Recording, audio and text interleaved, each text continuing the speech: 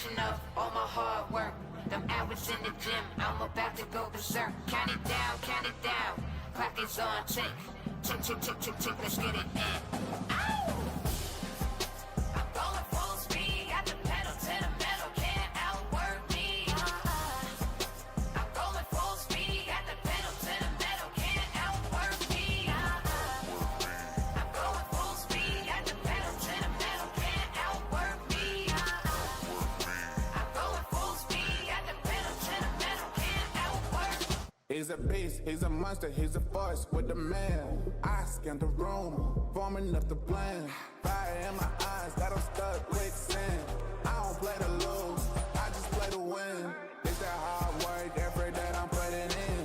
I don't play to lose, I just play to win. Sound like broken records against me, let them records spin. I gotta give it 100%, nobody go harder than me. Do it on purpose, I got the people depending on me. Mama mentality, got my game face on. Every time I step up on this court, you know that we won this done.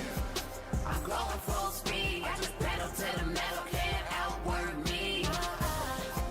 I'm going full speed, got the pedal to the metal, can't outwork me. I'm going full speed, got the pedal to the metal, can't outwork me. I'm going full speed, got the pedal to the metal, can't outwork me.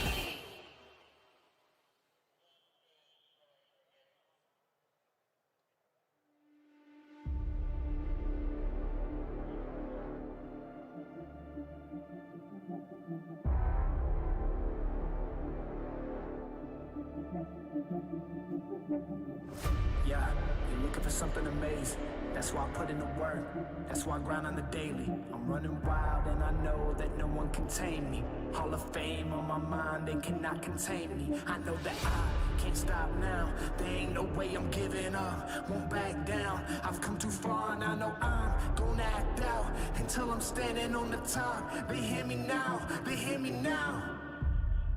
Let them know. Nothing can hold me back. Hold me back. You can try, but you can't hold me back. Nothing can hold me back. Hold me back. You can try, but you can't hold me back. Nothing can hold me back. I'll give it all I got to succeed. Ain't no way of stopping what I'm destined to be. I'm here for greatness, I was made for more. I got my focus sure, heart is ready, mind is right. Take flight, watch me soar. I won't stop now, there ain't no way I'll ever quit. My life loud, they try to hold me back, but I won't bow down. This is something they can't deny, the truth's out, I got that fire now. Let them know. Nothing can hold me back. Hold me back. Try, but you can't hold me back. Nothing can hold me back. Hold me back. You can try, but you can't hold me back. Nothing can hold me back.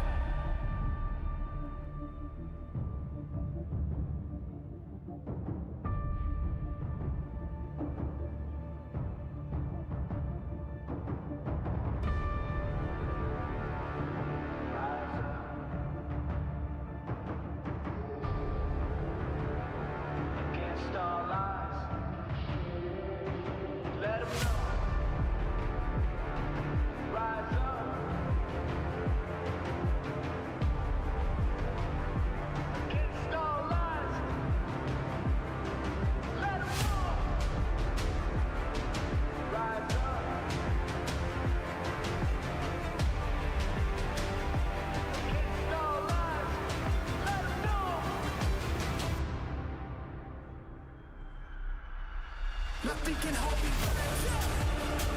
Hold me back. Hold me back. You can try, but you can't hold me back. Hey, hey. Nothing can hold me back. Hold me back.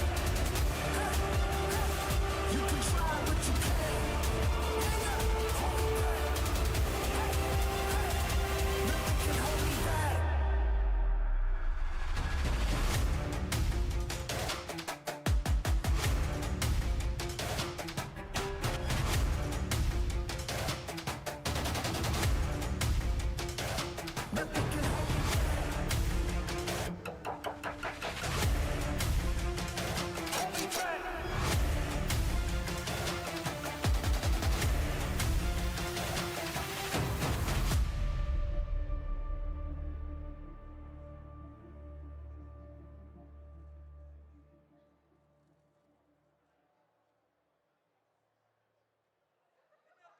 Man, this might be something lethal. Like a beast that can't be tamed. This the kind of rage you can't contain. Yeah, this might be something lethal. You can really see the flames. Feeling like it's borderline insane. Man, this might be something lethal. Something lethal. Yeah, this might be something lethal. Something lethal. Feel it coming. The pressure start thumping, ain't no running. It might cause a rave, all my people start jumping. You can feel the blood, shit, it get your blood pumping. Okay, you better take a seat. Don't step inside the kitchen if you cannot take the heat. It's looking like a feast, guaranteed to flame the streets. It's the jungle outside, tell me who can tame the beast. Something lethal, like a beast that can't be tamed. This the kind of rage you can't contain. Yeah, this might be something lethal. You can really feel the flames, feeling like it's borderline insane. Man, this might be something lethal. Something lethal. Yeah, this might be something lethal. Something lethal. Welcome to the valley, it'll eat you alive. It'll hit you out of nowhere like a thief in the night. Ain't no way you can hide, it came seeking a fight. Push the pedal to the metal, better keep up the stride. Keep up the pace, this is a rage, we gon' light up this place. Please make some space, or move out the way. Come in with pressure, get smacked in the face. Something lethal, like a beast that can't be tamed. This the kind of rage you can't contain. Yeah, this might be something lethal. You can really feel the flames, feeling like it's borderline insane. Man, this might be something lethal. Something lethal. Yeah, this might be something lethal. Something lethal. Yeah, this might be something lethal. Something lethal. Yeah, this might be something lethal. Something lethal. Yeah, this might be something lethal.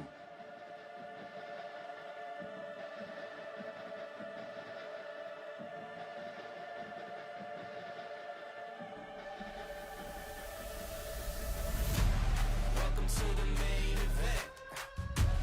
Welcome to the main event. Welcome to the main event. Welcome to the main event. Let's go. Through the fire and the rain, I was born to rise above. Kept on pushing through the pain till I made it out the mud. Now the dam's about to break, so get ready for the flood. Can you feel the rush? The beast is waking up. Welcome to the main event. We spent the whole night waiting for the best of the best. Welcome to the main event. You got the whole world watching. Will you rise to the test? Let's go. Welcome to the main event. Welcome to the main event. Welcome to the main event. Welcome to the main event. Let's go.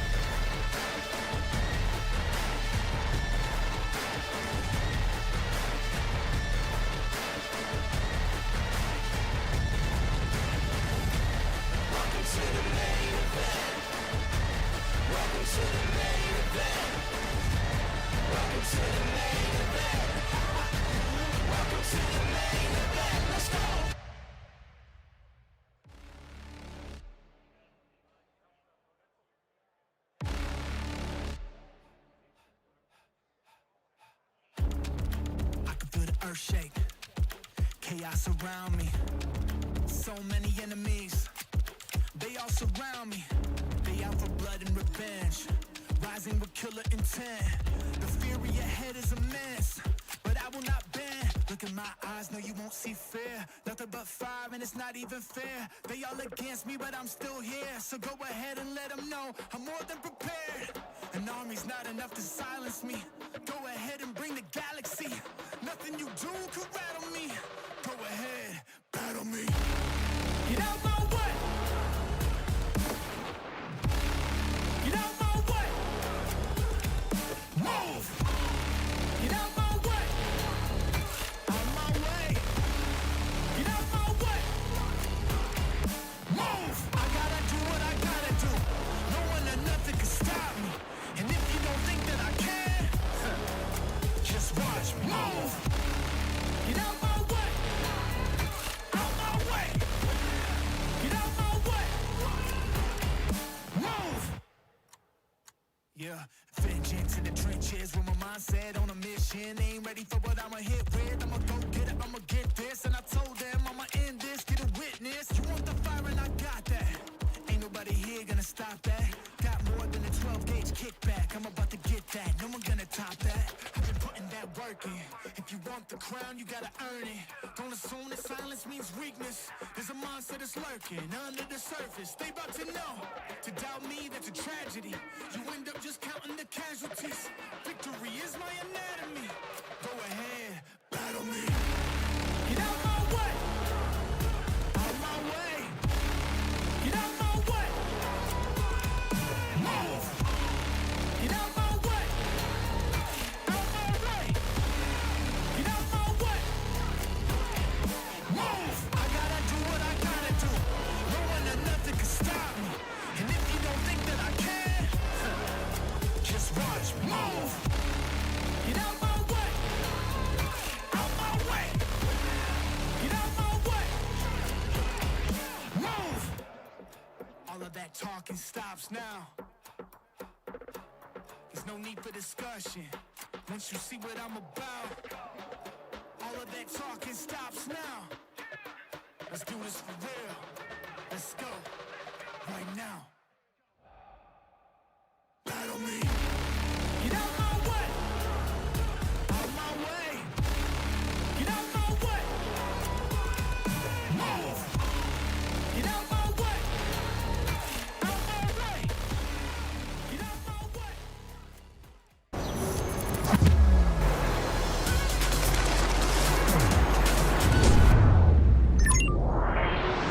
Hunter in the dark.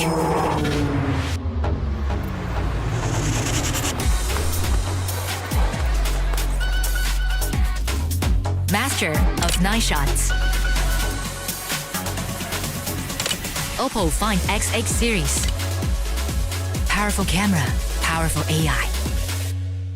Alright guys, I just landed in China. Let's go.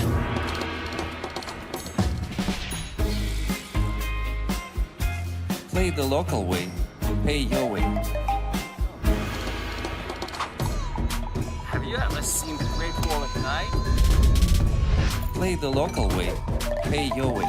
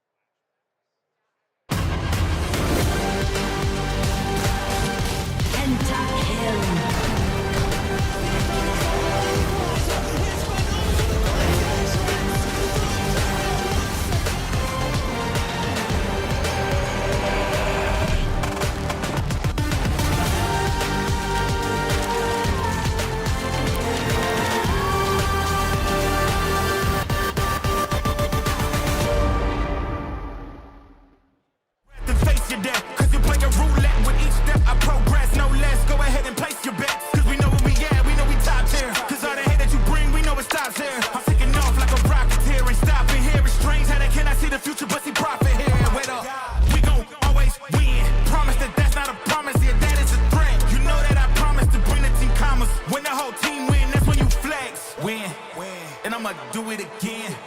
Watch me win, then watch me do it again. What a car. Living the dream, huh?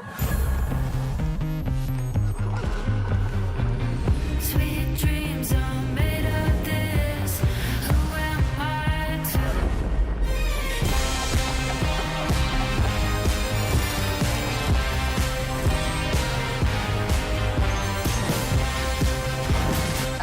Okay. I get it now. Sweet dreams are made of this. Dominate the Rift with Opera GX. Bring League to your browser. Lock in with LoL Esports. Customize your setup with champion-inspired themes. And unlock new designs inspired by Arcane. Only on the browser for legends. Download Opera GX.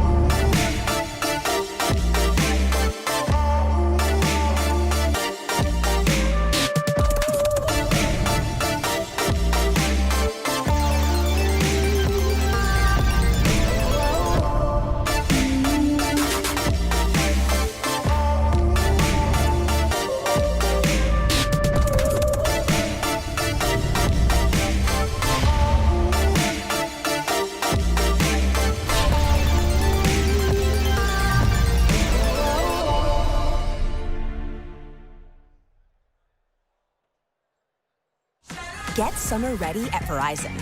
All new and existing customers get iPhone 16 Pro with Apple Intelligence on us. Yep, iPhone 16 Pro on us.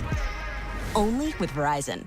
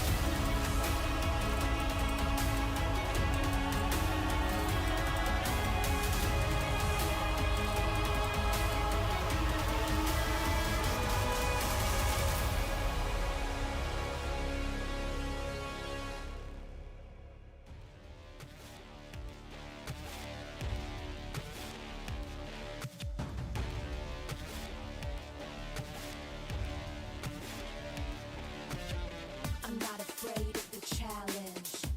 The challenge should fear me. I'm not afraid of the battle. The battle should fear me. The only time is now. Jump into the unknown. I won't give up till victory is mine. I'm coming for it. I'm coming for it.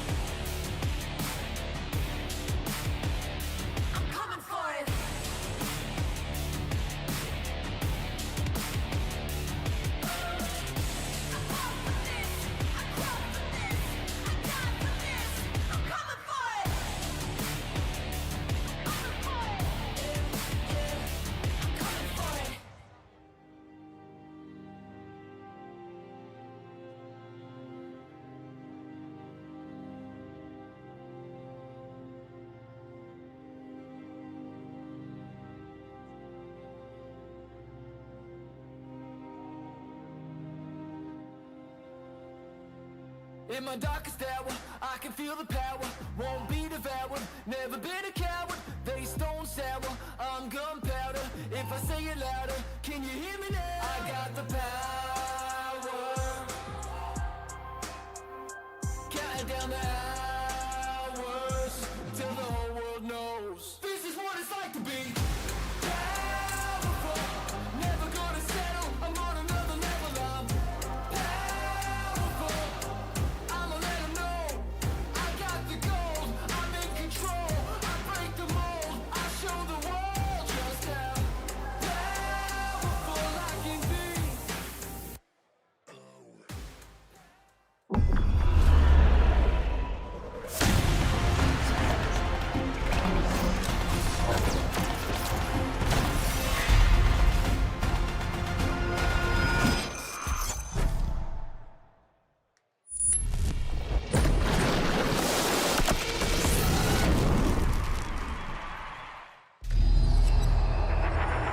Something is coming.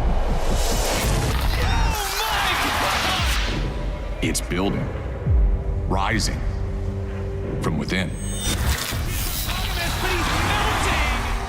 It fuels the determination to battle against impossible odds.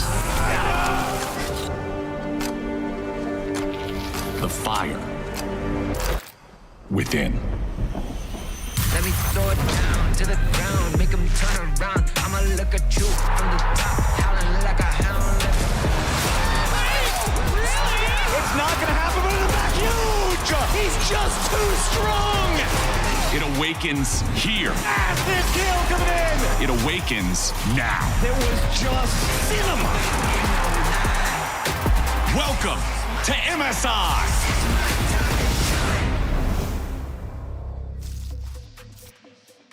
Welcome to MSI indeed. Today, the best in the West, FlyQuest, take on BLG. BLG with a bit of a chip on their shoulder, coming in a second seed and also losing to T1, as where FlyQuest handily set aside G2 Esports from Europe and should be riding on that momentum coming in today, especially knowing that a lot of the crowd will be in their favor. Hello, everyone. My name is Shax, and I'm joined here by Raz and by Azael. And look, I am 5'8". Whoa! This Raz is 5'7". That is just insane. And Azael's 6'4". I think it checks out. That does not check out at all. That checks out. Absolutely does. Raz is wearing high heels, by the way, and Shox is flat-footed. Yeah, exactly. Okay, the now we just Louboutins lied. look great. Yeah, Louboutins look great on This you, is but it's not disgusting. going to We're already help. starting off lies and slander. Lies, but no lies in our bracket. No lies I don't detected. think so, at least. So, Hearing from my lawyers. yesterday, of course, we saw anyone's legend being victorious and living to fight another day. They will, in fact, be playing the winner of today's match between BLG and FlyQuest, Azael. Yeah, it's going to be really exciting. I do think this is a great opportunity for FlyQuest. They are the longest standing T1 roster. They have been building towards an opportunity like this where they can prove that they can not only compete, but take down an LPL or LCK team. And let me ask you both then. I think for FlyQuest, there has already been success. There was success at Worlds last year, even though they couldn't quite go that extra mile. Here, they get a huge sovereign victory over G2, but there's that little voice that says, we will not take you seriously until you take down LPL or LCK in a best-of series. It's been a very long time since North America has taken down a LPL team. It was like 2019 MSI. My palms are extremely sweaty because we're going up against like the MSI finalists, World's finalists. My heart, yes. Yeah. Palms are sweaty. Knees it's are all weak. awful Also, here. not that long of legs to support Hey, I'm those. 5'11 and a half, by the way. That's just a fact. But Azael, what do you think? Is it, because I think they've already done amazing things, right? But there'll always be that question, can you do it? I think from the community POV, they've already played well. I think from the players' point of view, the job is not done. They need to get more, and they need to be able to show that they can take down an LPL team. And it all starts in the top lane as well. There we have Bin versus Bwipo in our featured matchup presented by Mercedes-Benz. Two top lane giants clash in today's featured matchup presented by Mercedes-Benz. Bin and Bwipo. These two top lane legends have a combined 7 regional titles and 15 international appearances. They have played a combined 223 international games. Bin and Bwipo have been in 4 international tournaments together, yet today is the first ever matchup between the two. Zion has to try to escape this Cassiopeia. Decimating smash right in turret range. Bwipo with the solo bolo on Cass. Only additional item past his start already. He got one, the refillable potion, but now he has to flash away. Base one's ready to follow. Bin's got the follow-up. The Termin ain't even dead yet. Double kill over to BLG. A legendary matchup years in the making. After today, one will move on, the other will go home. I can't believe they've never played versus each other. What? Like the Epic Fnatic era was like in 2018. Yeah. The only time they would have been able to like bypass each other was when he was playing jungle. It just never really worked out for them. It is crazy. And when you actually ask Bwipo, who is the hardest person he ever laned against in scrims, he says Bin. You know, so Bin at his peak, you know, this is someone that he wants to measure himself against, and he's gonna have the opportunity to show that he can match up. Yes, measuring all kinds of things today. Well, I don't know about that part of measuring. I want to talk about a couple of X factors we may see, and I feel like for FlyQuest, after that G2 performance, Azale, Buzio is someone we should keep our eyes on. Absolutely. I want to talk about Buzio. We're going to run through a really fast-forwarded clip of him on a Karma. He gets no kills, no assists, doesn't fight, but look at how much impact he's getting done. At the event, he is the lowest bot lane proximity of any support. So he's top lane, he's covering Masu. He gets the push out. He doesn't base, Masu does. He runs immediately to mid lane, helps him push out there, spots the enemy jungler and the support, gets some vision, covers Masu as he's down in the bot lane. Then he's back to base, again, out on the map, spotting the enemy jungler on the blue buff, helping to push out mid lane, back up towards the top side, spots the jungler, spots the support once again, and now he's covering Bwipo on a bounce wave.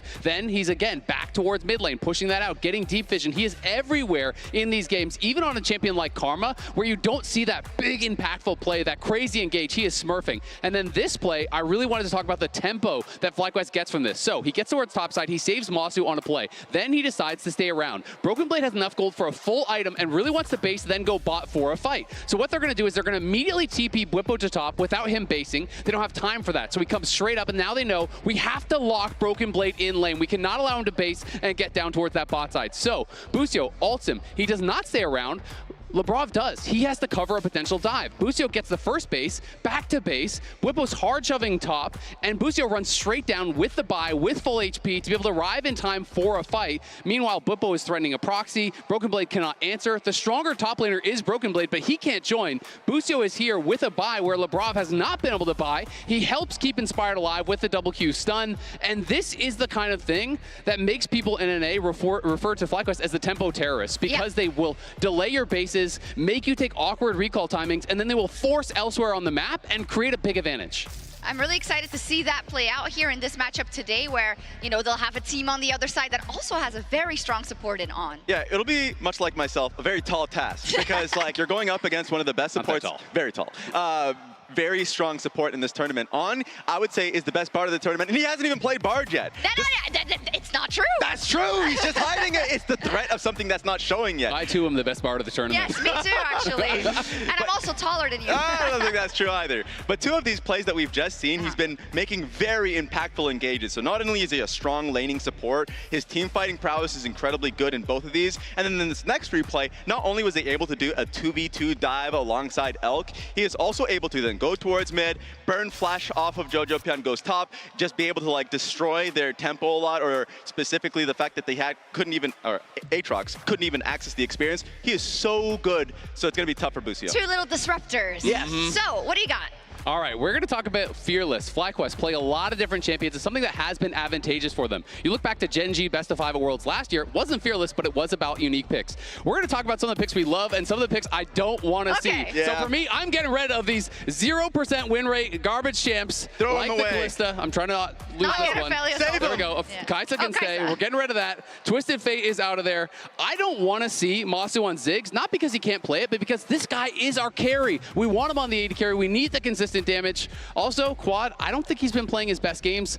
Let's get you on the control mages. Keep it simple. Keep you off the Ahri. And on Whipple's side, for me, we've already seen the Mordekaiser before. We don't want to see it again. He is such a great team fighter that's our pick that we don't want to see. You may want to see the... Do you want to see the Yorick again?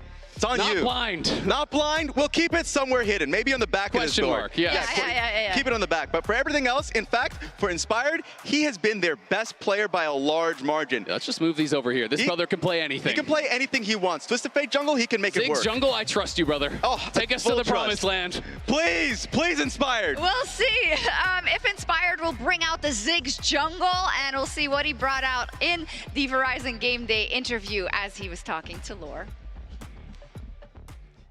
Inspired, thank you so much for joining me ahead of today's series. How does it feel being the last and best hope of the West yet again, especially being a North American team playing in Canada this time? I mean, it feels like we have a lot of responsibility on us. Our opponents are not easy at all today, so it's going to be a tough series, but I know that everyone is going to cheer for us, so we will try to do our best and hopefully we win. It's interesting because thinking about what happened at Worlds, for instance, the fact that you pushed Genji to 5 games and they were one of the favorites to win the tournament back then, I feel like the expectations on your shoulder is different this time around. That I feel like people give you more chance against BLG. How does that play into the expectations that you have coming into this series? I mean, I don't really care what people think and how they rate us. I still think we are the underdogs, no matter if we play Genji, right now we play BLG. I think they are a really strong team. They made it to World Finals last year, and every time we played scrims against them, they are very skilled and very aggressive players. And I think on stage everyone plays a bit more passive and gives a bit more respect. So I assume the games is not going to be as volatile as this in scrims, but they're a very good team, so we can't afford to make mistakes if we want to beat them. Absolutely, yeah. And you said made Worlds Finals, but it's not the same team that made Worlds Finals with a different jungler. Yeah. And I do feel like they're going to try and make your life difficult in the jungle. How do you plan on still being able to play this game and your game and be as impactful as you've been so far? I don't know. I mean, I think it starts from the draft. We will try to get what we think will be the enemy comp, and in game we'll just try to predict what they want to do in advance, and maybe we're gonna be there ready to fight them, and we'll see what happens. It's interesting because getting into MSI, people were rating BLG quite low when it comes to the expectations that you have for an LPL team. What did you think of their development so far at MSI and what they've been able to showcase? I mean, they just play like typical Chinese team. Very strong laning phase, very good in team fights. I think it doesn't matter which team from China goes to international event, they're always a strong team. So if they manage to almost win the LPL, they are definitely a really good team, and I think so far they're playing very aggressive and pretty well on stage. So, one player that you feel like you would have to be careful about from that lineup, even if the whole team is scary, of course. Yeah, I think it's between Bean or Knight, but I think Bean maybe. Bean is always a scary player to face. All right, careful about Gigabin. Inspired, thank you so much. Best of luck today against BLG. And Shox, over to you. Yeah, good read. Bin hasn't been having the best tournament, but he could turn into Gigabin at any time. But let's see how the fans have voted at mastercard.gg. On X, there are, every day they are voting, and today, allegedly, they are calling the match for BLG. Ooh, but 52.5% of the vote. Is that, do you think that's an accurate representation, 50-50? That's a little bit more copium that I'm seeing for the North American fans. These are just brilliant predictors here. It's really amazing. Well, brilliant is a 67% correct up until now. Dipping, They're brilliant 2/3 of the time. You can vote every day. Oh, I love this. They're getting along. At mastercard.gg, mastercard.gg rather, on X to lock your predictions in as well. So let's get, before we get to our predictions, a little bit of final thoughts, right? We heard that from Inspired. It doesn't really matter which LPL team you face. If they are able to make it to MSI or to Worlds, they're always strong. And I'm wondering the things you laid out in terms of Busio being able to control the tempo, how will that translate into a team like BLG? I think for BLG, I mean, we've seen them just last year. A lot of these players that we were questioning based off of their domestic performance, like Bin is a Worlds finalist like multiple times in a row, and he's gotten like a Fiora pentakill on that one. So we already know what he's capable of doing, and the same could be said about Knight. You can look about every one of those players and say that they can pop off incredibly well. So Inspired, I think, made a very clear point that I agree with. Can Inspired really shut them down if you know that Beishwan is the newest factor there that could possibly be the factor that you can disrupt? That's why I'm just going to start by saying, look, I just think BLG is going to take it. I have it being close. I think even you can already see the emotions. I put some emoticons in there. Yeah, that's right. Boo. Hey, I'm sad too, guys. It is what it is.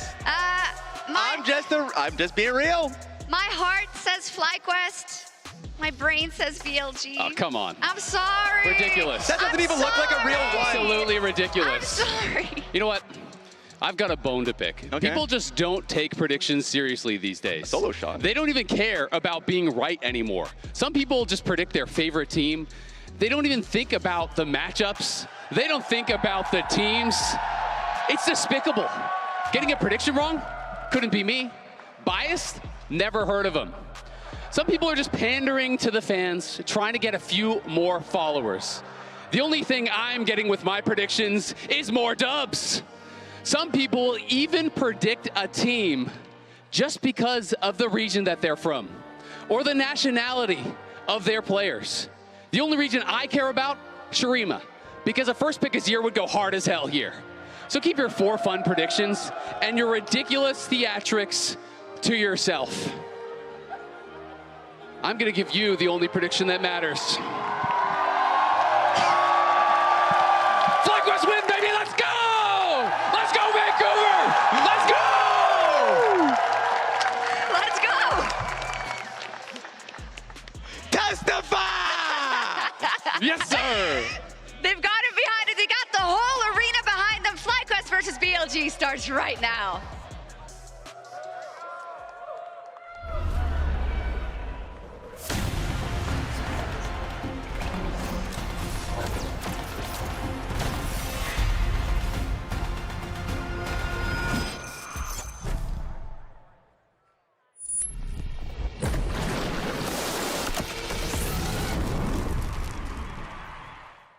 Let me throw it to the ground, make them turn around. I'ma look at you from the top, howling like a hound. Let me take it on, push it up to another height. This is what I do.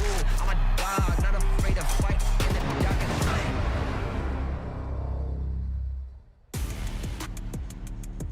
Ladies and gentlemen, welcome back to lovely Vancouver, Canada, here for the next installment of MSI 2025 action. It is another elimination day here in the lower bracket, and today's competitors, FlyQuest and BLG, neither one wants to be the one going home. I'm Captain Flowers, joined by Kobe and Vedius for this one. I'm hoping we get a full 5. I certainly hope so as well, Flowers. This stadium full of fans that want to see some good League of Legends. And I have a slight feeling that a lot of them want to see some FlyQuest wins. Well, we're gonna not waste any time. We're gonna be jumping straight into the draft powered by Omen and HyperX. And already, the Yone and the Twisted Fate gonna be taken off the board. The Pantheon on the side of BLG. Kobe, we were just talking about it. Talia likely gonna be high on the priority. Will Gwen continue to make its way onto the ban table when these two top laners are in play? Yeah, let's get down to it. Jungle follows up here, so the Talia is, to me, the biggest one hanging. Very, very potent champion at the moment, and FlyQuest and Quad, I feel like, would not hesitate to first pick if BLG leave it up. All right, let's see what that last ban here is. Not surprised at all to see FlyQuest opening with 2 mid bans, targeting Knight on BLG, targeting that star player that they're going to have to find solutions for throughout this match. Renekton will be the final ban in the first half here for BLG. Plenty of options open for Fly. And I actually do respect that. I think that's a smart ban versus FlyQuest, because FlyQuest are on blue side here, and so Bwipo is probably going to have to blind pick something, and Renekton, to me, is his very best blind pick. He can, of course, play Sion or any number of other things, but I really feel like he has had so much success on that champion. So that's what we're talking about, though. If the Talia is up and hanging, that is going to be a first pick for sure. Yeah, we've been seeing these globals, these semi-globals be very effective throughout the tournament. Talia open, Talia first picked. This is one of the biggest things I was looking at as well. This is an 11-0 Nico for On. He is undefeated on this champion in his career. This is a huge, huge pick for the bottom lane, because Vedius, that means your bottom lane, assuming it goes into On's hands, is going to be very aggressive and can get pushing power. Well, that was the point that I was going to make, is that Knight is very well known for his Nico. And so the fact that they can flex it into the mid lane as well gives them that extra bit of flexibility in the draft. We'll see what direction they go as the Ezreal gets locked in for Marceau. I know a lot of North American fans have been eager to see him on that carry position. He has been a fantastic standout player for FlyQuest, and we've seen some scary Ezreals at this tournament. We'll see if Marceau can have that kind of performance, as Busio is going to be pairing alongside it with the Karma. I kind of like this because, even if it is Flex Nico staring down that pick, they're like, we are going to get some poke for our lane. We are going to get some pushing power. Of course, it definitely means that Bwipo is probably going to get some sort of frontline hard engage for the team to round it out, and the AD fighter jungle for Inspired. So FlyQuest kind of locked in the direction that they're going. Yep, definitely hoping to see some engaged potential here from the remaining 2 picks for FlyQuest, since right now they've got a lot of range, they've got plenty of poke and damage, but just not really any of that front line like you're talking about. Final pick for BLG before the second half of the bans roll in will be the Misfortune, so we're going to see the mid laner plus bot duo for FlyQuest, the jungler plus AD carry, and again, Vedius, like you were talking about, the flex potential of the Nico. Do they take it mid against the Taliyah? Are they going to run it bottom? We'll only be able to tell here, of course, once we get past these next set of bans, as Trundle will be the next ban from BLG. When you see a Trundle ban, your expectations are that a tank champion is going to be coming out in the near future, but still, very good matchup into the Xin. They want to respect that possibility. BLG, I'm expecting them to continue to pinch that jungle pool. The question is, what direction are they thinking of removing? And maybe, Vedius, like you're saying, if they're banning Trundle here, then maybe they want to blind pick the Scion for Bin and save their, mid lane / flex pick there until Red 5. Though, because you expect the mid lane response to come through from FlyQuest. But what's super interesting to me is FlyQuest themselves are continuing to pinch that topside pool. They recognize that in the hands of Bin, this Gwen can be very scary, and for FlyQuest, they're likely going to have to blind pick something safe. Potentially a Scion for themselves, a Cassante also a possibility, something that can give them a little bit more, well, of a front line on the top side of the map, because as you were saying, Flowers, both sides neither really with that true tank as of yet. Yup, double topside bans from FlyQuest in the second half of the draft, double jungle bans from BLG, Gwen and Ambessa both kept away from Bin's reach here in the first game with the Wukong banned alongside that Trundle. Now for BLG, what do we want to see here? Do you want to give away if that Nico is a flex pick or not? Or do you want to give the potential for counter pick in top lane over to Bwipo? They're sitting on this one for a while, and it looks like BLG is going to swap at the last second and lock the Scion. All right, yeah, so the Trundle ban opening it up here to steal away what clearly FlyQuest wanted, because FlyQuest, with their, banning away the Gwen and everything, this might throw them through a loop a little bit, but Bwipo has a very, very deep set of counterpick champions. Let's see how much he wants to cook. That's disrespectful. Okay. Dude, that's legit. Okay, so how have you felt about the Aatrox's answers? Because to me, yes, the Aatrox did get the extra healing and can, sustain off of a Scion lane, but it, to me, hasn't had that big impact thus far. I have yet to see this real, big value out of, Aatrox into tank lanes where you want to come in as this big juggernaut. Maybe with a Karma on the team, it gets more likely there. We'll see about the value though. I feel like Scion is just always so good because you are a massive frontline tank for your team and provide this huge engage potential. I very much agree. I think the logic is that saw that cast in hover for a second. I very much agree in that Aatrox, I think, just gets kind of like a free laning phase to scale up into the Scion, and the big impact comes in teamfights, and that's what I will be keeping my eyes on Bwipo. We've seen him have monstrous teamfight impact before.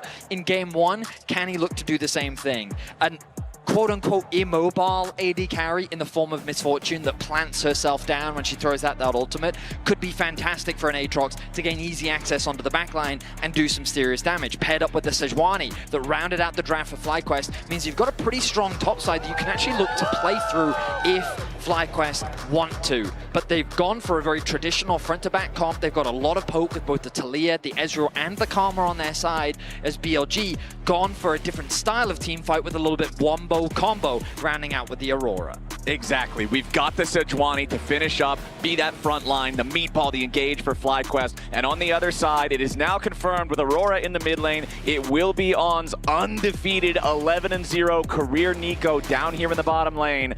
All picks are locked in. Gentlemen, how are we feeling about how the draft compares? I gotta be honest, I'm a bit nervous for FlyQuest here. The engage potential on this BLG side just looks so scary. They have so many opportunities for flanks with the invisibility of Aurora as well as Nico. Those two champions in unison with a Scion feels like it is gonna be very scary for Quad's positioning. That being said though, I have full faith. Let's go. Let's go. FlyQuest.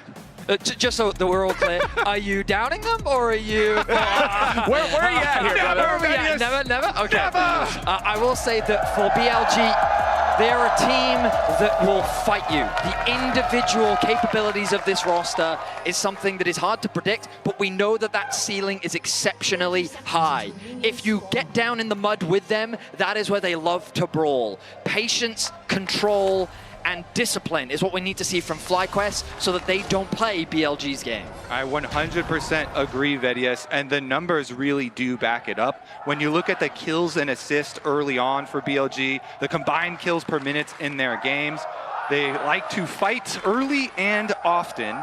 And so the best response a lot of times, and a response that we have seen FlyQuest utilize versus other aggressive teams, is to do cross-map plays and to choose your moment wisely when you do actually want to take the fight. All right, we're on to the Rift. Game number 1 here. Let's see how we started off, as it looks like both junglers going to be happy just to sit around their own sides of the top half of the Rift. You can see FlyQuest did get down that very standard chicken ward on Beishuan's Raptor camp, and you can see them also placing down a defensive ward on their own. This bottom lane, though, with the Ezreal Karma, the power of the range and the poke, but also MF and Nico, no slouches. And look how Busio is moving up here between the minion line to try and weave some through as they fight for the early push.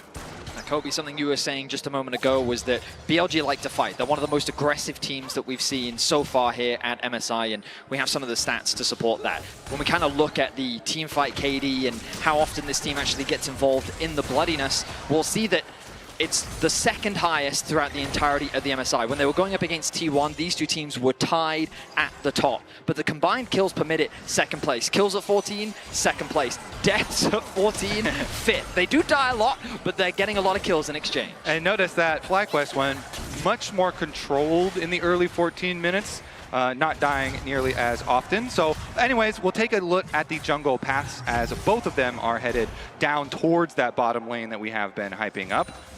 Although Inspired here on the Sejuani is slightly ahead.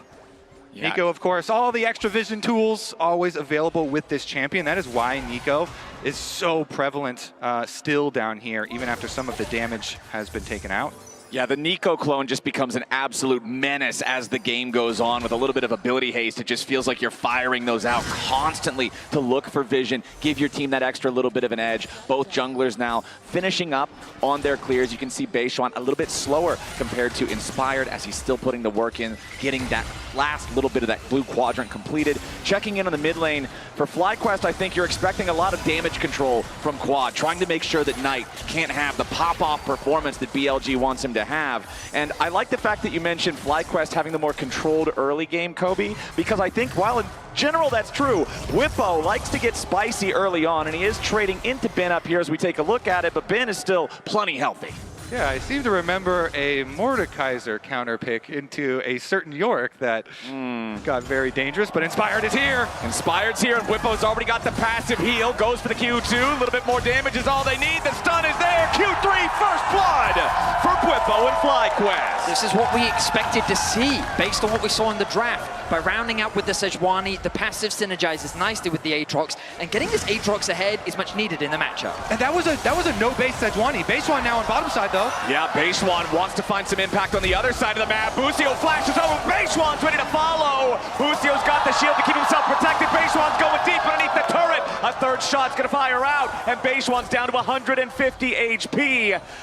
A little bit of protection from On as he tries to make sure that his jungler's able to get away. The Mystic shot missed, and Inspired stops him just in time. Beishuan's already used his Summoner spells, and Inspired sends him packing. A delayed 1-for-1 trade on the BLG gank bottom, as Inspired still looks for more. Masu moving forward, wants to find a little bit more damage here, but he's completely out of mana. There's no more Mystic shots. That was so close on the timing there, actually finding the interrupt.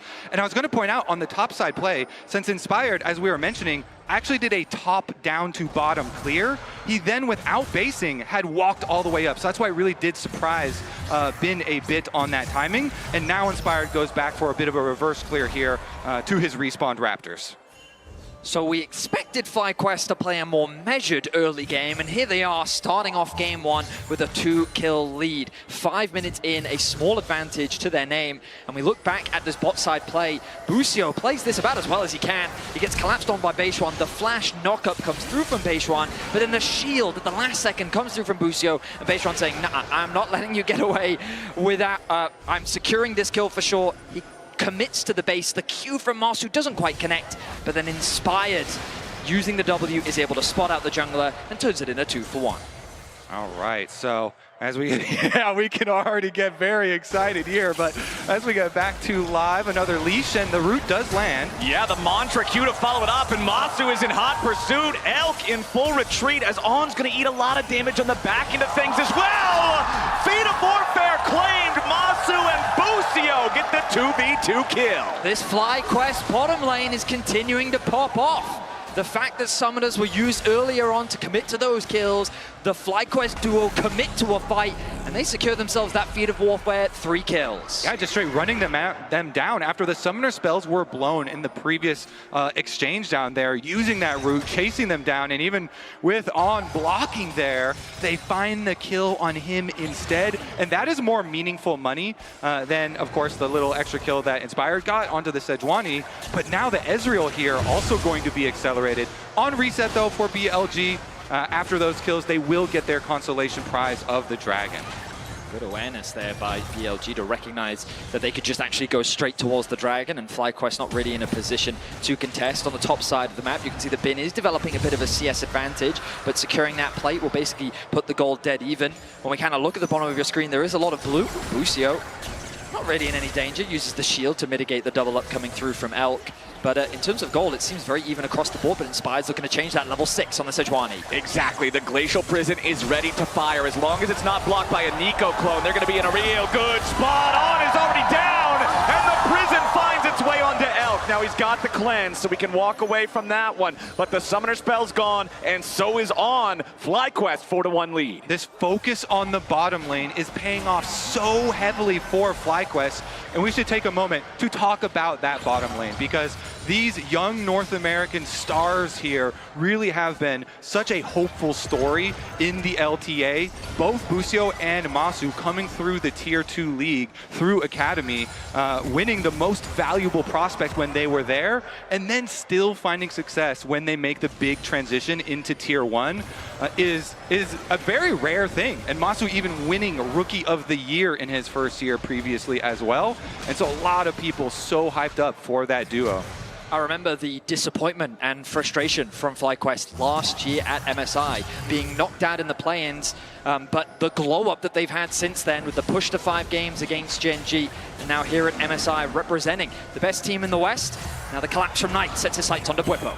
Knight looking for the FlyQuest top laner. Bwipo using the World Ender to get a little bit of extra space as Beishwan goes in. Masu under pressure now. BLG's jungler with a ton of damage. The Tangle Barbs follow it up, and Beishwan is doing a lot of work with On right behind him. Bucio's got to try to get away next. Nice stun from Inspired, looking to protect his support as Beishwan and On continue applying the pressure. Knight's arrived, and he buries Bucio in the weirding. 2 free kills for BLG. The Aurora, the extra damage they need, and BLG strike back so quickly, and this is right with grubs available, so they're also going to get the grubs.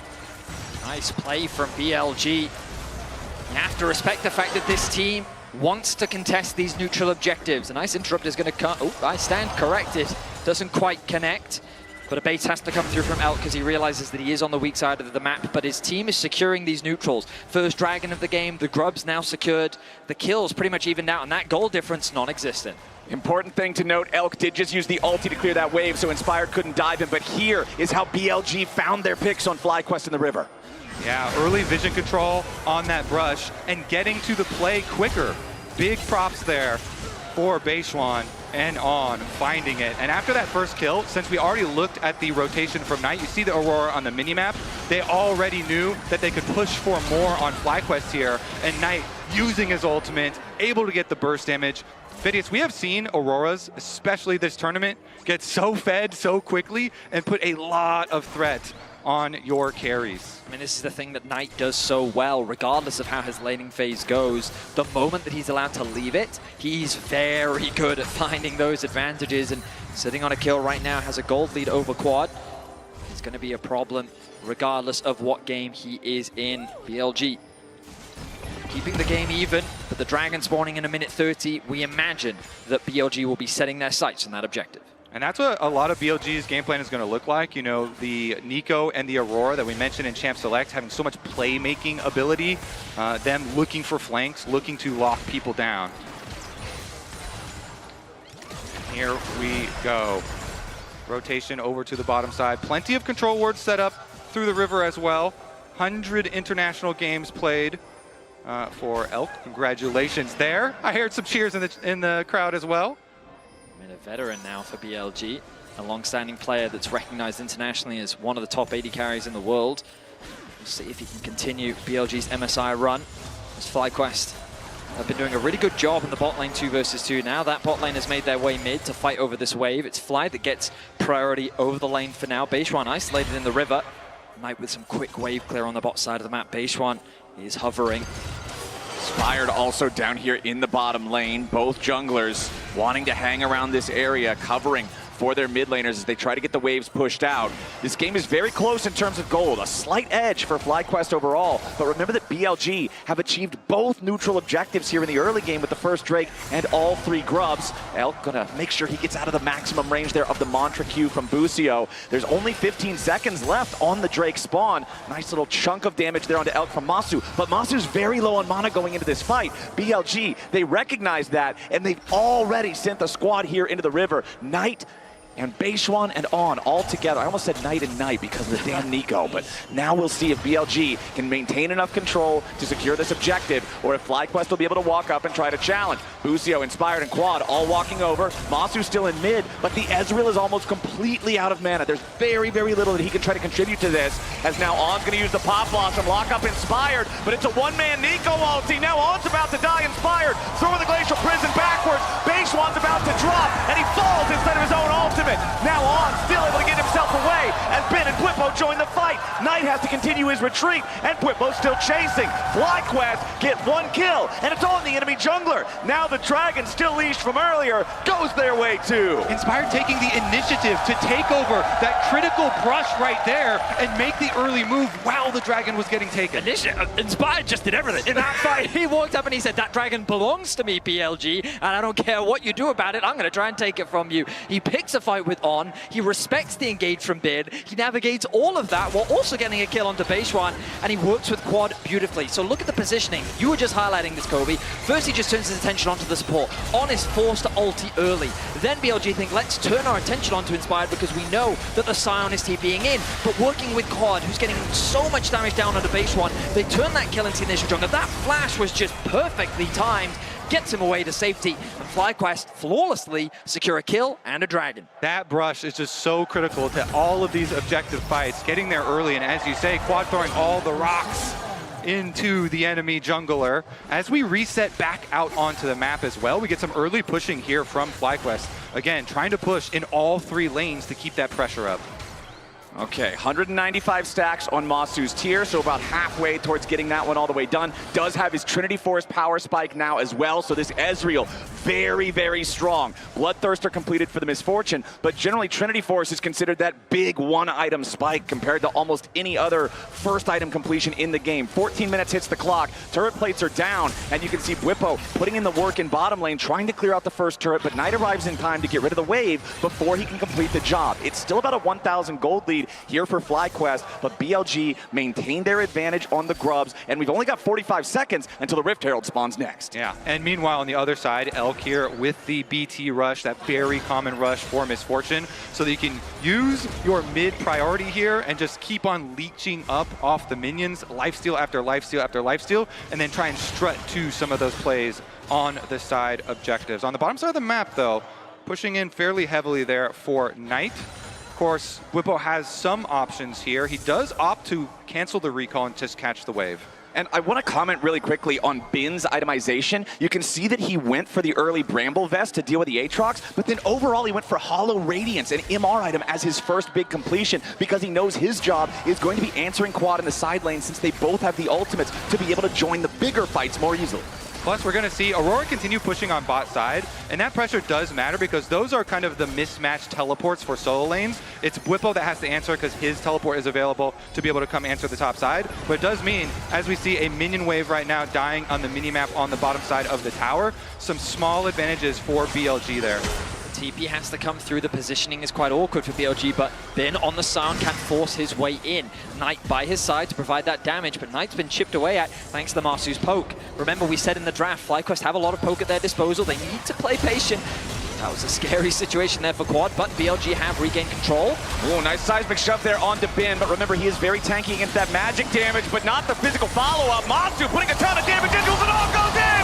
Bullet time over the top! And FlyQuest evaporate a beautiful combo from the BLG bot lane duo to instantly win the fight. Busio has to flash away now as he and Inspire try to retreat. Bwipo goes in, Inspire tries to follow, but FlyQuest may have overplayed their hand. Bwipo wants a little bit more. Busio doesn't have the firepower to secure any kind of a kill. FlyQuest still scrapping back here as Bwipo continues chasing BLG away, but it's still two dead FlyQuest players, and BLG controls the top side river. And it all came down to On's Nico right there off the control ward. What an engage for him. As you said, Vedius, FlyQuest were paying with patience. They were poking away, but then as soon as On gets the Nico engage with the flash, they make good on their kills. I think BLG overstayed their welcome though. Fishing for more kills means that the respawn had already come through. Now we see, this is the engage that happened. This is effectively a 3 versus 5 at the moment. They get good damage onto Bin, but then they commit a lot onto Bin thinking they can kill him. In this narrow choke point, On finds the angle to get the 2-man knockup. You combine this with the Wombo combo, and BLG just nuke the bottom lane of FlyQuest. Busio is forced to retreat. But the Herald still alive for now as BLG set their sights on the Bwipo. Bwipo's got to try to get out of this one, but a 1v3, it doesn't seem likely. Beishwan, Bin, and Knight have more than enough damage to take care of this target, but On's going to show up for the Tangle Barbs just to guarantee it. BLG get kill number 6. I was worried for BLG because, again, I thought that they'd overcommitted because they were forced to reset, and the FlyQuest to reset back out onto the map meant they could have started the Herald. Instead, they just looked to get control of the waves. Bwipo gets picked on the top side, and now they have numbers advantage on the Herald. Yeah, they're teleporting quad in right now, so Talia coming with the wall. Beautiful engage coming out there from Inspire, though. Beishwan almost dead here at the very start of the fight, but he does manage to get enough distance until Masu shifts over the wall to take him down. Now Bin's got to try to run, but he's stunned up by the Sejuani yet again. Masu and Quad putting the bullets into Bin's back, and Quad gets another kill. A seismic shove after, but it's only a Nico clone as Elk and Knight and On are the only ones left standing for BLG. The Herald is still alive, and FlyQuest are starting the objective. And Vedius, we saw the ramifications of those timing windows you were talking about because that resulted in the bot tower going down and the teleport coming from Quad. They still haven't been able to finish the objective, but they should do so while collecting the wave here. So this is going to be a big swing back in favor of FlyQuest. And I feel your initial instincts were correct. I mean, I was worried that FlyQuest would get trapped in the BLG style of play where it's just brawl into brawl, skirmish into skirmish, which is the type of play that BLG thrive in, but they're matching the pressure. They're not afraid to go and skirmish, and it's because they know they have the poke in their back pocket to dish out onto BLG. Now though, we don't have time to slow down. The Dragon is alive. Knight is going to secure that top tower. Bwipo is going to try and answer, so maybe he doesn't quite secure this objective yet, but with another objective on the map, both teams are going to set their sights on it. Bwipo trying to maintain the distance there to not get hit by that Snap Aurora combo, but still Knight finding him there with the skill shots as FlyQuest will immediately use the Herald mid lane. Now Elk can use bullet time to just instantly clear out the entirety of the wave, but there's still the Herald ready to crash into the turret. Remember, they don't have any grubs, so you're not going to get a whole lot of extra value by driving it in there, as Knight is still trying to take down this tier 1 turret here in the top lane. Bwipo goes in for the World Ender, wants to challenge Knight, Q2 to try to stop him as he hops away. Knight goes between worlds and manages to get himself away to safety in the river. That's 2 ultimates down, 1 on either side. Inspire going in after Beishwan, chasing after the Xinjiao, as On fires Tangle Barbs backwards, trying to slow down Quad as Beishwan escapes with an audacious charge over the wall to the red buff. Skirmish after skirmish. I feel like there was a big window for FlyQuest to just force the Dragon there because we saw Elk use his ulti, we saw Knight use his ulti, but then FlyQuest instead say, you know what, let's just go for a fight instead. They look for a collapse on a base run, but they can't quite convert it into a kill.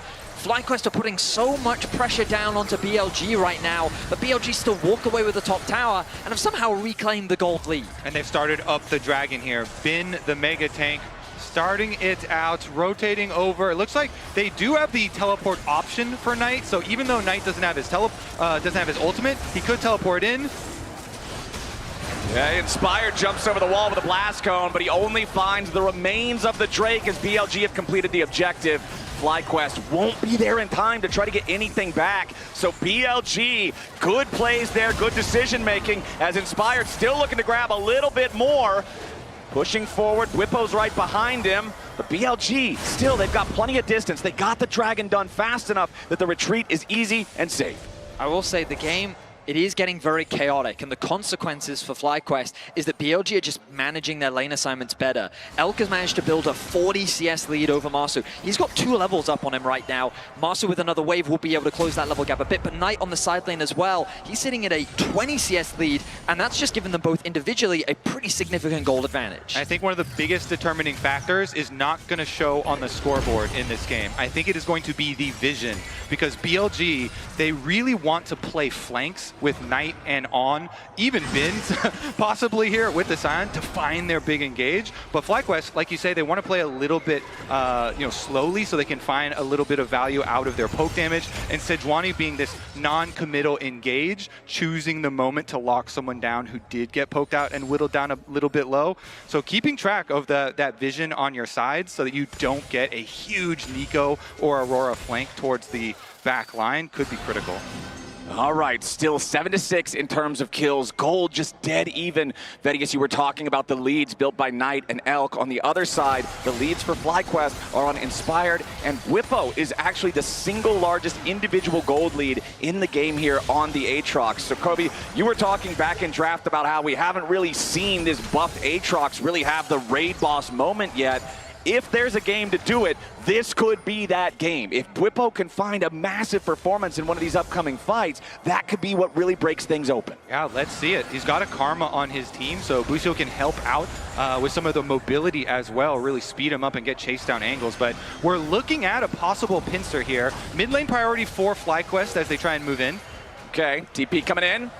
We'll see. You've already got on in the control ward inside the pit. Whippo's going to be the front line here. There's your Palm Blossom, but it only finds the tanks. A lot of damage there with Whippo as he flashes back over the wall with the bullet time. Looking to cut him down a little lower. Quad fires back. Inspired to the rampage. And On's already down. Elk and Knight firing into Inspired as Ben has to flash away. Knight wants to go between worlds, but Inspired's dancing all around him. Whippo on the front line as Quad gets another kill. And BLG are falling to pieces. Masu kills Elk, and Knight goes over the wall. Bin's dead body won't get anything, and FlyQuest just killed 3 for nothing. A huge team fight win for FlyQuest as they weathered the engage from BLG. They thought that they'd set up a trap. Inspired and Whippo on the front line. They thought to themselves, we can just melt them before the fight even starts. But they didn't actually have the damage. I'm becoming a believer in the Aatrox. Let's take a look at it. As you say, On from the brush with the control ward does block off the front line at first, but Whippo, look at him. He flashes and dashes away. He gets his Steric shield, and he's fine. Meanwhile, on the other side of it, they already take care of the Nico kill and then draw them back. So Knight just gets the ultimate onto Inspired, the tank here. He doesn't care, while the rest of FlyQuest deal with BLG. I mean, Flowers, you called Whippo the raid boss? Inspired is the raid boss. The fight is good. I think they both might be bosses in the same raid for BLG on this one. Important to note too, Kobe, you mentioned it, but Whippo had just purchased the Sterix right before he teleported into that fight. It was an absolutely critical break point to allow him to survive and FlyQuest to win that fight. If he didn't have the gold lead he did, it wouldn't have worked. Inspired! It's a point-and-click ability when he's playing Sejuani. It's another kill for free for FlyQuest, as immediately the response from BLG, they have to use a TP to get Knight away. That is the North American MVP right there, boys. Inspired doing so much work this game. He's only missed out on participating in a single kill in the entire game right now, 4-0-6 on the Sejuani. Okay, the gold lead is 3,000. Vedius, we talked about this the last time we casted. Look at the flowers, 9-31. Whenever your team is up by about 20 flowers or so, you're about to have roughly 2,500 extra adaptive force in unseen gold. So if you add that on top of the 3K, it's a 5,000 gold lead in effective stats for FlyQuest. I mean, FlyQuest is in a fantastic position. They've responded to the aggression from BLG very well. They haven't been sucked into the chaos. And while I was a little bit concerned because they were losing out on farm and experience, they pretty much neutralized that disadvantage. And now with the dragon spawning in 5 seconds, oh, they don't care about that. They just want more control. They want more picks. Yeah, On is in some danger here. Has to try to get away, but Bwipo's ready to follow it up. Goes for the Infernal Chains. On! There's not enough clones to get away from that Aatrox. Bwipo picks up his 3rd kill of the game. FlyQuest have a 5v4 for the next 20 seconds. FlyQuest is looking to put a blemish on On's record on this champion.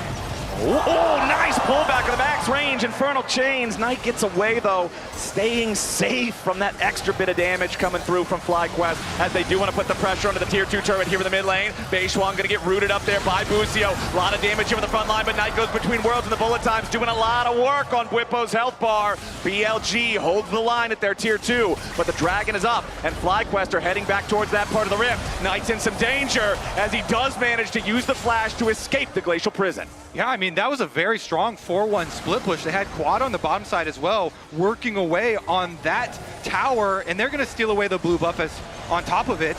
Let's see, wait, Dragon approach. They're going to try and force their way in. That blue buff steal was very important. Quad and Masu, both at below half mana, has now been here in the front line. Just getting shredded by Masu and Bwipo. BLG trying to regroup. Keep your eyes on On. We'll see if this Nico can find a big Pop Blossom. His flash cooldown is almost ready to go. Inspired here on the front line. On goes in. He finds the Pop Blossom into Masu.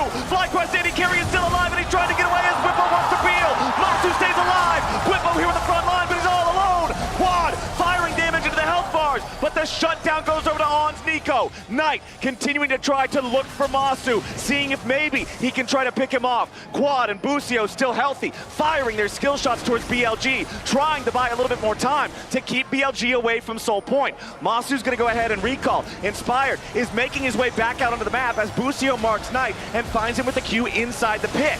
Bin blocking, trying to just get in the way of all the skill shots from Quad, and the Dragon and Soul Point are secured by BLG. The damage still comes through, though. Bin gonna be rooted up. Bin pretty tanky, though, if the only damage is the support, the jungler, and Quad's to Leah, but he's not tanky enough. Quad goes on a killing spree and outs the next target. He uses the cleanse to try to use the blast cone to get away, but Quad jumps in right on top of him. Knight wants to fire back, and it makes it a 1-for-1. A double for Quad, but it's ended by Elf. Now, Knight tries to get away too. He goes between worlds. It's enough to get him out of there. Busio's low, but Beishwan can't finish the job. Whipple's ready to spread his wings and run forward, and Masu has rejoined the battle. Beishwan's locked up, and FlyQuest wants more blood. On's about to drop right next to his jungler, and FlyQuest is racking up a body count. Props to FlyQuest for recognize they can extend that play again. And yes, BLG are able to get their dragon eventually, but all of this harassment and damage, delaying the play, and then making the chase down with the Karma and the Talia. They find the extra kills and they get some counter back. Boys, we are firmly in the mud. Okay, this was such an extended play. Slugfest. The dragon ends up being secured, and this is what you are highlighting, Kobe. The fact that Inspired comes back out onto the map. Bin doesn't really have a way to escape from this situation because all of his tools have been used, and so FlyQuest begin the chase. After they take the front line down, the rest are soon to follow. Nice ultimate from Quad to be able to close that gap onto Elf, and then the chase just continues to come through. What was crazy about the sequence is, if you go all the way back, FlyQuest was throwing ultimates, trying to engage onto the mid-tier 2. That's where I thought they had overextended, because BLG realized they've used too many tools here. We can contest them on the Dragon. They push FlyQuest back. But then the exact same play happens in response.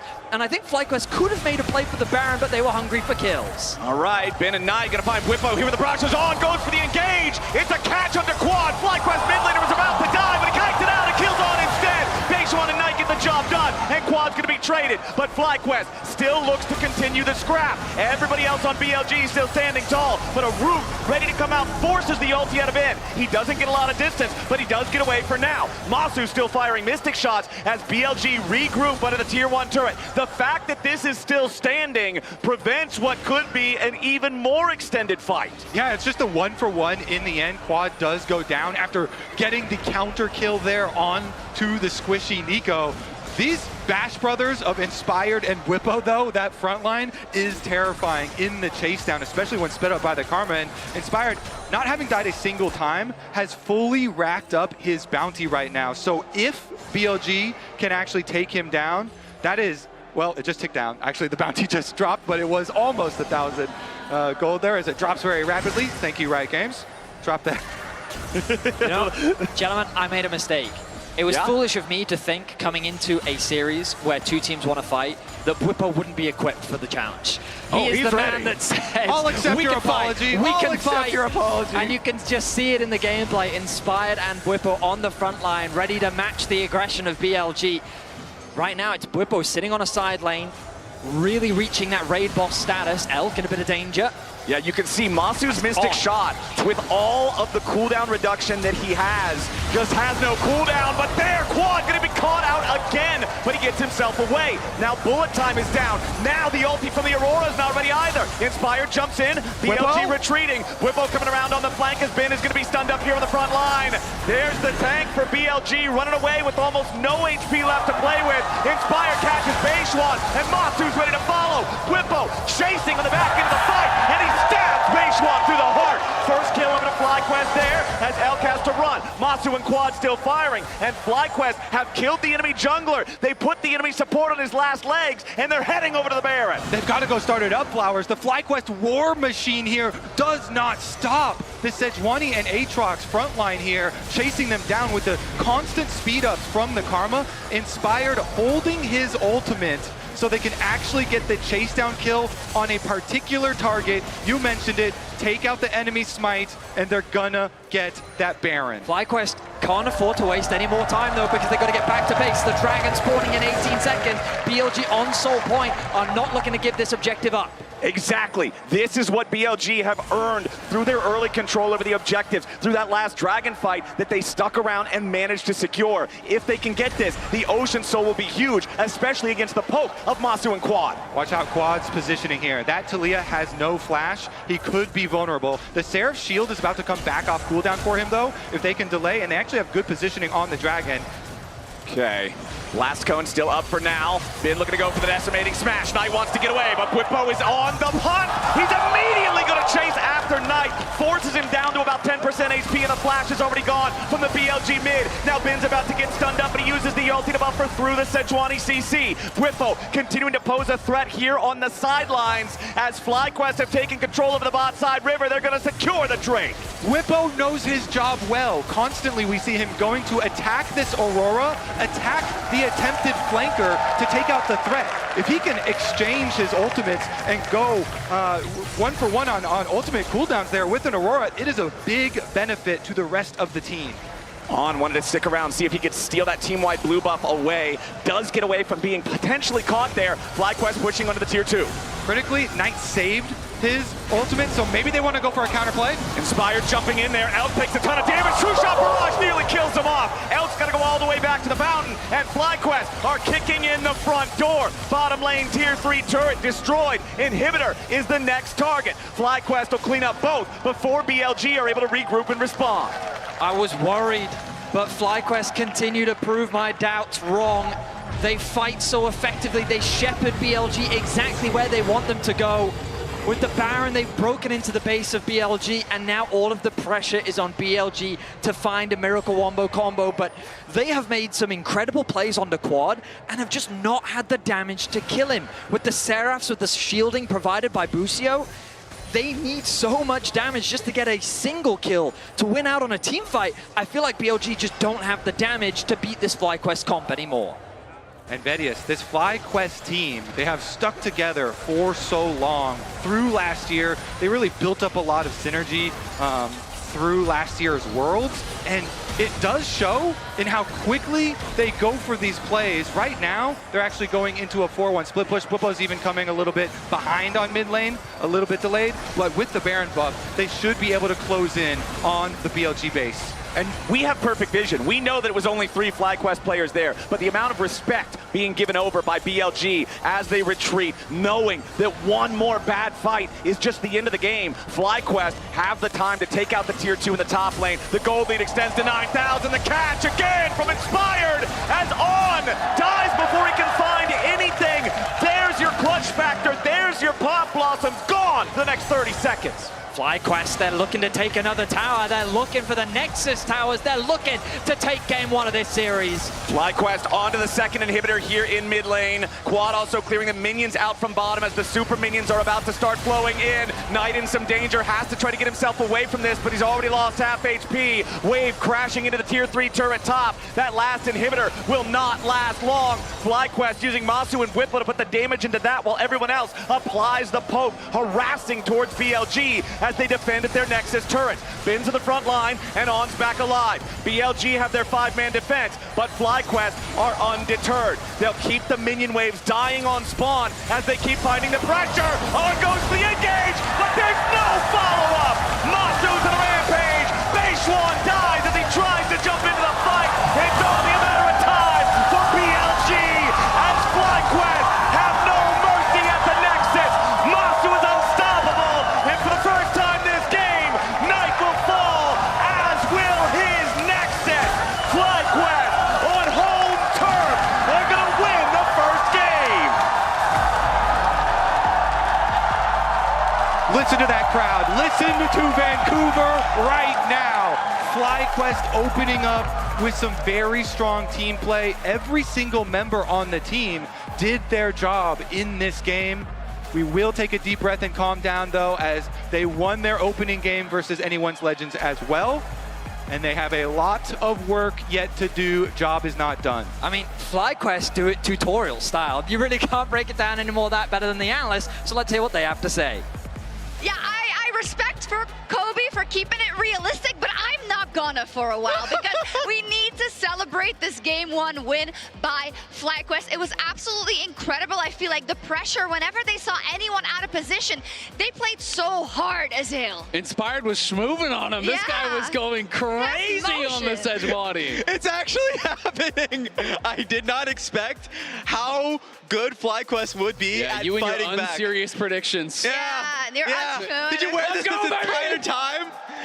Of course I did, Raz. Of course you did. Have you no faith? Hey, hang on, wait, Clearly. Wait, I thought Inspired was here too, but he's not, because he was everywhere. Can we just talk about him, but the team following him as well? Kobe made a point about kind of the amount of time that FlyQuest has been playing together and how much they seem dialed into each other's moves. I think we saw that nonstop.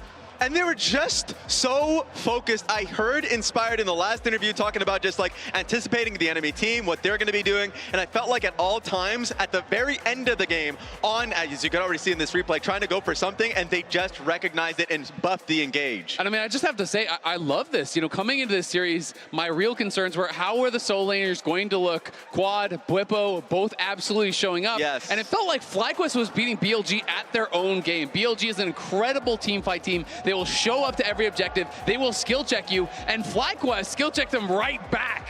They absolutely did, and Azale, I know you were a little bit worried because you said, yes, you're getting these picks, you're getting these skirmishes, but you're not really getting all of the objectives. Yeah. However, I feel like they relied on their own, they did a trust fall basically, that they would be able to win the skirmishes later and kill the game that way. Yep, and they absolutely were right. You know, they were able to actually make that happen, you know, in that critical final fight.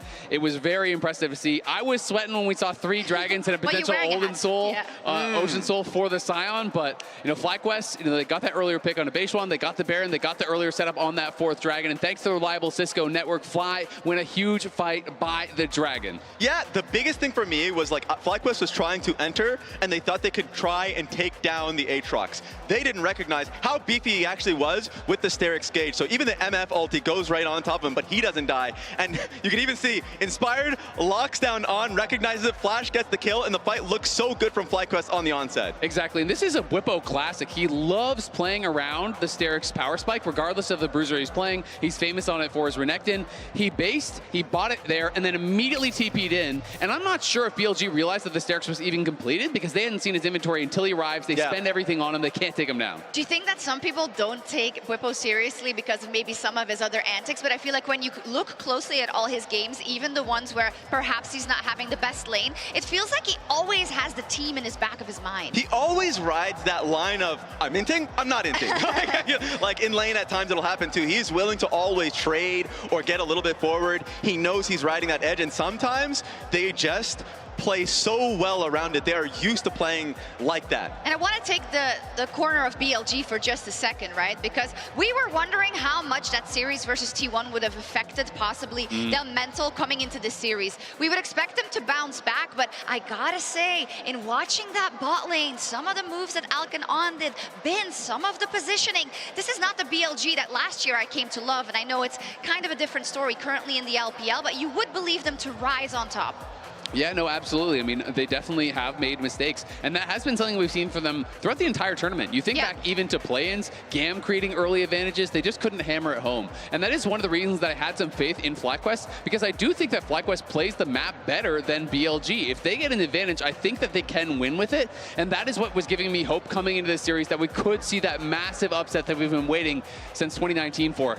And just even taking a look at the stats, just riding that line, he did so much damage. The Aatrox 32K, but also damage taken, of course. I feel like Inspired was leading the charge. I think Sejuani is perfect for him, just to give them entry in a lot of these fights. Hit me with the damage on kills, Raz. Let's see let's see who we got. Damage on kills, yes sir! So this is all the damage that was a part of an actual killing blow. You can see Bin wasn't really involved in anything whatsoever. It is, you know, that core kind of around the center of the map there. It's Sejuani, it's Talia, it's Masu on the Ezreal. Those three were putting the most damage into these kills. Listen, I know it's your shtick, but I'm flip-flopping. Oh, already? Welcome, Shox, I've seen to enough. the promised land. You have to have a little bit of faith in BLG to bring it back somewhat. She does not. No, listen, I believe in it. Tiny bit. Think of what this does to kind of FlyQuest's mindset, knowing they can go toe-to-toe with them, knowing they have drafts in their pockets that they probably want to surprise BLG with. Wow. Yeah. We have Are you not stuffed gonna animals. flip-flop? Not yet. Like, I'm holding, all right? I see On and Knight playing well. Raz? Maybe later. I'm tempted, though. Don't trick me with a good time. I like it. BLG has chosen to move on to the blue side, and as Kobe said, of course, anyone's legend also lost that first game versus FlyQuest, but they rebounded after that. Let's see if FlyQuest can bring us to match point.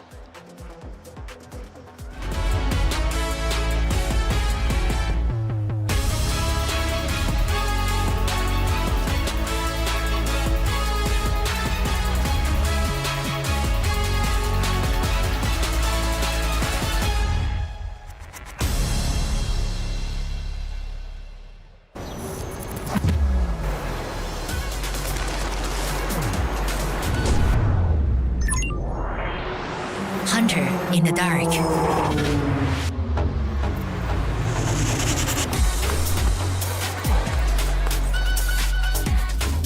Master of 9 shots. Oppo Find X8 series. Powerful camera, powerful AI.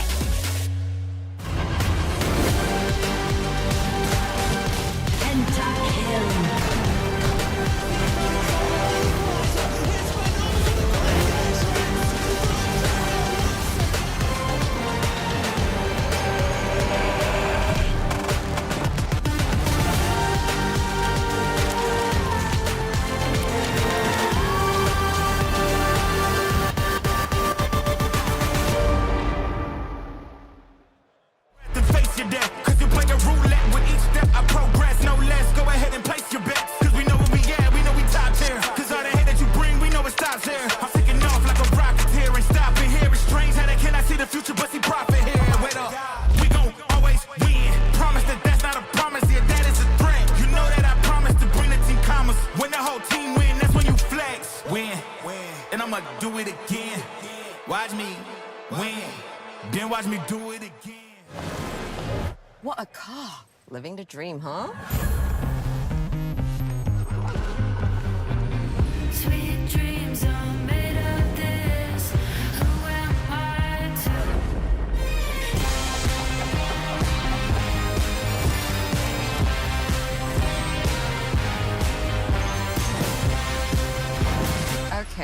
Okay, I get it now. Sweet dreams are made of this.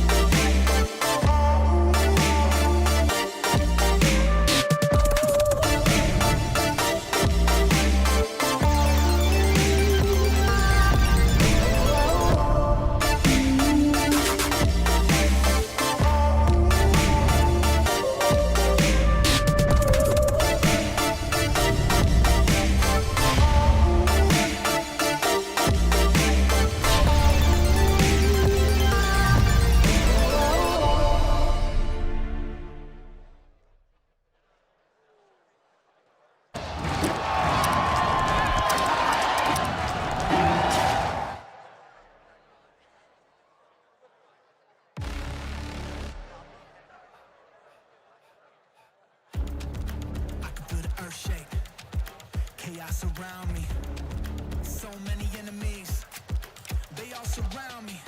They out for blood and revenge, rising with killer intent. The fury ahead is immense, but I will not bend. Look in my eyes, no you won't see fear. Nothing but fire and it's not even fair. They all against me, but I'm still here. So go ahead and let them know I'm more than prepared. An army's not enough to silence me. Go ahead and bring the galaxy. Nothing you do could rattle me. Go ahead, battle me. Get out my way. Get out my way. Move. Get out my way. On my way. Get out my way. Move. I gotta do what I gotta do. No one or nothing can stop me. And if you don't think that I can, just watch me. Move. Get out my way. Out my way. Get out my way. Move. Yeah, vengeance in the trenches with my mindset on a mission. Ain't ready for what I'ma hit with. I'ma go get it, I'ma get this. And I told them I'ma end this, get a witness. You want the fire and I got that. Ain't nobody here gonna stop that. Got more than a 12-gauge kickback. I'm about to get that, no one gonna top that. I've been putting that work in. If you want the crown, you gotta earn it. Don't assume that silence means weakness. There's a monster that's lurking under the surface. They about to know. To doubt me, that's a tragedy. You end up just counting the casualties. Victory is my anatomy. Go ahead, battle me. Get out my way. Out my way. Get out my way. Move. Get out my way. Out my way. Get out my way. Move. I gotta do what I gotta do. No one or nothing can stop me. And if you don't think that I can, just watch me. Move. Get out my way. Out my way. Get out my way. Move. All of that talking stops now. Let me throw it down to the ground, make them turn around. In the dark and light. We'll see. You've already got On in the control ward inside the pit. Whippo's gonna be the front line here. There's your Pop Blossom, but it only finds the tags. A lot of damage there with Whippo as he flashes back over the wall with the bullet time. Looking to cut him down a little lower. Quad fires back. Inspired to the rampage, and On's already down. Elk and Knight firing into Inspired as Ben has to flash away. Knight wants to go between worlds, but Inspired dancing all around him. Whippo on the front line, and Quad gets another kill. And BLG are falling to pieces. Masu kills Elk, and Knight goes over the wall. Ben's dead body won't get anything, and FlyQuest just killed 3 for nothing. Ladies and gentlemen, welcome back to MSI 2025. We are in the middle of our best of 5 elimination series between BLG and FlyQuest. BLG wanted to come out swinging with On's undefeated Nico, which has now been defeated. FlyQuest up 1-0 in the series. It's a strong start to the series, but Kobe wisely recognized that we've seen this a few times this tournament. We have. We have indeed. We'll see how things pan out in game 2, but I think that FlyQuest came in with the right approach, and The first thing I said coming into this game was I don't want to see FlyQuest get sucked into the play style of BLG, which is that they love to fight, they love to skirmish, they love to brawl. But the moment that they got 2 early kills by making a gank happen in the top lane, and then they responded to a gank in the bot side of the map, they started with 2 kills, and Inspired said, screw it, we ball. And immediately it's just skirmish, fighting, non-stop action, and I think that they handled the pressure beautifully, because as a spectator it's stressful going from objective to objective to objective, but FlyQuest navigated it very well, and we'll see now how BLG adapt as we go into game 2. Yeah, FlyQuest have always been a team that are really on the same page with how they want to play the game. And a lot of that view does come from Inspired as a big leader within the team. And both him and Whippo, you know, attacking the enemy flankers, attacking the enemy, you know, on and night, constantly looking for those advantages and then setting up the team fights. Definitely was a very promising looking game number 1. But let's see about the changes here as we go into Fearless and we start to get a little bit deeper. The Galio ban, quite interesting, is going to raise the value on that Rumble. All right, that's exactly what I'm thinking. They're over on blue side now for the side of BLG. They're going to ban out Quads Cassiopeia. They're going to ban out Azir just as a general ban. And the Galio tells me they probably want to slam a Rumble first pick there for Bin in the top lane. And immediately FlyQuest picks up what they're putting down. They'll ban the Rumble alongside TF and Varus. The Vi and the Pantheon. Going into this game too, I said to Kobe, oh, you got to really be careful about Pantheon. If you give that to BLG, that's a really scary thing to do. And now BLG have got their hands on the Pantheon. I think it's the best jungler on the patch right now. It plays with pushing lanes extremely well. And it's just such an incredibly good jungler at getting onto the AD carry specifically. And with Ezreal gone, we'll see how FlyQuest navigate. Exactly. Trying to think of what sort of carries can stay safe. Now, Annie Wukong is just one of those peanut butter and jelly combos that we have seen so frequently within the meta. Holy, let's go! Kangas is here. Kangas, the FlyQuest Hulk. He told me that you couldn't see it because the graphic was in the way, but it didn't just say fly, it said fly 3-0. So he's got full faith here for the North American team. Part of the reason, though, that Annie and Wukong, we don't even talk about it sometimes because it's so good, is because it reduces the value of the Merc Treads. When you look at Annie and the big AoE stun, of course, coming through, then people are going to want to build Merc Treads and Tenacity to deal with the magic damage and the stun, and then Wukong just complements that so perfectly with the AoE knockup, and then, of course, the attack damage goes without saying there. So that's why that is one of the most potent combos there for team fights. Now, Knight is known for a lot of champions throughout his career. Victor is not one of them.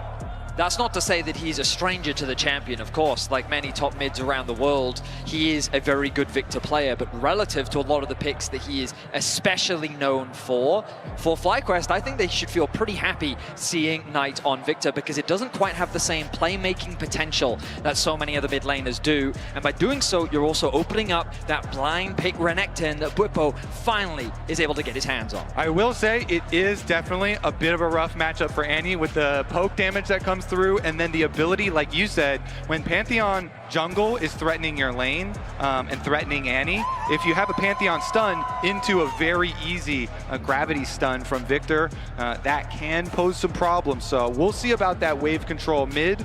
It definitely is set up here for BLG. As we see, though, there's that blind pick Renekton. We're talking about it last time around. Very good for Whippo, very good for FlyQuest, and now they're just protection banning for it a little bit there with the Jace, possibly a Gnar or something to follow it up. Also, Jace works wonderfully with Pantheon, a split push threat that Pantheon can then come to assist in the blink of an eye with a Grand Starfall, a nasty combo. Since BLG already have their support and FlyQuest don't have theirs, it's double support bans from BLG in the second half of the draft, with Rakan and Alistar banned away, as FlyQuest will go ahead and levy their second ban up towards that top side as well, removing the Cassante option for Bin. It's likely looking to be a Gnar to come through from the side of BLG. I mean, they've already got great engage. I'm curious as to what AD carry. They could consider something like a Kaiser if they want a little bit more dive. If they want a little bit more protection, they could go in the direction of the Xayah. I like that they removed some of the engage. Ah, but Kalista has been such a bait. 0 wins, 8 losses at MSI 2025. Last game, FlyQuest gave Ons Nico its first loss of his career, but this game they would have to do something even more impressive and give Kalista her first win of MSI. I gotta be honest, Flowers, that is the single champion in the entire game that I wanted to see least. We were literally talking about. Okay, but they can still try and look to stack Drakes with it. The idea is, of course, why the teams still have been going for this Kalista Renata lane. You do have a lot of all-in potential, and you do look to stack Drakes and try and use your Annie Wukong core that you drafted for early on. So while it does give a lot of people some worries, as we have seen the Kalista get poked out, part of the reason they pick it here is because the Rel was picked so early, you at least know that there isn't going to be some super oppressive double range lane that you're playing into. So even though I have that first visceral reaction, we stabilize, it actually could be fine. I think BLG's composition scales well. They've got a good late game team fighting comp. When you've got both Corki and Victor, you've got a lot of poke at your disposal. You've got great backline threat as well with both the Pantheon and the Ornn. And so they have a lot of ways to approach these team fights, which we know is the current meta. For FlyQuest, I think that they spike really hard in the mid game. And if it is going to be a super skirmishy type of game, then this composition really thrives, because in the 2v2s and the 3v3s, Renekton, Annie, Wukong, Kalista, Renata, these are champions that all really succeed in those skirmish environments. So as long as FlyQuest can take the fights at the right time and place, then they definitely should have the edge. And that's exactly why, Vedius, I say dragon stacking is the name of the game for FlyQuest here. So they can utilize that to draw in BLG and try and play to that mid game. All right, let's do it. Can BLG's traditional powerful scaling comp outlast FlyQuest's big mid-game spike like you're talking about, that wants to scrap, that wants to skirmish? Last game, we saw both teams ready to skirmish constantly. We'll see how adept BLG might be at trying to slow things down here in this one. 30 seconds until minions. All right, how cursed is Kalista? So let's 0 see. and 8. I mean, the main reason is that we're in a meta of team fighting, and I think she does terrible into tanks. And so especially a champion like Ornn, it's hard for her to have an impact. All right, while we're waiting for the action to start, we've got Laura standing by for an interview with I Will Dominate. Dom, thank you so much for joining me. Tell me how it's been the first game, the atmosphere, the FlyQuest win. It's been amazing. I mean, I think Inspired literally played like a perfect Sejuani game. I don't know the last time I saw Sejuani just take over a game like that.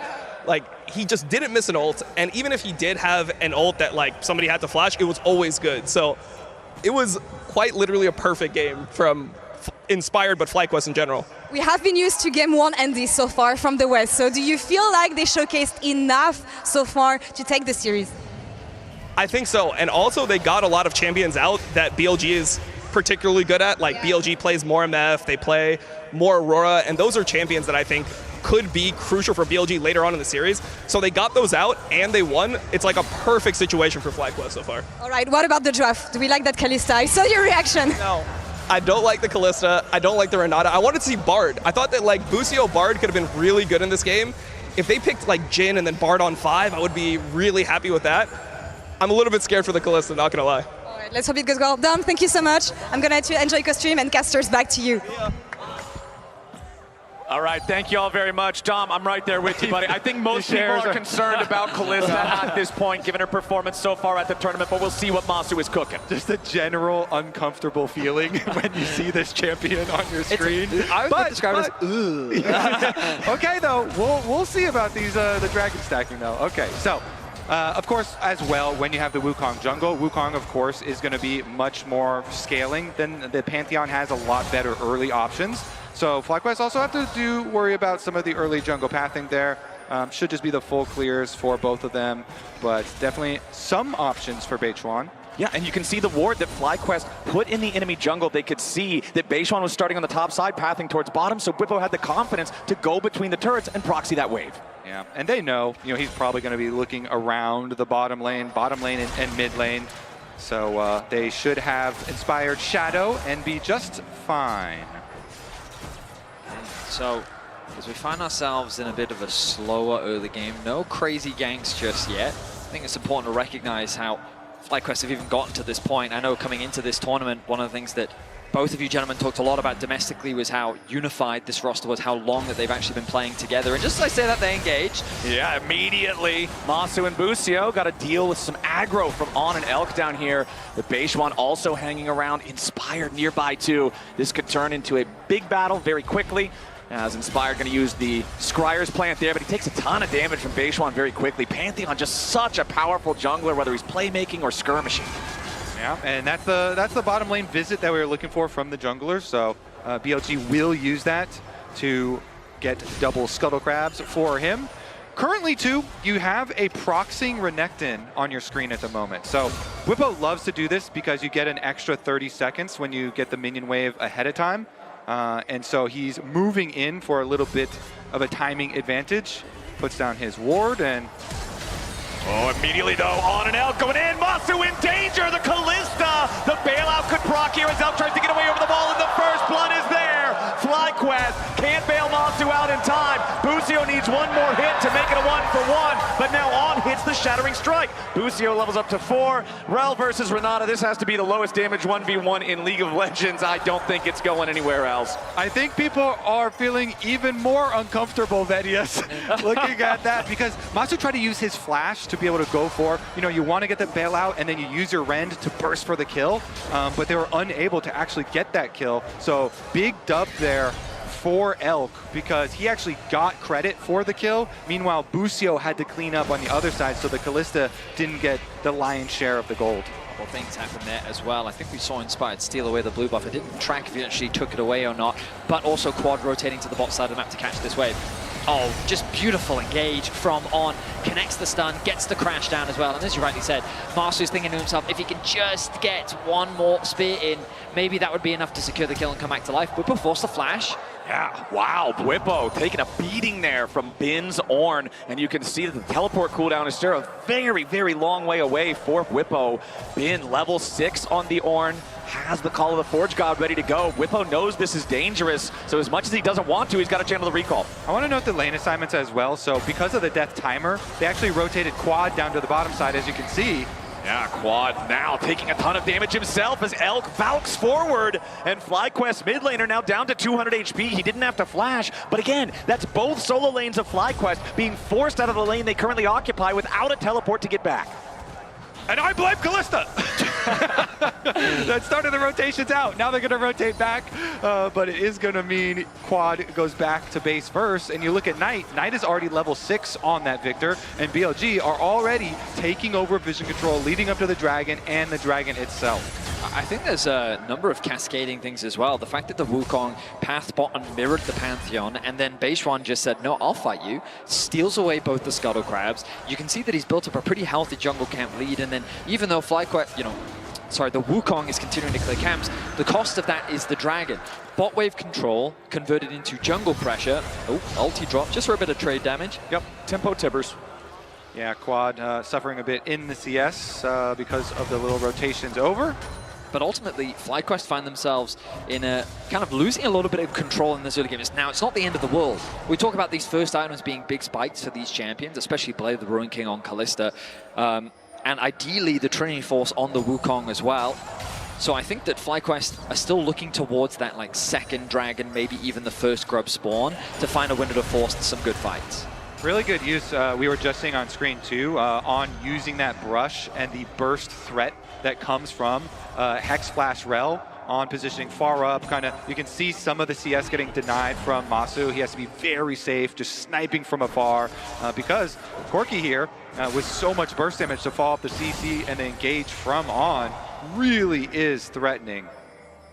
All right, FlyQuest. We'll see if Kalista and Renata can bounce back and find what they were looking for early on here. Plus, they also have the ward on blue buff, so FlyQuest are communicating right now, hey, Beishwan is not taking his blue buff. He might be looking bottom side, so FlyQuest have it in their minds. There it is. Beishwan arrives, and Busio's about to die. Masu wants to get away. Busio thrown back out on top of him. A nice handshake.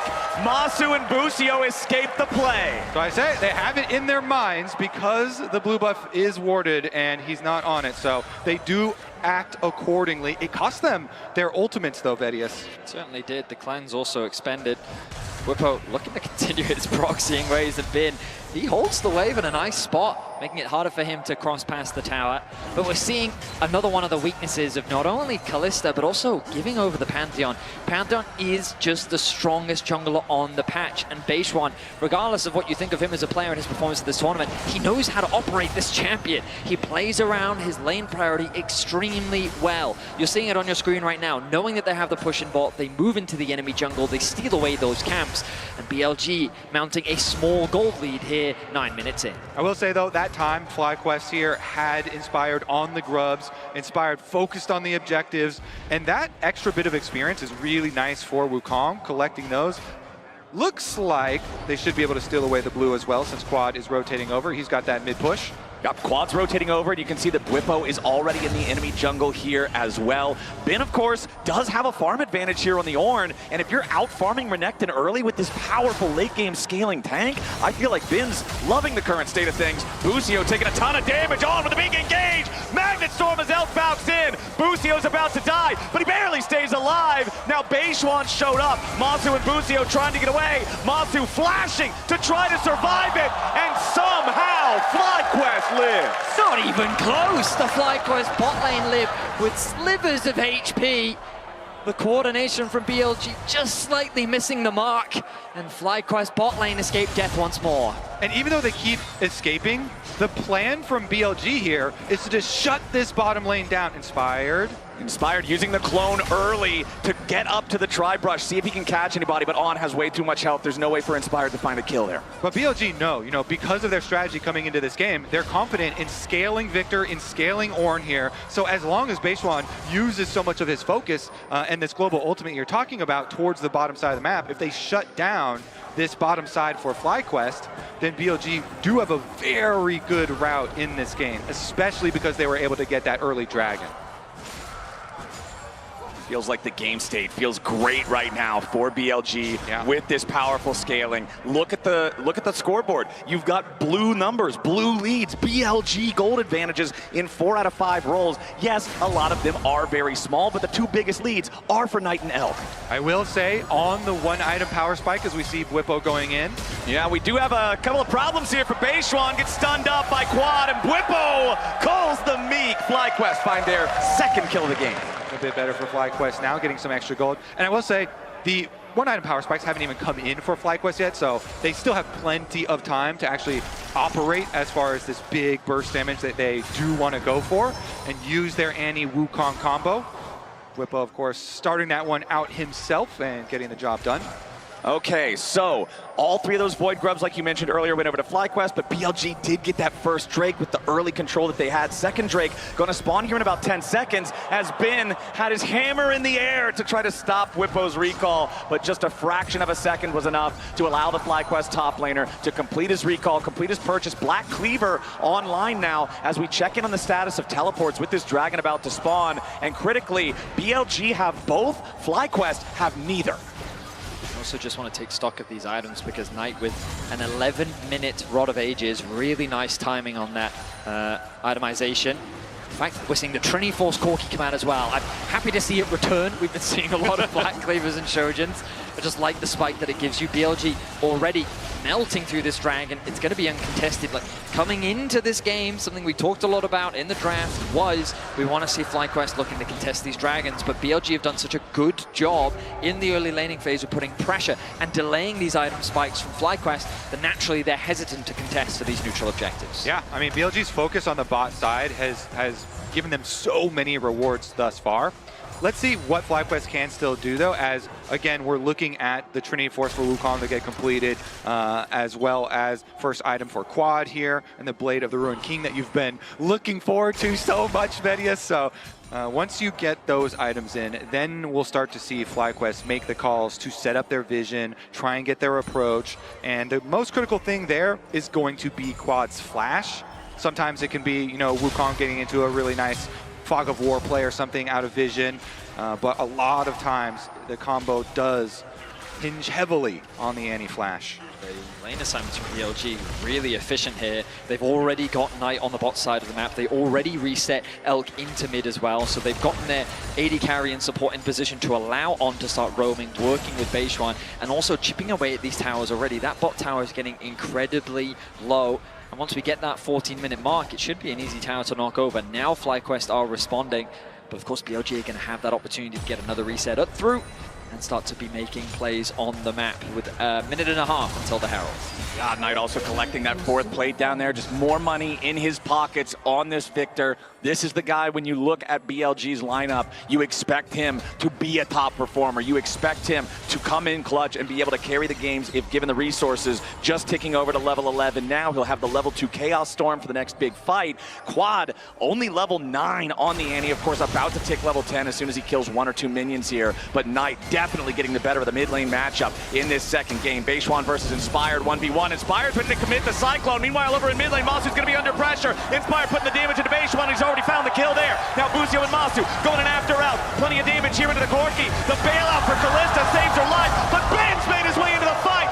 BLG turn it around, and Inspired's got to try to run. Busio fires off a hostile takeover, and Inspired's running for the hills. Busio's going to try to flash to escape, and BLG fire back. Yeah, the teleport means they do get a kill back. Quad, though, teleports right back out, loses a bunch of HP. The key is that Bwipo did not answer and also teleport in, and so he stayed on top side, still pushing to get that tower. I mean, that was still a 2-for-1. Beishuan just straight up died. Inspired said, sure, I'll take this 1v1 with pleasure, and he knows that the extended fight, Wukong gets the better of the Pantheon. Utilizing the empowered E was not enough damage. Beishuan flashes early. Meanwhile, in the mid lane, it's a bot lane skirmish. Yeah, I'm pretty sure Inspired had just finished his Trinity Force, and he wanted to use it. But there you go. The Ornn call in does get there, and they get a counter kill. I mean, if you think about it, On also got the kill there, so in terms of gold gained, FlyQuest is very happy. Yeah, I mean, plus, Bwipo did finish up that topside tower, as we said, and he's going to have the extra teleport. I'm killing him, I kill him. He did. He knew it. He called his shot, and then he shot. Yeah, so, yeah, Trinity Force power spike for Wukong obviously is huge, and the Malignance now does make its way into Annie's pockets. Here we go. Now is the time where they can actually make some plays. Remember, they do have Bwipo teleport ready, but Knight is in the bot lane matching him. Okay, plate gold plus 2 extra plates, 250 gold there for BLG over FlyQuest as Quad and Inspired going to find Bin here in this tribe rush. Inspired jumps in, the Herald still the focus for BLG. TP coming in to try to bring everybody here for the fight as Bwipo's already popped the dominance. Massive damage back in the Quad, and he's already down, but Knight's about to be the same. Mid laners into the picture. Inspired still spinning here with a Cyclone as he tries to get away from Elk. He'll survive for the moment and still stay alive. Busio hit by the call of the Forge God, and now the Renard is down. Bwipo's already lost his ultimate, and BLG bury FlyQuest in the river. In the extended fight, BLG get the better of FlyQuest. They go a step too far, and they get punished as a result.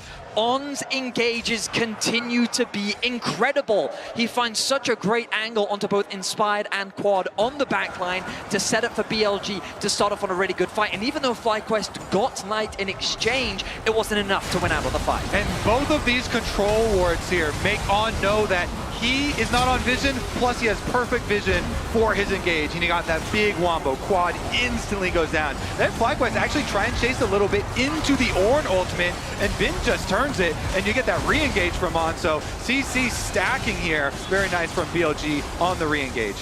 And you could see Bwipo pop the dominance early so we could have the Fury building. But right there at the end, when they try to re-engage after the Ornn ultimate, the Croc shrinks back down.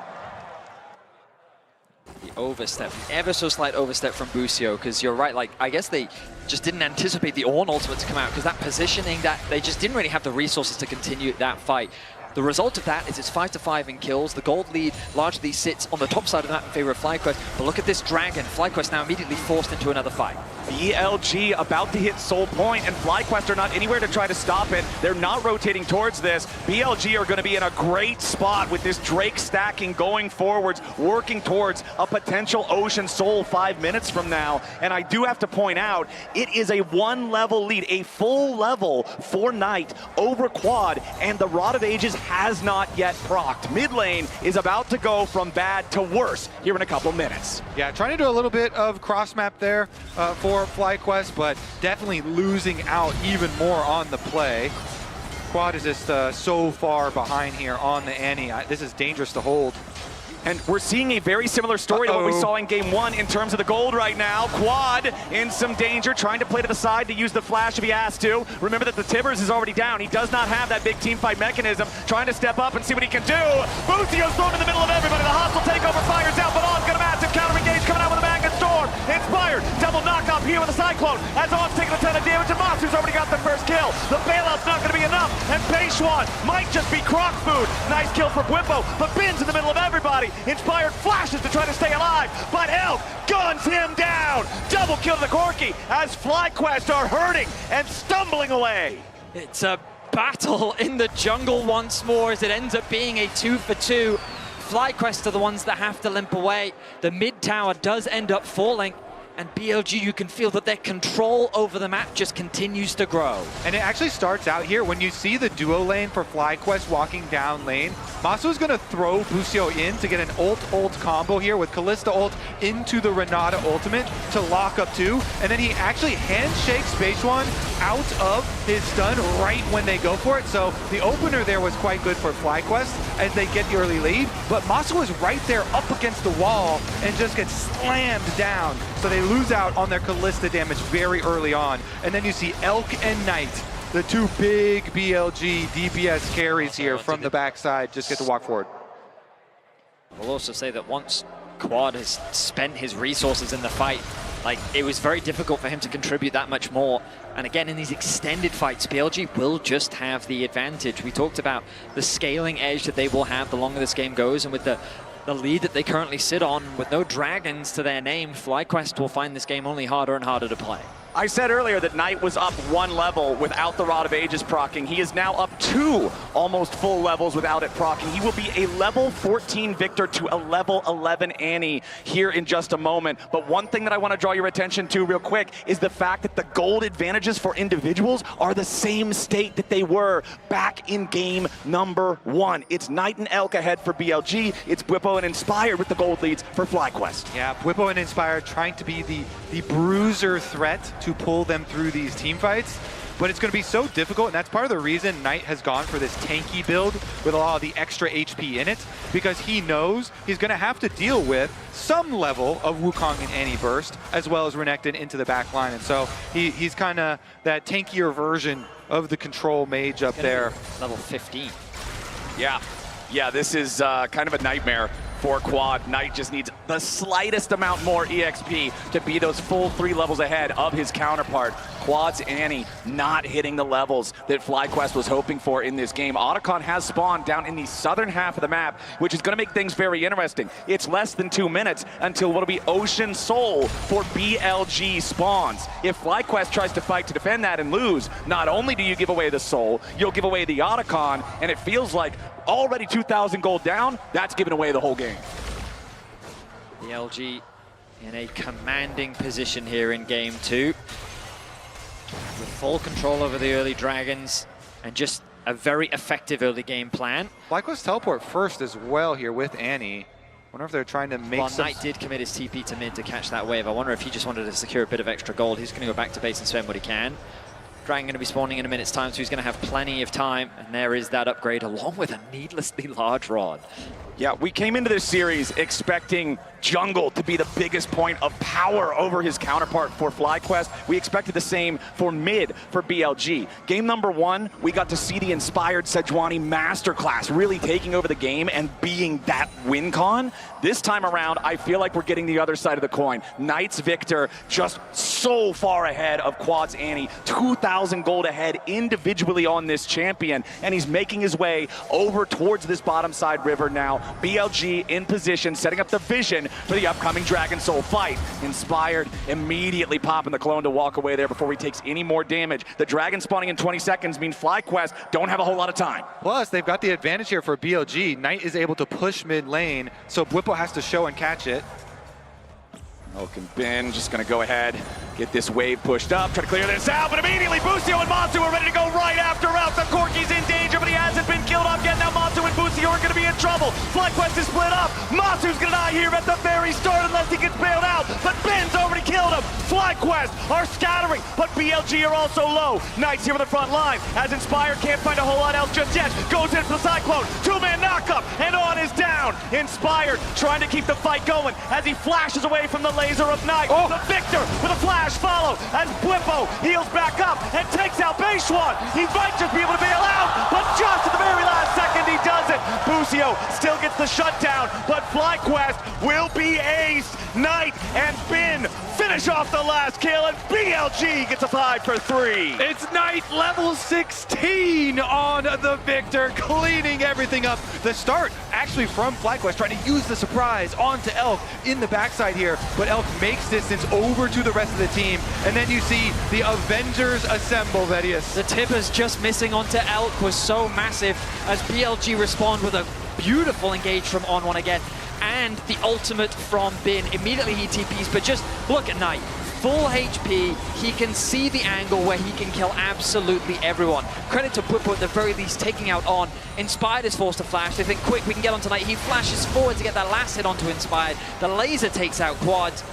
And Bwipo does what he can. He comes so close to getting that kill. But the extra damage from Knight protects his AD carry for a little bit longer before he falls. We're already back into the fight as Inspired's exhausted here with the front line. Ben's just juggling him around, and FlyQuest have already lost their jungler. On is low, and Whipple's in the middle of everybody as Beishwan has to try to retreat, but Quad dies to the laser with a Chaos Storm. Busio's the next to fall, and Knight is a hurricane in this team fight. BLG tear FlyQuest apart. Is that Knight from Arcane? He's not even done, boys. Masu gonna try to get away from this one, but that's Callista versus Knight's Victor, and it's not gonna look too good. You'd have to think Masu falls, and Knight secures the ace. Knight is a monster. Regardless of the game state, he always finds a way to have an impact. And in this game, he is the raid boss that FlyQuest cannot take down. Here we're going to see in our priceless moment presented by MasterCard at the complete wombo combo that deletes Inspired right at the very beginning of the fight. And that allows BLG to grow this Chaos Storm through the jungle. I mean, Knight just faces no threat. They can comfortably play the front to back. And with the Pantheon and the, I've forgotten the champion in the top lane, the Ornn. Right, the big fellow with the horn. Yeah, that guy. Their backline access is so strong that it makes it even harder for the Callista to play. And Knight, when you give him this much space, he just takes over everything. Yeah, I love it. They call him the golden left hand of the LPL, the left-handed player. He's got a full 1,000 gold if you can kill him, though. So you got to always think when you're behind like this, hey, let's set our goals. If we can kill Knight, that is a large amount of money. That's a very tough job, though. I was going to say, usually you want to start with small, achievable goals. The operative word is if. And that is a big if in this game. Knight is absolutely tearing through these fights. He has his Zhonya's Hourglass now completed on top of the already tanky build that you were mentioning earlier, Kobe.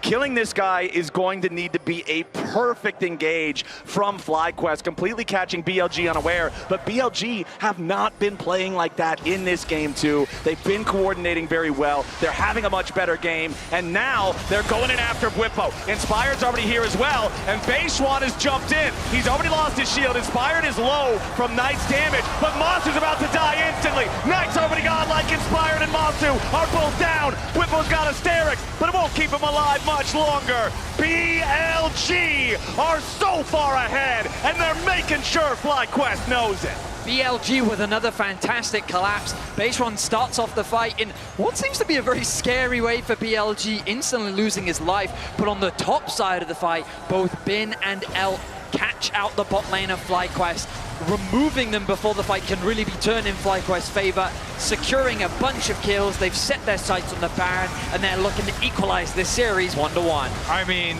Knight is gonna be 5,500 gold ahead once they take this Baron. Yeah. Every player gets 300 gold for the Baron. With the Baron buff, they're gonna go and they will look to siege the FlyQuest base. That siege is not going to take very long to accomplish its objective. BLG, they've got the Dragon Soul. They've got 7,500 gold lead. They are locked and loaded to end this second game. My only disappointment is Knight. He is a man who is well-read. He loves your reading Magi books. he want? And he's got no measures in this game. 8-1-6 is the scoreline. He's a team player. He's got his control wards, man. He's got to keep your control ward slot. That he does. BLG now with the Baron buff. Surely you would expect them to set their sights on the base of FlyQuest. They're looking to get control over the bot wave. Top and mid already pushed in. But really, you just need to let Knight do the work. Keep chipping at the HP bars of FlyQuest, utilizing that E. You've got to be cautious about leaving him isolated. There's always the possible collapse of the Wukong, and he wisely playing around his vision. Yeah, I mean, with this Ocean Soul, the siege is insane. They have so much range on BLG, they can constantly be proccing it, and they can siege up at these towers over and over and over, and slowly whittle away, not slowly, quickly. No, that's they a can wrecking quickly ball. whittle away at the FlyQuest base. FlyQuest has hit that point where it just feels impossible to deal with the power of BLG's composition at this stage of the game, at this stage of a lead. BLG smashed through the first line of defense here in the bottom lane. That inhibitor's already gone, and Knight is escorting the wave up mid lane right after. FlyQuest trying to deal with the empowered minions. Bin's just staying close enough to keep them all enchanted with the Baron, while the remaining 4 players on BLG make very short work of the tier 3 turret in mid. Now the second inhibitor is already down, and FlyQuest are experiencing the same scenario they put BLG through in game number 1. Now, FlyQuest will have to try to make their last defense, and BLG will make it a quick one if they have their way. Elk firing some poke. Masu's already at half HP. First Nexus turret about to die as Whippo goes into Dominus, and BLG happy to just wait it out and continue poking. The minions still alive. FlyQuest struggling even to clear these away. Whippo is going to lose his ultimate before the fight even starts. Beishua goes in for quad. He tries to get away with a flash. Chaos Storm still burning him down, and Knight is legendary. FlyQuest, blink and you'll miss him. BLG, wipe him off the rift. A triple kill to Knight as Whippo gets away back into the fountain. He'll stay alive, but the Nexus won't. BLG, even the score. BLG come back in a very big way. Controlling this game, really good game plan. They identify the bottom lane, they attack the bottom lane, they keep mid lane down so much and accrue such a large advantage that they honestly had an iron grip on that game. I saw some comment or interview from Whippo where he said sometimes you just give a team a super comp. I feel like this was one of those super comps, you know, like the Pantheon early, the way in which the Victor outranged everyone, on with his engages was spectacular. BLG with a dominant performance here in game 2. All right, we're all tied up. Let's head over to the analyst desk to break down game 2. No more Callista. FlyQuest couldn't exactly keep it going the way they had in game. What did they say? No more Callista. That is the best part about game 2 is that we cannot pick it anymore. Thank you, Fearless. Thank you. Did they not watch our segment in the beginning where you said, I don't want to see this? Actually, to be fair, you did not get Callista off that board. I threw it off. I threw off Callista and TF. Those were my first 2 targets. He was quick with it too. So can you really boil everything down to a consequence of that or not? No, what do we see? Never. To me, draft is never, where the game is fully decided, but I do think Callista really struggles to get value, and I think BLG did a really smart job of putting early pressure onto the Kalista, making sure that it could not snowball. We could actually just watch the reel. Because to me, the way that Kalista succeeds is that you get advantages in the 2v2, you use that to stack dragons, but BLG was going right at them non-stop here. They're able to get first blood. It was traded back, but it was multiple ganks as well. Even when FlyQuest bot lane was escaping, they're getting put off tempo. They're going down in CS. They're being put further and further behind. Kalista needs to play with a lead. Otherwise, it's going to really struggle. 0-9, 0-6 for that bot lane, by the way. Just to support the claim that you had already made. Yeah. And so, like, if we move back and take a look at the composition, you're completely right. Like, if you look at Kalista, Annie, like, Renata, a lot of it is we are taking early fights. We're not going to scale as well. But the idea is that if we muck it up at the beginning of the game, then we're just going to be losing on sides because we can't match the Victor and we can't match the Corki. Exactly, and I mean, BLG, both games, they dominated the objectives early on. This time, though, FlyQuest didn't have the luxury of a big advantage and a scaling, comp to actually be able to scrap with them later on.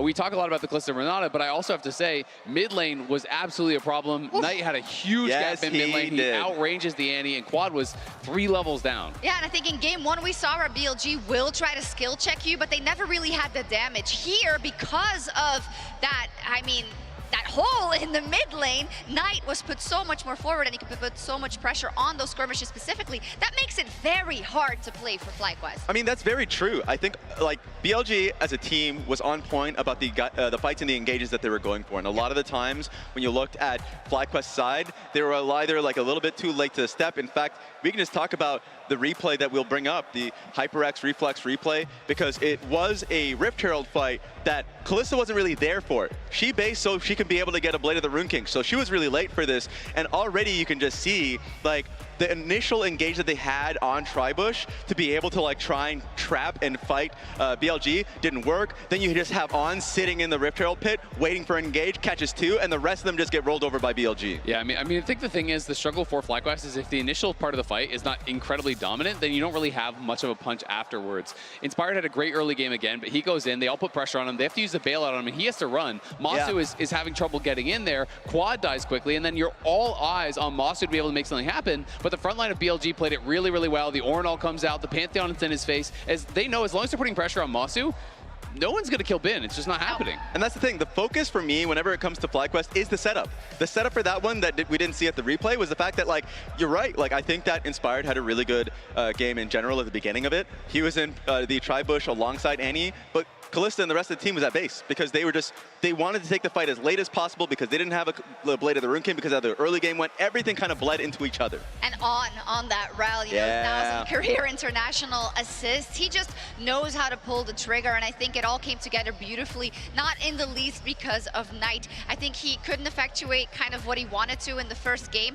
I think for all of BLG, though, they needed a confidence game like this after how game 1 went. Honestly, he even played really well in the Aurora game. So, like, I think he just had 2 great games in a row. This time he just had a team around him, and a lot of the fights just looked really dominating because they could not fight into the Victor. And also say he had a great matchup. I mean, I think Quad held up really, really well. In game number 1, he had the Talia. That's absolute comfort. Not that he's not comfortable on Annie, but Annie can struggle into some of these long-range control mages because you're just getting whittled down, poked away at, and it was this big experience advantage that was opened up by Knight. I mean, Masu, I think, piloted the Kalista well, played the fights as well as he could, but it is so incredibly difficult when you are this far behind. Knight was so tanky, had the early Roa. I mean, look at the build. It's Bloodletters, Roa, Zonias. He's putting out so much damage. He's 3-4 levels up on people, and he is just in your face. You cannot knock him down quickly. They absolutely shut the door on them. We're going into game 3. Do you want to bring the board back? Because we talked before the series about a lot of things that maybe we wanted to see or did not want to see. All right, well, Sion has been picked. That one's out of there. That one's gone. Pantheon's out. I don't know what we just Wukong is lost. gone. Let me see. The Trundle's still there. That's important. I'll bring it back up. Kalista is gone. I like Annie Trundle. is gone.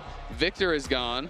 Karma. We have played Nico's gone. Renata's Karma. gone. We have played Nico. We have played Renata. We have played Rel. Yo, see what's rising in priority? I'm looking at it. I'm liking what I'm seeing. Okay. Doesn't hurt buying anybody. What you're selling. Yeah? Busio Bard was looking really, really nice. Honestly, like I said before, I don't really want to see TF. I think it can work, but I think TF is so hard to execute on that I don't think it's worth it. Play towards simple win conditions. I think both games, the team that won was one that had kind of a very straightforward idea of how they wanted to play. I think prioritize getting some forms of engage and then being able to make it happen. So, FlyQuest, they're on the red side for this next game.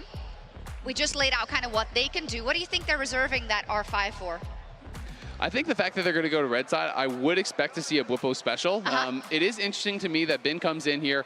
Bin in the past, we'd be expecting him to be going in Jax. on Camille, on Jax, on all these kind of picks. Game 1 Sion, game 2 Ornn. I feel like Bwipo is going to see that and say, he's not feeling as confident. Give me something here, and I'm going to try to slam him. Yeah, and I mean, that's pretty much what it is, right? Like, the super counter pick is always what I feel like Bwipo has been great for, seeing the entire composition. That's why I didn't take away the Cho'Gath. I love that Cho'Gath. See if he goes into a Yorick or something, and he just plays the insane tank. Yeah, let's see what Bwipo has cooking for us in game 3 when we come back.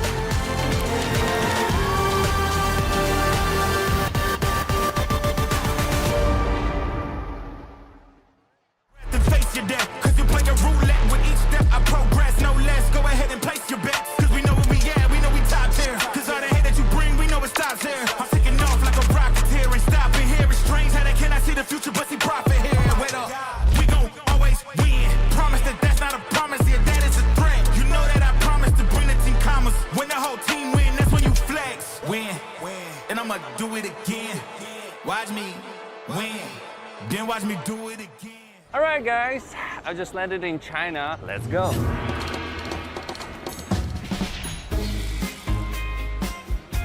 Play the local way, pay your way. Have you ever seen the Great Wall at night? Play the local way, pay your way.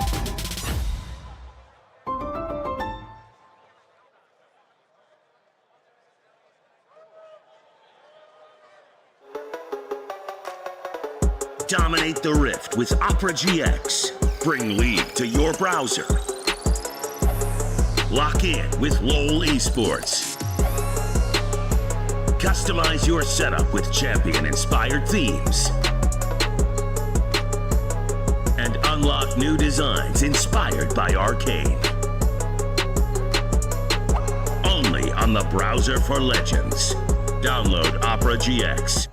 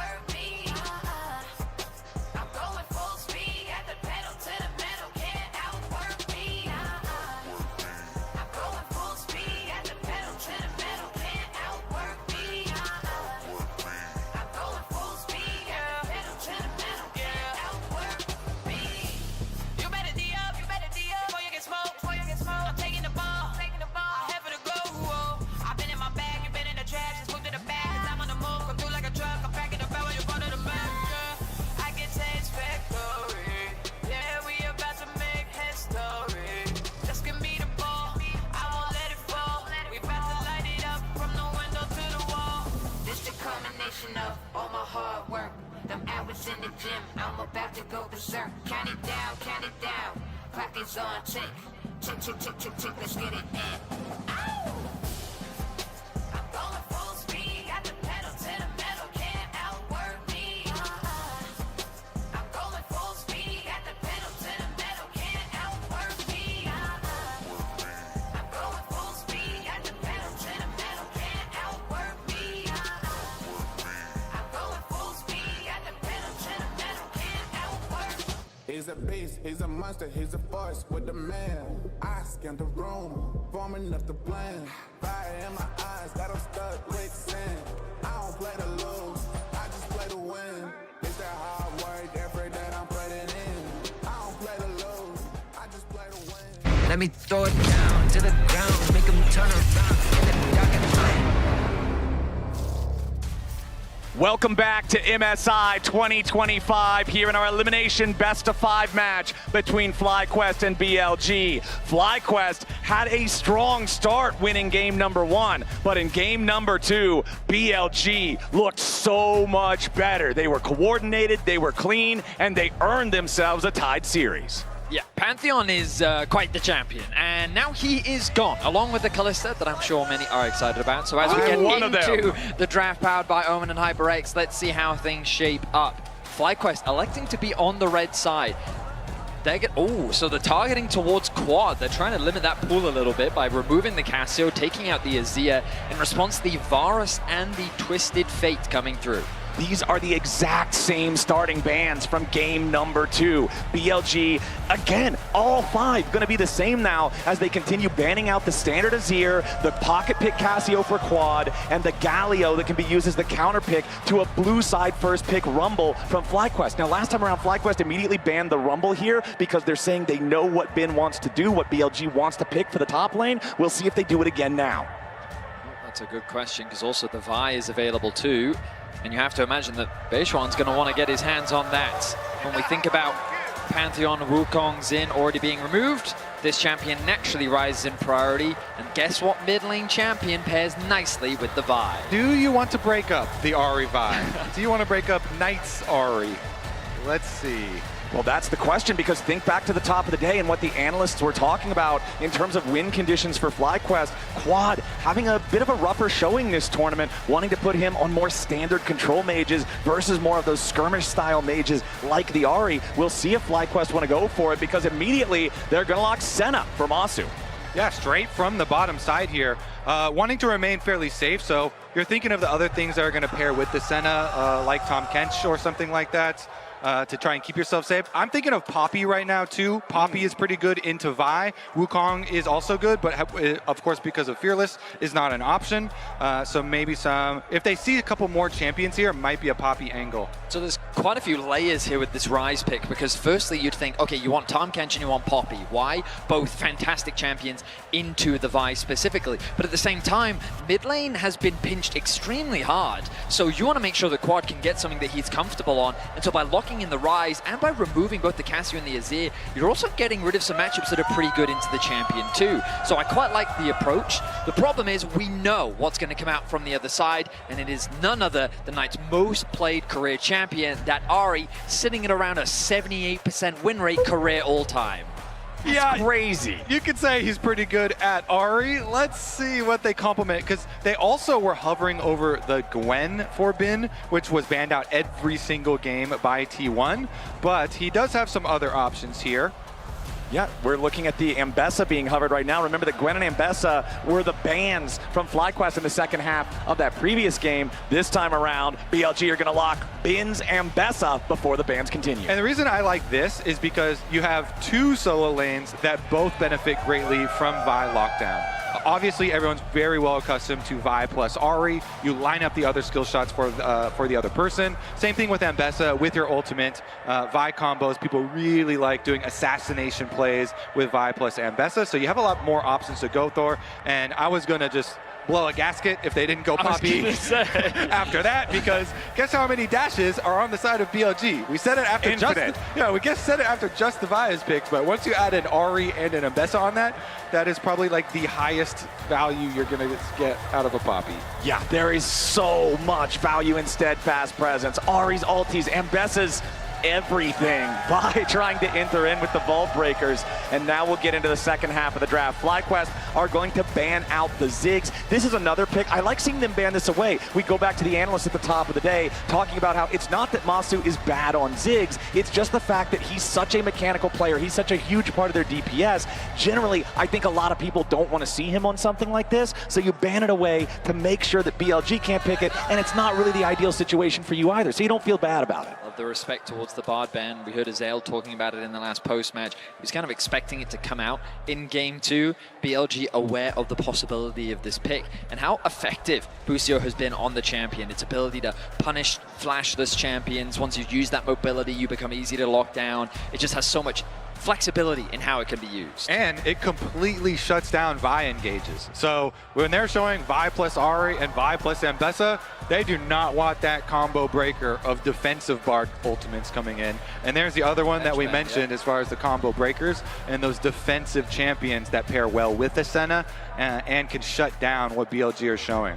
And FlyQuest started off by banning the Ziggs, long range, mostly uninteractive lane opponent there for the bottom lane. They're going to ban away Caitlyn for what I would assume is a similar reason. They don't want to have Senna constantly suffering under early pressure from long range. They want to allow her to farm up those souls and become a late game super weapon. Now, the traditional combo that we would normally see from a BLG comp like this would be the Kai'Sa. You double, triple down on that dive idea. And with the Gangplank coming through from Whippo, I mean, back in EU, this was an old school favorite of his. And we've been waiting for this champ with the changes on the patch. Who was going to bring it out? Whippo literally has a Gangplank tattoo on his arm that he got when he was over here in North America. He loves this champ, as you say. Bin also has some famous history with this champ too. You're going to traumatize him.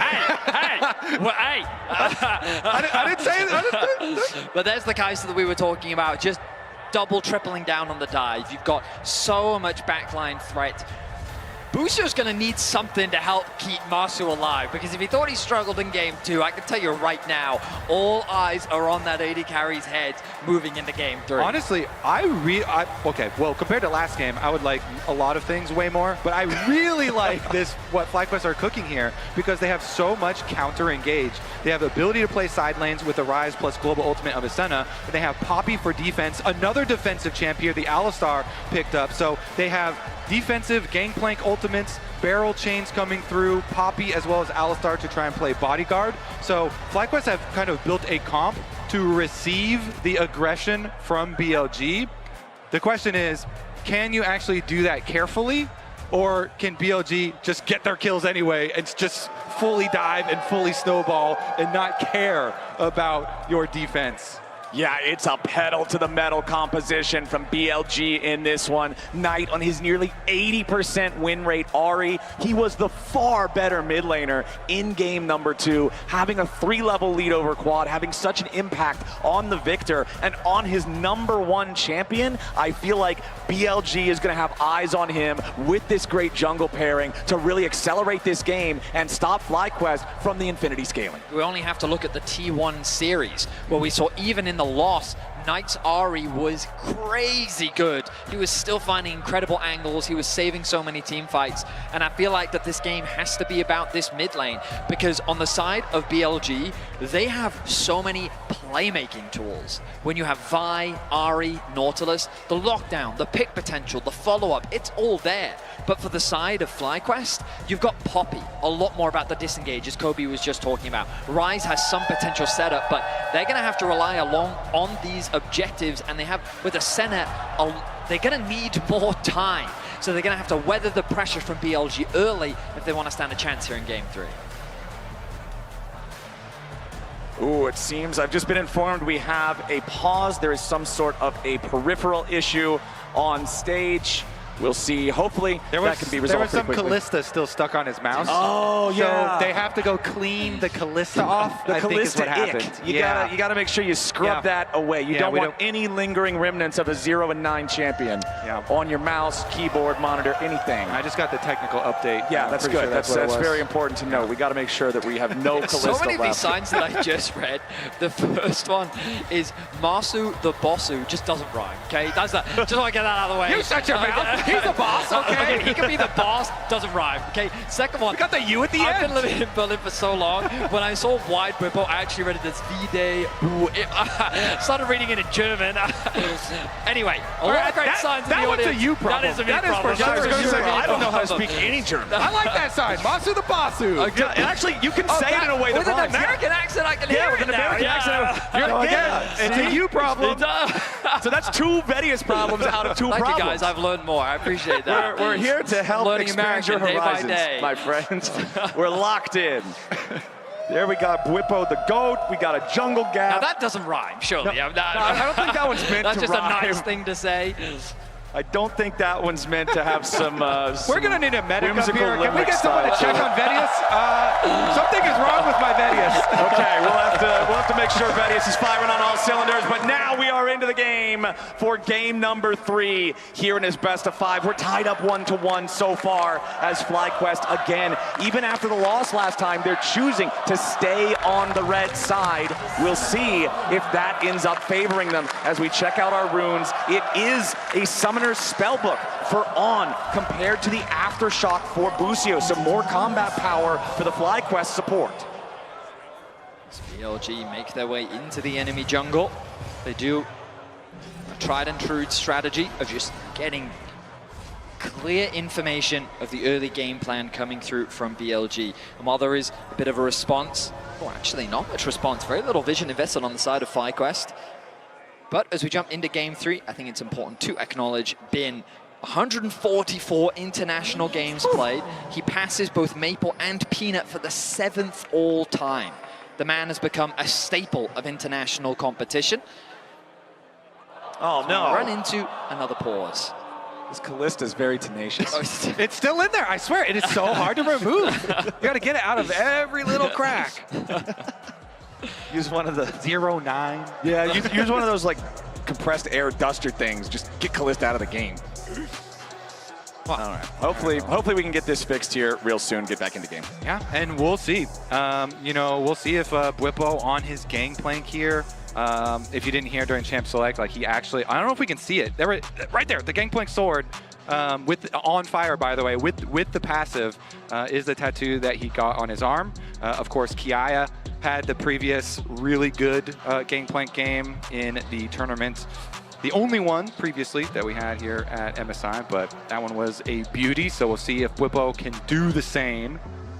Looks like we are having, I've been informed it is the same peripheral issue as before. So we are now trying a third option. I told you, it's still in there. It's the Callista peripheral. Same one. Don't want those. Oh, look at that, it's all tangled too. Yeah, that Callista did that. She hopped in too many circles. You gotta rend the mouse cords apart. Make sure that you get all of it out.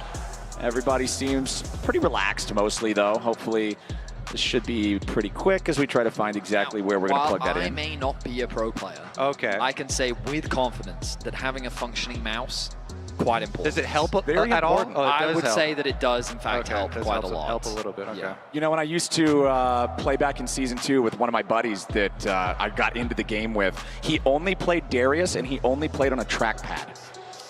I mean, he used famous for, we had a guy like that. I was gonna bring that up, but I couldn't remember his exact name. I wanted to say it's Kurt, that sounds correct. Yeah, we would mention it like every single time. If we did, it was like his one thing. This guy uses a freaking trackpad. It is crazy. Some people just have the skill to get it done, but luckily we have our league ops to get this fixed so nobody has to play on the trackpad. I can tell that I am old as a gamer because these days most people use wireless mice and I just don't trust them. because when I started adopting them, that lag that they used to have, I just couldn't get with it. But these days, apparently they're very good. Catch up with the time, though. They're great now. I just got to plug in. That's what I trust. The tried and true. Plug it in. It works like a charm. You are the perfect, like, quintessential grumpy old man for sure, though. I think you became a grumpy old man at the age of like 22. Not wrong. Not wrong. It's pretty young to be a grumpy old man. Yeah. So what do you ascend to after that then? If you're already grumpy and old at 22, when you guys are all like, you know, excited when things happening after a cast, everyone's had a great day, and we're like, let's go out and have drinks. I'm like, how about we don't, and we go inside and we just not talk to each other. Uncle Vedius is back at home playing Lost Ark. Not wrong. Okay, we've. All right, how many mice did we have to clean though? Like, I was informed we were on number 3. Because that's, I mean, I guess it just like splattered across all the. What if we just get a box of them, dump it out on the table, and just start plugging them in until one works? I'm down. Sounds like that sounds like an efficient solution. Just keep plugging mice. Yeah, we just keep. Have we tried a joystick? Oh man, yeah. What if we use some old school arcade controller or something? Might make it a little bit more difficult. I have been updated. I think it would only work if they were playing Yumi. We could go to the rumored guitar. WASD. That's what we need. Oh yeah, there you go. Well, we have an update that the third mouse did not work. So it seems like it's not just a mouse issue. Callista has still infected the computer itself. I love how you guys have just both collectively agreed Callista was the problem. Okay, guys, we have to find a way. I don't know what else it could be. She's gone, guys. I don't know how to tell you this. She's gone. We're not bitter. You know, we're not scarred. It's fine. It's totally fine. I have no lasting mental scars from Callista gameplay at MSI 2025. We could easily let go of that right now. If we wanted to, we could just let go right now. All right, cool. So from moving forward, that champion will no longer be named. But what do you think about 3 mice in a row all had problems? That's like a crazy, computer issue. Yeah, I feel like it's got to be more than just the mice at that point. There's no way all the of the mice. USB plug is broken, or fortunately, we're not responsible for troubleshooting. So, oh yeah, I wouldn't know. I mean, I'm pretty good. I just take it out, plug it back in, turn it off, turn it back on again. I mean, that's the tried and true. That's what works for everything that I usually try. I mean, my PC has like 8 different USB ports, so I'd be going through all the different ones. Oh, you just check and see? Yeah. Sometimes if I have some piece of technology that doesn't work and unplugging and plugging it back in doesn't work, sometimes I'll just smack it. Like you just give it a good thump, and sometimes I'm the unk, really? And sometimes it'll work. You know what? You can have multiple unks. Something just is like a little bit out of place. We might be an unk trio. We might actually. Wait, what is your uncle? Everyone on this cast. I am just actually old. Okay, so you're actually old. Okay, Vegas wants to stay in the hotel room. You know, I'm in my 30s too, right? I hit stuff to fix it. You know, did you guys ever wiggle the Back antenna on your TVs? Did you ever have to do that? League of Legends tournament in 2010. Oh yeah, World Cyber Games champion right here. Got a gold medal for North America. Okay, do you still have it? I still do, yeah. Hell yes, that's what I like to hear. All right, I'm being told that we are now getting ready checks. Whatever the problem with the mouse was, whether it was a physical problem, whether it was a software problem, we know it was a Callista problem, and now it's fixed. We are into the game. I let go of it. No, Kobe said if we want to let go, we can, and I don't want to. I would like to make a personal request. Let's get someone out there and buy 10 more mice right now, just in case. Yeah, go to the mouse store. Get something else. 20. Make sure that we're ready, as we are ready to finally get Game 3 underway as the minions are about to collide. Masu on this Senna in this game. This is a huge scaling pick, and we'll see how well FlyQuest, can protect him. He's got some in his mouth now. Because remember, the whole BLG comp is dive, dive, dive. Now, we have to talk about Masu. No, Sean. No way. No way. I swear, if they get in my ear and tell me this is a mouse. Oh, no. Yep, we're.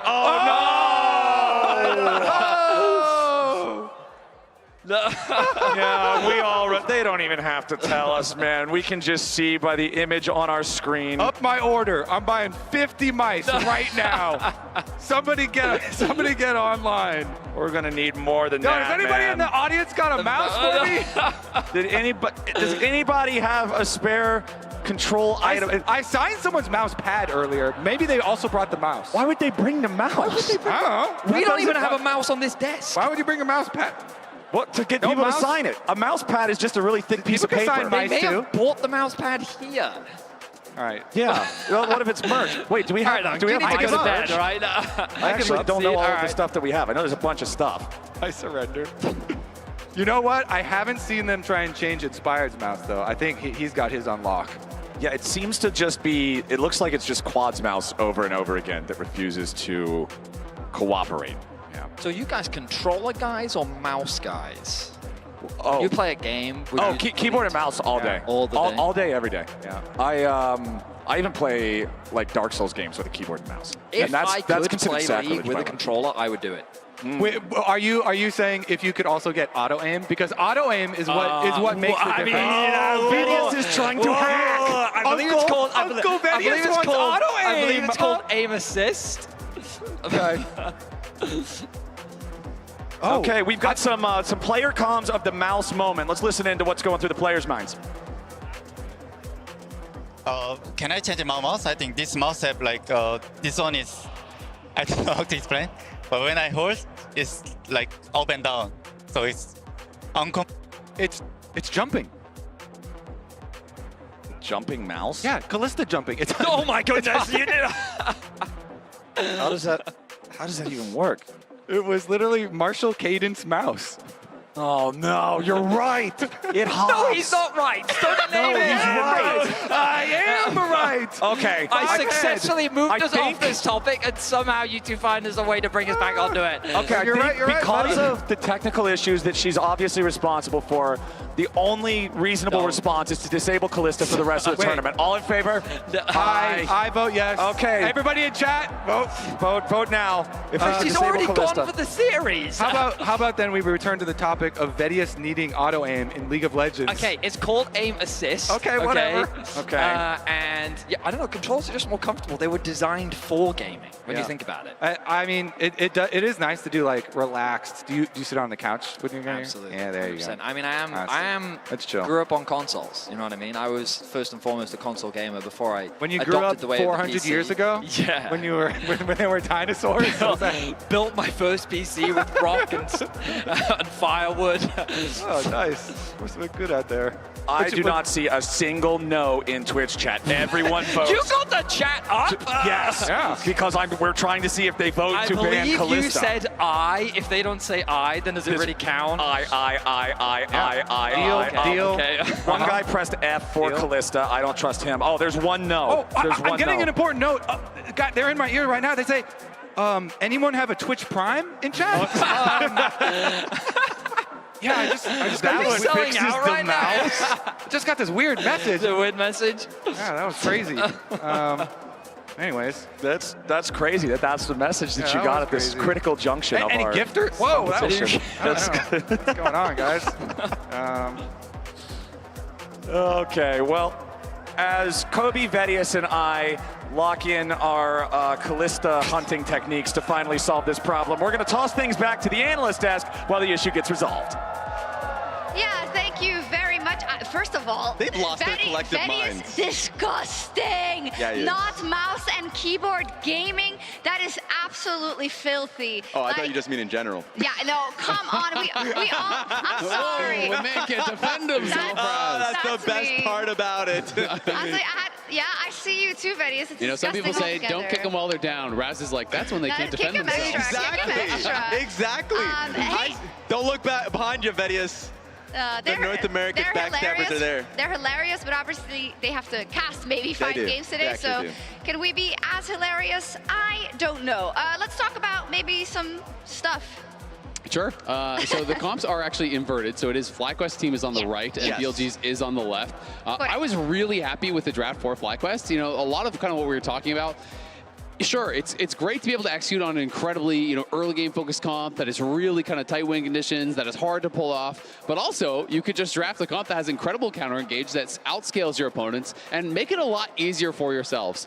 This game, the pressure is all going to be on BLG. Again, they are the comp that is listed on the left. They are playing the Ahri, the Vi, the Ambessa. It's full send. Yes. But you are trying to full send it through a Poppy, through GP ult, through Alistar peeling, through Senna ultimate. There are so many tools I think that FlyQuest have to really actually absorb that initial engage. On is looking at his He's own looking at his mouse. He's like, one of my mouse is messed Stop. up. No, Hey, don't we even must stop think about inspecting it. mouses. He's getting guys. Don't even incepted. think about it. On. He's Oh, so- does it smell good? Maybe it smells Maybe, nice. maybe. It's a It is lavender blue. smell. What if it's blueberry? It could. Oh, You know, it's like the scratch and sniff. wait. That's the next evolution of That's- mice. Scratch and sniff mice. Yeah. Oh my God, you may have just come up with a generational idea. There you go. I want 10%, whoever makes that. All right. No, I don't think that's happening. Anyways, you were yeah. going to say something, right? But on BLG side, I think it's really good at being able to play through sides. Like Ari, Vi, Mbessa, Kaisa. Kaisa can always join those fights. So yeah, in a larger team fight, if you allow FlyQuest to scale, it's going to be pretty rough. But overall, especially if you give Ari his best pick historically and allow him to be able to just pick up members,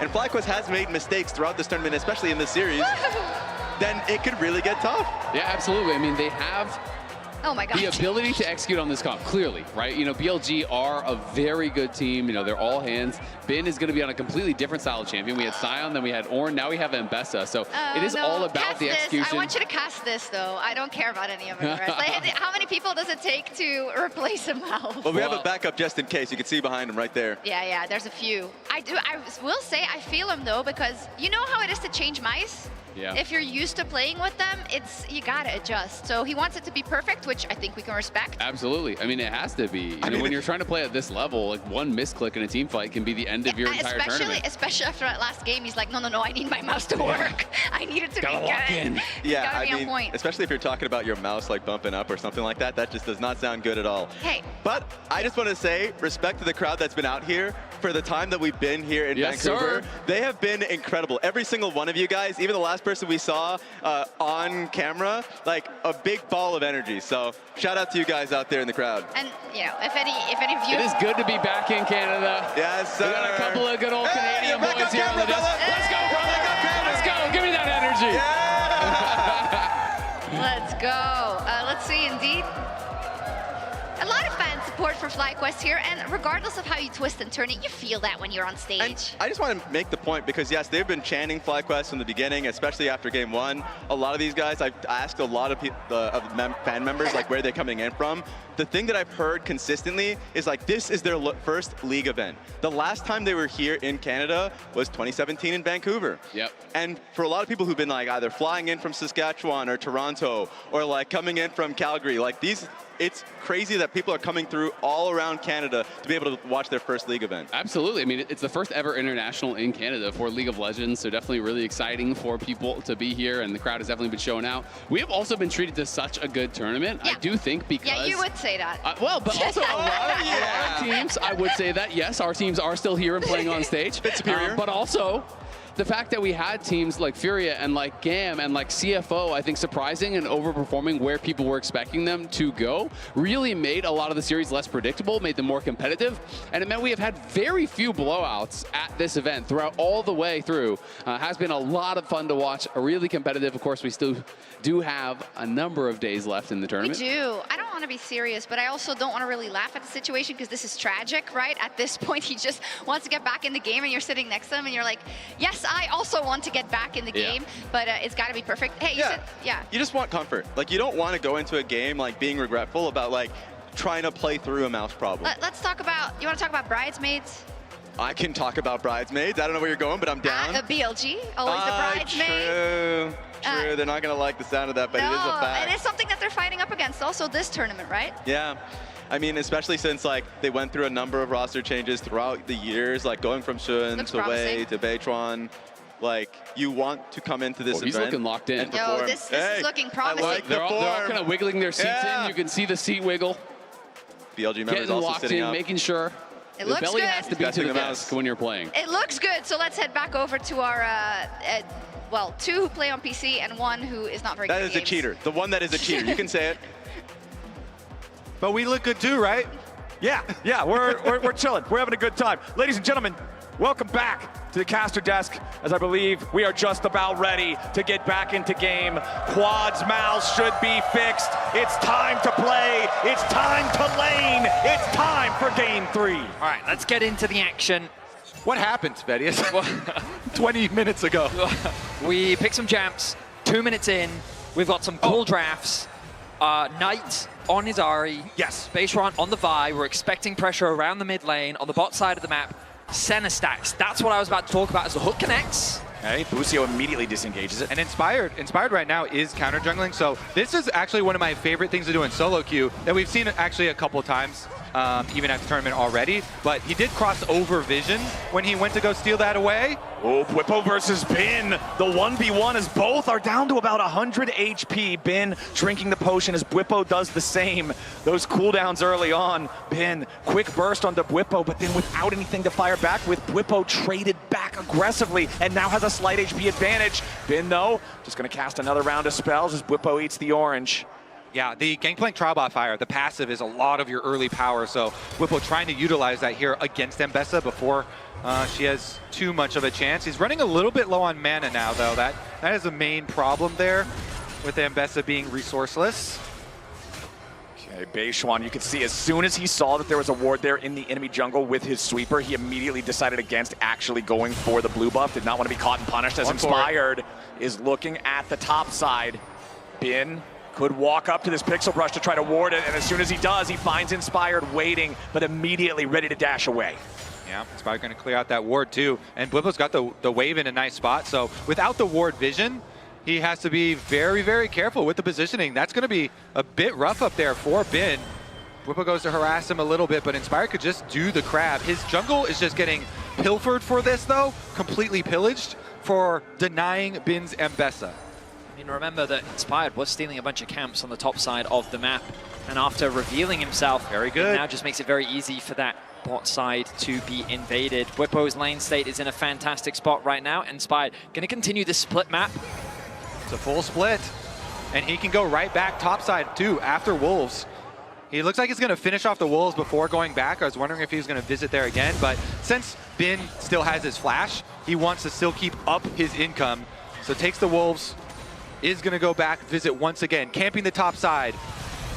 Okay, Beishuan though going towards bottom lane. Busio, 300 HP on the Alistar, but he's far back enough that there's no play for BLG to try to make. Now Bin used, trying to get himself away, but Inspired has already jumped in here. Bin trying to flash out. Steadfast presence from Inspired, but Bin already has the distance. That's the flash down from Mbessa. And you see there, if you have 4 ranged minions is enough to freeze a lane anywhere up there, so it's a really good spot still for Bwipo. I believe he had like, oh, no, there's only 2 left. Time to shove. Time to shove. It was pushing back. It was building up, pushing back.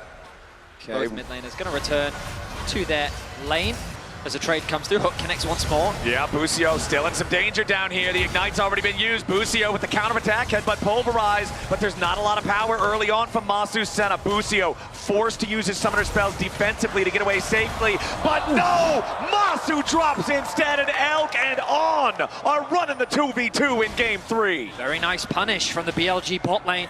As Inspired on the Dragon. Inspired's jumping in, and a teleport's coming in from FlyQuest side as well. Bwipo's making his way down, and since Bwipo shows up, Inspired forces Beishuan to flash back out over the wall, and this will be a Dragon leashed for FlyQuest as it's secured by Inspired. Yeah, FlyQuest already had their reset in motion to send their bottom lane up to the top side of the map, so they still get the objective, although the early gold lead here will remain for BLG off that kill. This wave state is also very nice for Bwipo. Again, the wave is pushing into him. TP response will come through from Bin as the bot lane of BLG try to match. Small advantage gained for BLG as the Dragon is secured for FlyQuest. Overall, still a very even early game. Nicely for Bin, though. Remember that once Mbessa hits level 6, that is the ability that the passive vamp is tied to, so we'll make it easier for him to try to continue sustaining through some of these trades back and forth with Bwipo. Gangplank, very annoying, especially with the grasp and the oranges. Doesn't have the grasp, excuse me, the fleet footwork this time around, but still plenty of healing with that keystone alongside the W to keep his health topped off. As we take a look up here in the top side, Masu and Busio giving away that kill in the 2v2. Masu sticking around. We know that when he's at his best, this guy plays the limit, walks the line so well, and that time he stepped a little bit too far over it, and Elk and On were immediately ready to punish. I mean, the average center stacks at MSI that we've seen is that at around 14 minutes. Normally it's about 33, and then at 20 minutes it's normally been about 50. Whereas for Marsu, I feel like that on average, he's been getting way above that. He's been kind of overperforming in terms of the center stacking, and I've been super impressed with how well, even when he's put behind, he's been able to still have huge impact on the champion. Yeah, they're definitely big fans of the champion. And we should go back over, because it was so long ago that we did talk about it, but the champion combinations here for FlyQuest are really built to scale and kind of lean into that center stacking and scaling as a team overall. You know, Gangplank trying to farm up as much gold as possible, extra gold, using the passive, and eventually they're going to have so many answers here for what BLG are showing. But BLG, they're showing a lot of hard engage.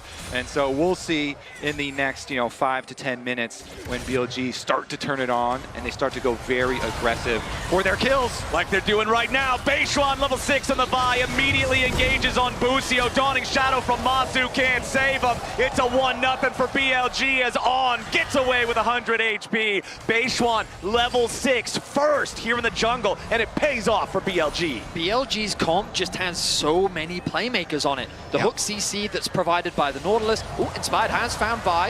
Yeah, Inspired jumping in there for the slam into the wall. Meanwhile, bottom lane, the Realm Warp coming in as Bin has to run towards the FlyQuest side. Bwipo drops the ultimate down for the cannon barrage to slow the Ambessa, but now Bwipo's got to be careful. Quad with the flash to guarantee that Bin doesn't get an outplay. FlyQuest are finally on the board up here on the top side. Masu cancels his own recall, and with Inspired jumping in there and forcing Beishuan away from the Void Grub pit, now Beishuan has made his way back towards it. With the control over the top side from Elk and On, they can rotate down, Knight can rotate up. It'll be all 3 Void Grubs for BLG. Yeah, BLG going to collect them all, yet it is going to be some scary stuff there. If Rise is able to get a lot of early income, that can be devastating for BLG as well. So Quad getting the kill to help fund his double stacking build here for Rise, plus then getting a turret plate afterwards as well to really fund that split push that he wants to be able to build into, is very good for the game plan that FlyQuest have set up.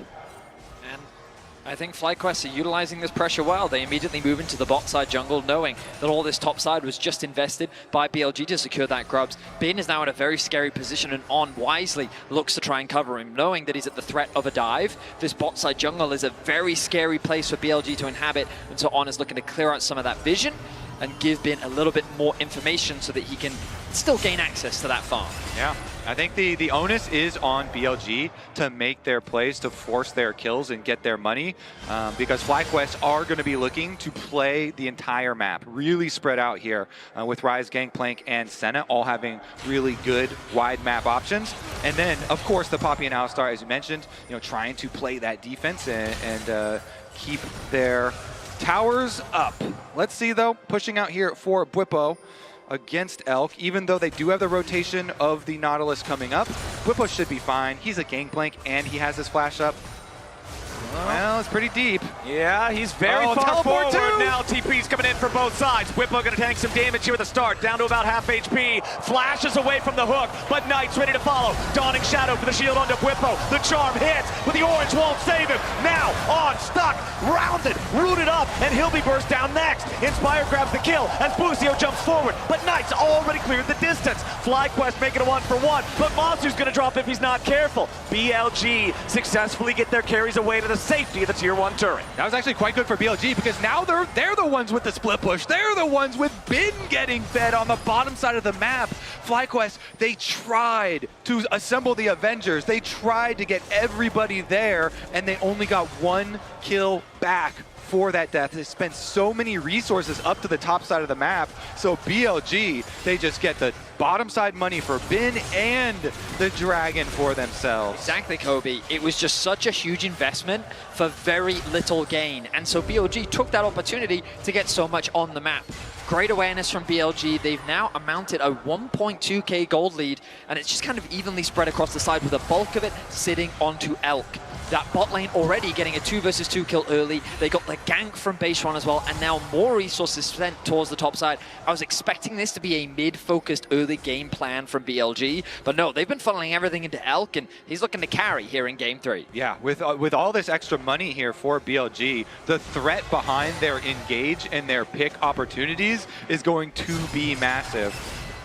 And you already said, Kobe, that the onus is on BLG. It's up to them to drive the pace of this game forward and make this dive comp work. And you've got the best diving AD carry in the game with 4 dive buddies ready for that lead as Bin just continues scrapping with Bwipo's gangplank. This shield's making it so Bwipo doesn't even get any valuable damage in return. Perfect execution. Bin jumps in. Bwipo about to fall, and Bin gets the solo kill. Bin getting rich is a very dangerous thing for FlyQuest. The solo bolo after he just got so much money in the previous bottom side exchange, getting turret plates for himself that funded his Eclipse, and he goes right in, nails the ultimate onto the gangplank. I mean, the Eclipse spike versus the components. Bwipo has now finished the Trinity Force, but Bin with great awareness of not only do I have more levels, so I've got now more CDR, but also I just have more damage than you.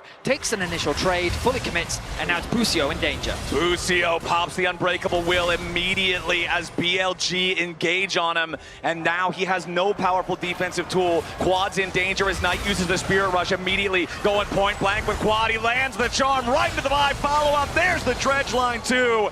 BLG have so many tools, and they're beating FlyQuest to death with them. And this is what we talked about in the draft. BLG don't have to slow the game down. They have so many ways to force skirmishes, force collapses, and this was another fantastic collapse. They got control over the mid wave. They moved into the topside jungle. Quad doesn't respect the potential collapse, and now Inspired gets hooked. Inspired just going where he has no business being. Onsi's free money presenting itself, and he is happy to collect.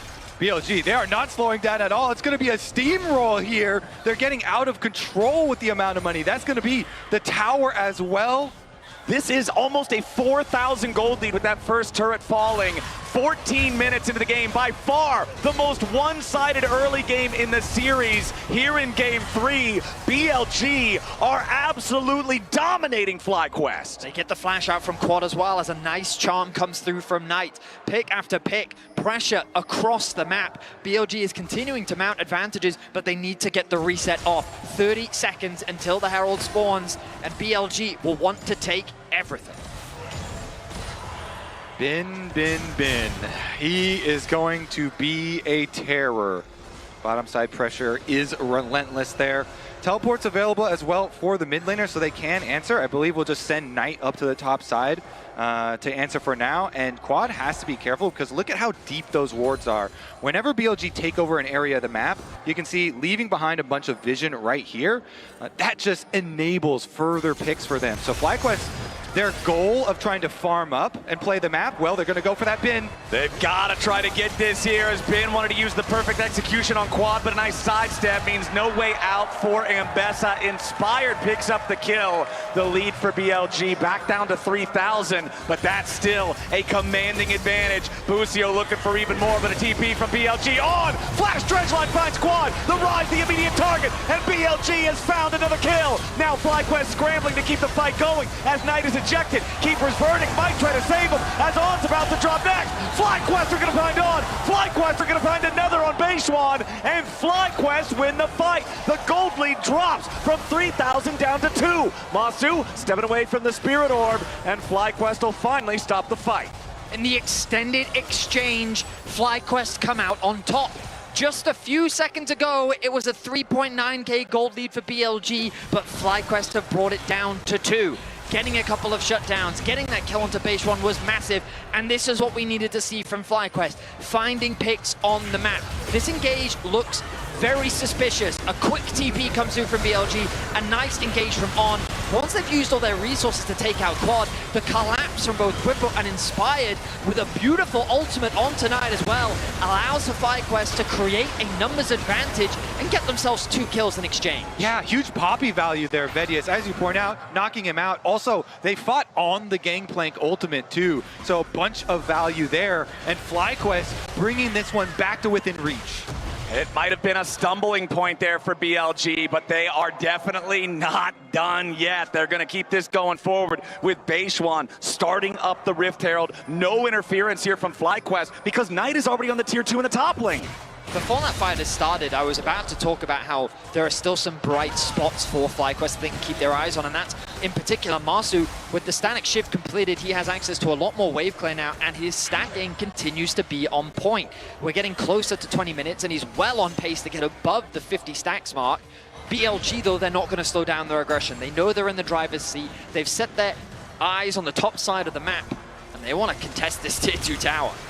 Meanwhile, you're going to see Inspired working on the next Drake. BLG, though, happy to trade dragons for gold here as they'll secure the tier 2 in the top lane. That is BLG grabbing their second turret of the game, both of them here in this top side. Now they have to have Masu be a little bit careful in mid lane, and they are just going to back off, push the wave, steal the Raptors, take that gold for themselves. Yeah, BLG pushing it forward, though, getting a secondary one. I think FlyQuest, honestly, are still kind of okay with the situation, getting, again, more focused gold onto Rise here for Quad to be able to put that pressure up. Yeah, obviously the goal difference still important, but it's important to recognize where it is, and it's 1.3k gold in favor of On. Now, of course, having that extra support item, always a nice thing to have. But in terms of carry itemization, Knights takes a bit of damage. In terms of carry itemization, FlyQuest is not that far behind. The two mid laners are pretty evenly matched. The Herald will drop in mids as BLG do not want to slow this game down. Yeah, important to note, though, Elk is on the 2 fully completed item power spike for Kaisa. Very, very threatening here on this 80 carry pick to dive in with everybody else on the team. Beishwan clearing out some vision.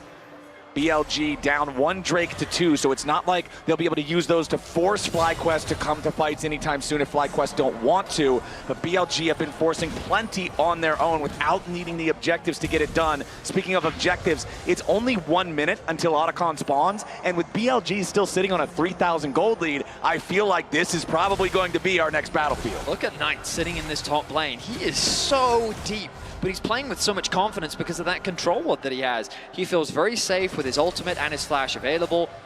And on a side lane, hook connects.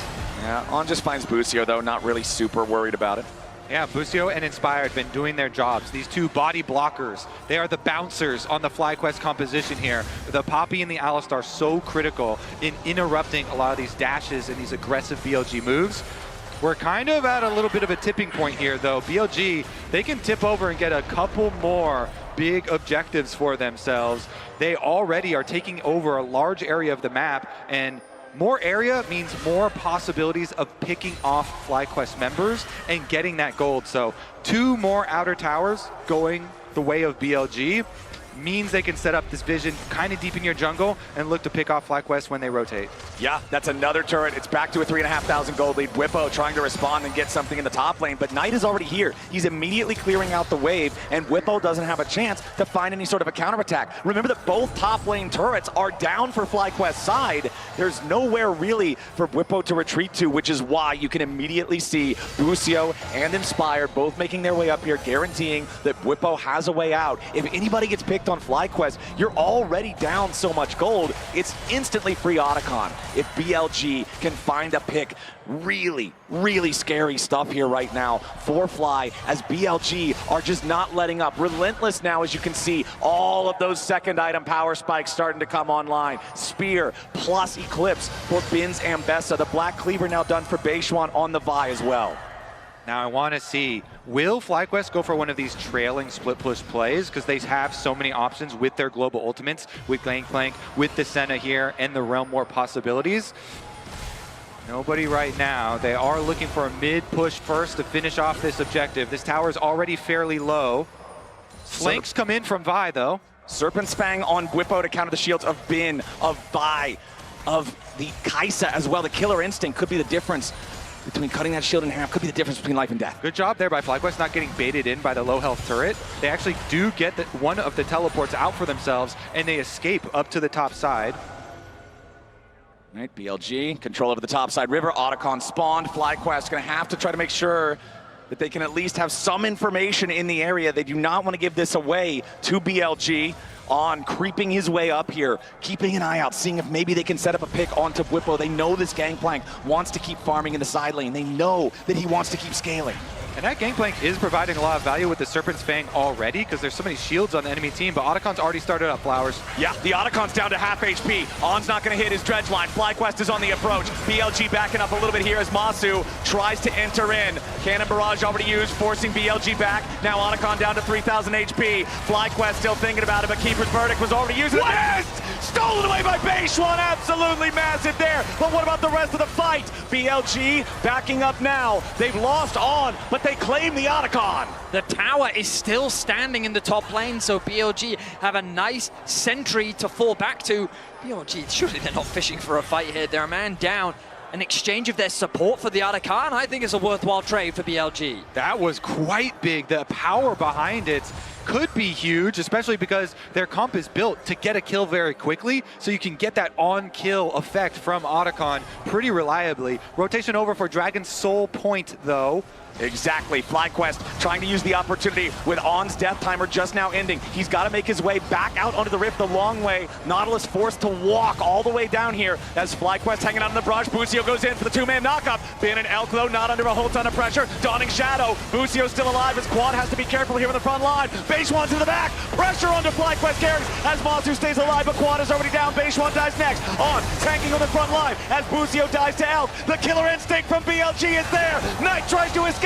Inspired needs more damage and he finally finds him. Shut down over to Whippo though, but Elk hunts him down. It's a 2v1 left on the map. 3 dead on BLG, 4 dead on FlyQuest. It's a Bot River bloodbath. It's an insanely close fight between the two, but Elk was the difference maker. Patient with his ultimate. He does not go in too early, recognizing and waiting for his right opportunity. He gains access onto the backline. He collapses onto the rest of FlyQuest, and he turns the fight in their favor. We're going to go back all the way to the Otacon fight, starting on the top side. A beautiful steal will come through from Beishuan.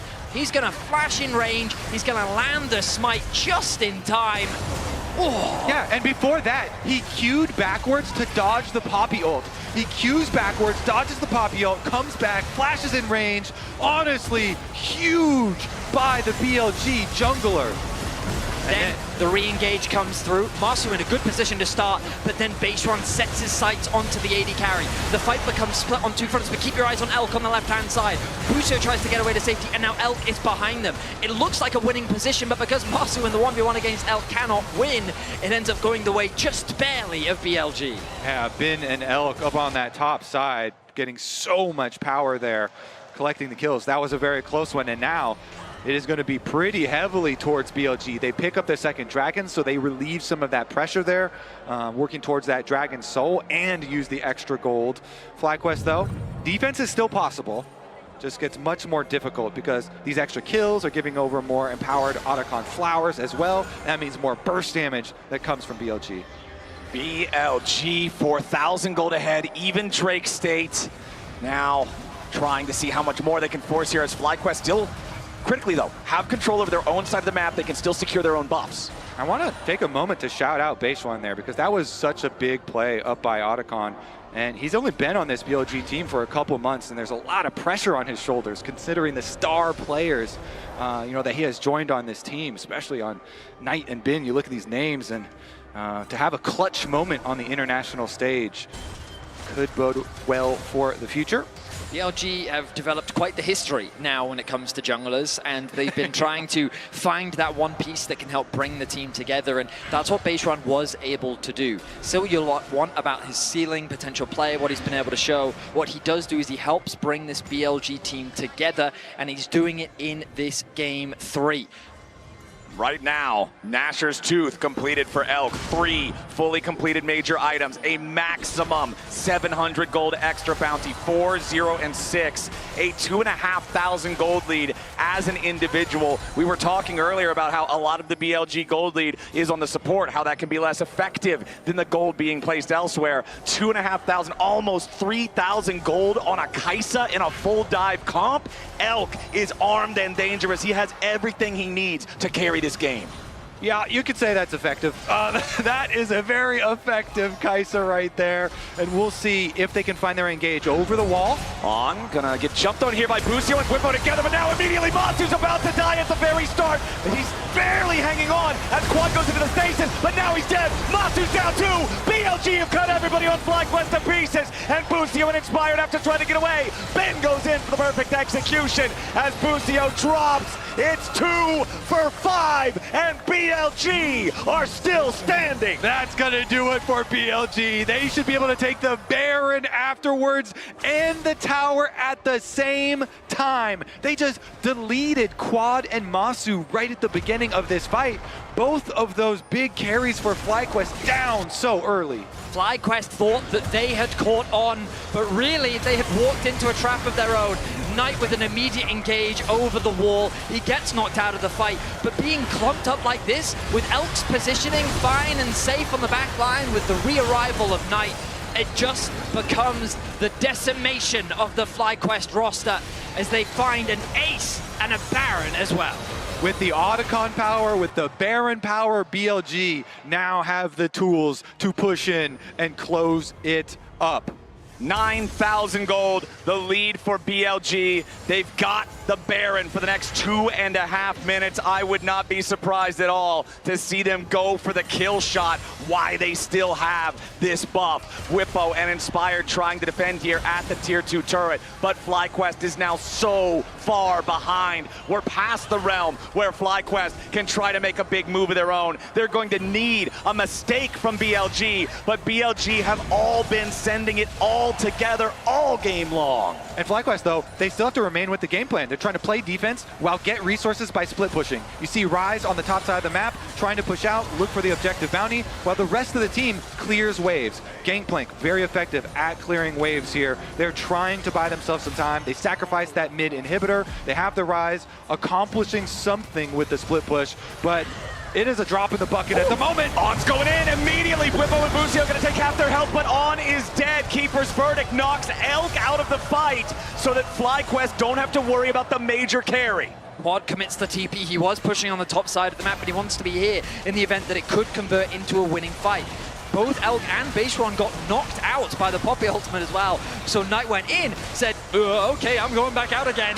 And so FlyQuest will take the kill. They will, for now, hold on to their base, but with another dragon secured, BLG likely will not stop with the pressure. A quick reset will come back, and then they'll be right back out onto the map. And look at Elk's inventory. Seeker's arm guard on the Kaisa. This is the green light to fly into the fight whenever he wants to. BLG's next fight, for a game that's already been explosive, is going to be that much more. FlyQuest are going to have to have an epic defense for themselves for the next 5 to 10 minutes. The dragon coming up is going to be very, very dangerous. That soul is super hard for them to approach, but they're trying to get as much money as they can, try and not give up anything before that fight actually draws them out onto the map. Cloud Soul, always valuable for the movement speed, but you always think about the ultis. Ambessa, Ari, Kaisa, these are all so powerful with that massive movement speed boost. And FlyQuest, it's so difficult to try to hold on now. Knight is going to put in the last little bit of damage needed to clear out the tier 3 turret here in the bottom lane. Only 10 seconds left in the Red Bull Baron power play, but it's plus 2,500 gold thereabout, and one inhibitor down, one inhibitor exposed in the FlyQuest base as they have to try to scramble to hang on. FlyQuest, when I think about what options they might have, I look at Masu, very close to 100 stacks. I think of maybe a quad realm warp if they could perhaps surprise a Baron. Maybe they can create some sort of flank angle. They've got 2 deep wards in the mid lane. Maybe they could use these to create a TP opportunity. Your best play is to just catch your opponents off guard. Inspired has been on point with who he's been connecting those ultimates onto. But if there's not damage or they're not getting a kill in exchange, then FlyQuest don't stand a chance of turning this game around. Yeah, I was going to say the Poppy as well. That is one ultimate that can be game-changing, even when so much money is against you. If you can change the numbers in a very effective way, then maybe. Right, On gets stunned by Inspired, but the Acadian Rain from Elk firing back. On very low on HP here, and Quad is going to get the kill. FlyQuest with another pop onto the support of BLG. Sometimes it's just a brush camp as well. You put up your control wards, camp on your brush, get a pick, Now Knight running away, trying to disengage. Busio looking for maybe if there was an opportunity to try to headbutt or flash over the wall, but they didn't have any follow-up firepower, so that means that FlyQuest don't want to go any further. Nice pick from FlyQuest. Just a few more of those, and I'll reduce the gold gap. About 25 more Nautiluses, and they might be back to some parity. But hey, the more time you stall, the more time you give to your Senna. Maybe you can get another item, maybe even another component could be the difference maker. FlyQuest is looking for anything at this point in time. Remember that there's a decent amount of standing gold with all these towers still available. One good fight could swing the momentum massively. And BLG, they're not playing flawlessly right now. They are getting caught off guard. I did say it as a joke, but even if you killed Nautilus 25 times in a row and he did not get a reduced death bounty every time, a BLG would still be up almost 2,000 gold.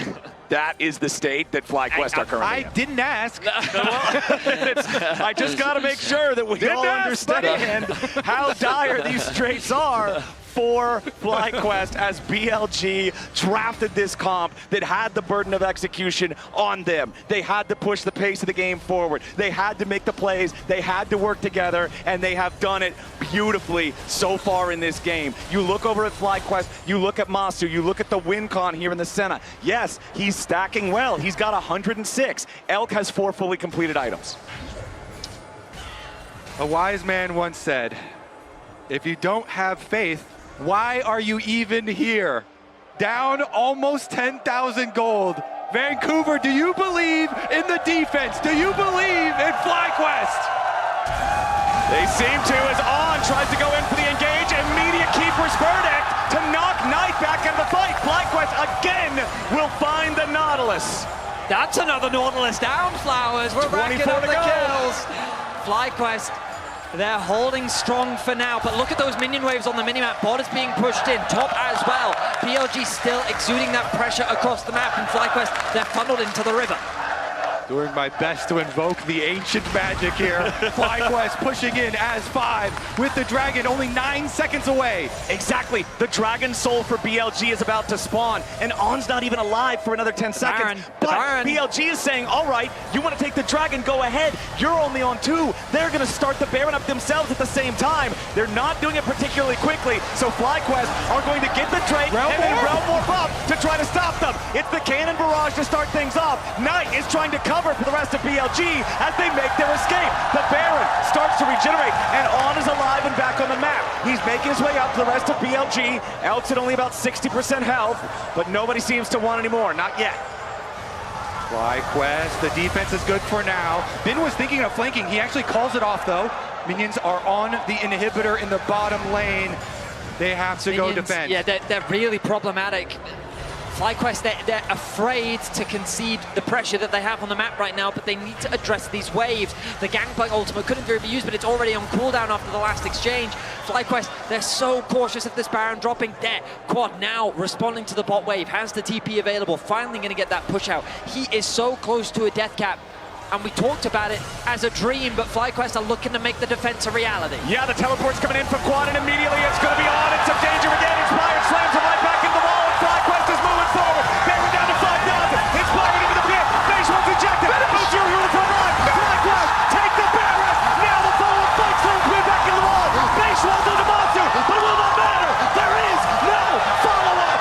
Knight is crestfallen. There's nowhere for him to go, and Elk is hunted in the top side river. Here on Canadian soil, FlyQuest will ascend at the Baron box. They get the Baron. What can they get afterwards? They're going to immediately top one out. Start pushing. Okay, FlyQuest grouped up here on the top side. BLG have lost their major weapon in the bottom lane. Elk dead for the Realm Warp seconds. Realm Warp for the minions. FlyQuest going in. Elk is dead for 30 more seconds. The wave, the damage is unavailable. This Senna is huge. FlyQuest pushing for the first inhibitor. They're going to find it. 15 seconds on Bin, 15 seconds on Elk. FlyQuest making their way onto the Nexus turret. Busio here on the front line is On, trying for the pen. Daishuan's going to be the next target. Daishuan barely getting away. Busio's still alive. Knight goes to the killing spree. Inspired down to 200 HP. A little bit more damage kills him off. Bin jumps into the fight as Daishuan's about to drop. They do secure the kill as Masu is still firing. Elk into the back line, and FlyQuest erased. The defense from BLG was strong enough to keep FlyQuest away from the Nexus. Knight did so much work. The arrival of Elk solidified it. They now have the minions, and they're looking to close out this game. FlyQuest thought they had the miracle angle. They tried to go for the end, but BLG stand tall. Bin's got the minions, and On's gonna join him. BLG will have free firing time on the Nexus turrets. It turned way closer than they thought, but BLG will secure the win and move to match point. FlyQuest at the precipice of a miracle are shut down by the individual members of BLG. They came so close to getting the lead in this series, but they just couldn't quite get it over the finish line. Oh, they are going to want to look back at that one, but you have to do it later. You have to do it later. You are in the middle of an elimination series here versus BLG. They have to focus on the next game. What a game that was, though. BLG ran it for 90% of the game. They almost slipped to the finish line, but close doesn't count. BLG are up 2-1. Let's head on over to the analyst desk to break it down. Close never counts on the international stage. You have to dot your I's and cross your T's, or BLG will run over you. This is why we say from heaven to hell sometimes in games. This is unbelievable heartbreak for the side of FlyQuest. And BLG, they crawl through, they thread the needle. I'm stunned a little, I gotta say. Me too. I feel sad for them, honestly. Yeah, I mean, it's heartbreaking, right? Yeah. To be able to battle back in a game like that. You're down in what feels like an impossible position, and you're getting pick after pick after pick after pick, and you're being able to take the Baron. And we can watch this one more time. Defense. This is the base defense. FlyQuest looking like they were on the precipice of pushing themselves to match point. And they're going for it. They decide to make the call here. You know, we're not going to sit back. We're not going to play for soul. We're just going to try to go straight for the base here. Inspired, though, is tanking the tower. Busio goes a bit early, and notice the carries aren't really able to follow up. They don't have the wave, is caught too. in a CC. They lose the wave. On goes and just buys time, and he realizes at this spot, all he has to do is actually buy time for the respawning members. Bin comes back, Elk comes back, and that's where they take over. There are times within this game they're getting so hypey. They had it, they had the kills, they just needed to wait for the next wave, but you're right. Like, if your jungler is tanking turret, if like Ari is just pummeling the Alistar, you just needed to take one step back, be patient in that moment. Yeah, and I will say, it was unfortunately at the detriment of EU a couple of times. BLG specifically are very, very, very good at closing the door on you when you think that you have the game-winning fight. We saw it just in play-ins here as well, right? Yeah. I mean, it happened against them, Koi, that final game. I mean, they really felt like they could have extended that series. If they see an opening, if they see an angle, if they see you jittering a little bit, like in the play, they will take advantage. And I think the thing that's so heartbreaking about this game for FlyQuest is I think they had a big compositional advantage, and I think they know it. Look how hard it was for BLG to win this game, even down so much gold. We can take a look at some of the early plays that BLG made to put themselves in a really good advantage. I think they pushed the pace of the game very, very well. This was a FlyQuest counterplay. Whipple was baiting on a ward here to try to draw them in. He does unfortunately get taken down. And then you have 5 members top from FlyQuest, and you're thinking, okay, they need to get multiple kills for this to be worth it, but they are only able to get the one. BLG with a great escape here. Elk ults out to safety. Knight has a great flash, and he gets out to safety. And meanwhile, they're taking camps, they're taking stuff on the bot side, and then Bing gets a solo kill, and it starts to really snowball a bit out of control. And I think for BLG also, you see that they read the game a couple of steps further than you are at that point in time, because Elk and Knight, they already visualized how they were going to get out that fight possibly, because they know that their top laner is calling that he's got the advantage bot, and those are the kind of quantifiables when you're on the enemy team that you can't really blame FlyQuest for. Yeah, and once again, like BLG is able to continue to push their lead, and if we look at the next replay and keep it paused, like for me, the focus is going to be on the fact that you have a ward here, here, here, like they fully see the side of FlyQuest, and it's going to be, and you roll the replay for me, just keep it going. They're going to see Alistar trying to defend the play because Quad is under turret, he's going to be isolated, and so they just try and go on Busio. They don't end up getting the kill, but the main idea and purpose is to isolate the Rise as much as possible, so they end up pushing Busio away. Then they just enclose on Quad, and so now you just have all 4 members from BLG that can just eliminate him. And this is when it was getting pretty frustrating from the side of FlyQuest, because you've already pushed Alistar. He's not going to be able to help out the Rise. You see the Poppy come over, and then she ends up dying too. It was just them going down again and again like lemmings with the compositional difference that they had. I just felt like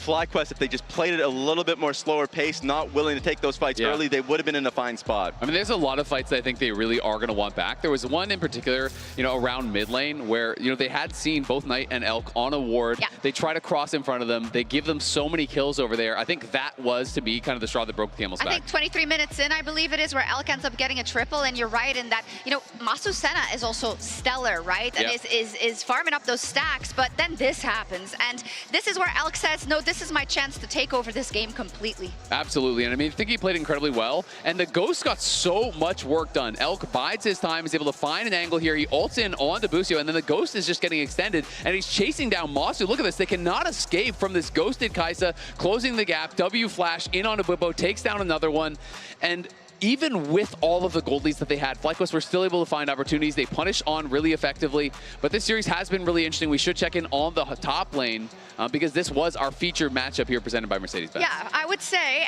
and I think it's what the saddest part for me is that this is a comp that I really, really loved out of FlyQuest, right? And it's also for Bwipo. He loves this gangplank, and you see, what is the ideal scenario here? What do they want to do with this comp? I mean, ideal scenario is to be able to play a front-to-back fight with GP ulti, like Senna ulti, and then like being able to buy time with Poppy ulti. Like, if they can play a front-to-back fight so easily. But of course, we are focusing on the top lane matchup, and I felt like Ambessa did a really good job. This is the fight you were talking about. This is the fight I was talking about that I thought was a backbreaker, because Knight and Elk were actually clearing a ward there. They found a pick on, that's great, but then your carries are funneling through this tight corridor, and Quad and Masu take so much damage there that, to me, this is really what put Fly kind of, you know, so far behind that you started to feel like, okay, well, now it needs a miracle. They almost found that miracle, but if I'm FlyQuest, I am kicking myself for that fight right there, because I think had they kept the gold lead, you know, around 3K, 4K, I don't actually think it's that big of a deal. They were keeping competitive as far as the objectives were going. I think they heavily outscaled their opponents, and I think had they been able to keep it a little bit closer, this was their game. And sometimes you give these ones away, and that is the difference in a series. Yeah, and I just wanted to focus on, we talked about the top lane. Sure, the GD at 15 was lower from Bin's side, but he's the one playing the matchups, like basically playing the poor side of the matchups. He's playing the Sign, he's playing the Ornn into Bwipo. I think he's holding out really well, especially this game where he was able to get the solo kill into him. Like, we wanted to focus on the matchup. BLG's matchups, Knight and Bin are having a great series. For me, this is going to be a problem. You are one game away from losing it all if you're FlyQuest. Yeah, we'll be right back to talk about those implications. I will leave you with the information that FlyQuest is staying on that red side. We'll be right back.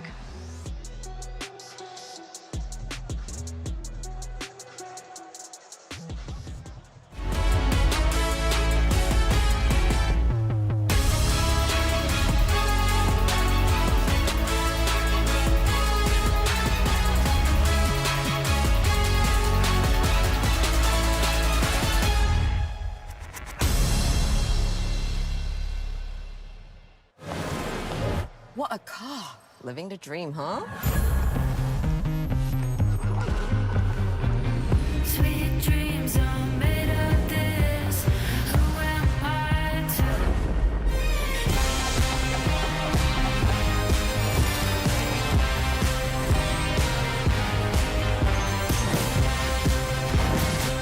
Okay, I get it now. Sweet dreams are made of this. 传奇该如何铸就？ The prophecy has been fulfilled. Never doubt Uzi. He changed the meta. He pushed the limits of the game. Uzi now reigns as brink.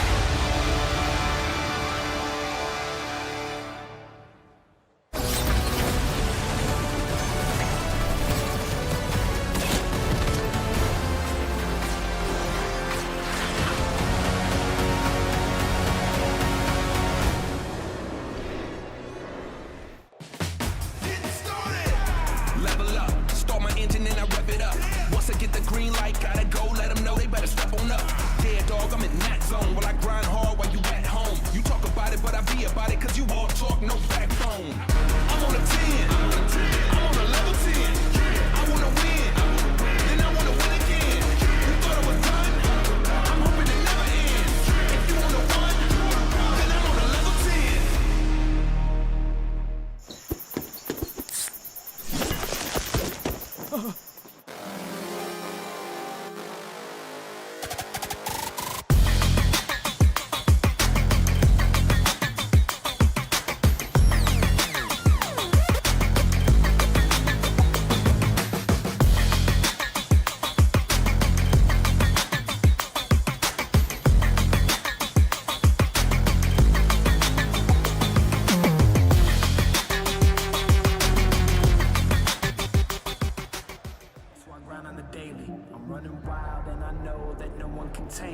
Hall of Fame on my mind, they cannot contain me. I know that I can't stop now. There ain't no way I'm giving up, won't back down. I've come too far and I know I'm gonna act out until I'm standing on the top. They hear me now, they hear me now. Let them know nothing can hold me back. Hold me back. You can try, but you can't hold me back. Nothing can hold me back. Hold me back. You can try, but you can't hold me back. Nothing can hold me back. I'll give it all I got to succeed. Ain't no way of stopping what I'm destined to be. I'm here for greatness. I was made for more. I got my focus sure. Heart is ready, mind is right. Take flight, watch me soar. I won't stop now. There ain't no way I'll ever quit. My life loud. They try to hold me back, but I won't bow down. This is something they can't deny. The truth's out. I got that fire now. Let them know nothing can hold me back. Hold me back. Try, but you can't hold me back. Nothing can hold me back. Hold me back. You can try, but you can't hold me back. Nothing can hold me back.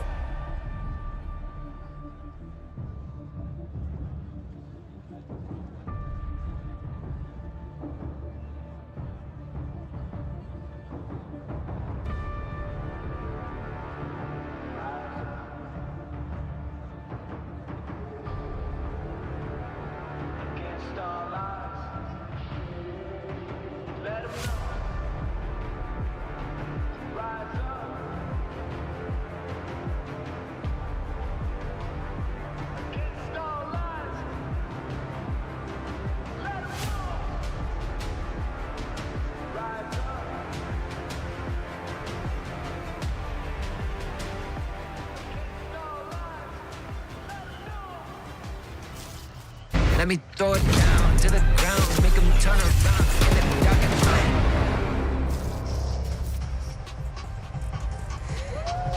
And welcome back here to the venue ahead of Game 4 between FlyQuest and BLG. I have the most sane Nunu player with me, Keisha. Thank you very much. What are you doing here? Did you get lost? I'm here to watch G2. Okay, nobody tells him, nobody tells him. Okay, tell me, how has it been? How is the atmosphere here? Oh, everyone here is beautiful, everyone here is happy, and everyone is amazing. I love it. All right, it's not looking so good for FlyQuest though. What do they need to do to pull this together and lead us to Game 5? I think we need to see some Nunu! Come on! No! Let's see if we can see it happen. No! Casters, over to you. No! Thank you, Lord. Thank you, Kesha. Welcome back, ladies and gentlemen, to our best of 5 elimination series between BLG and FlyQuest.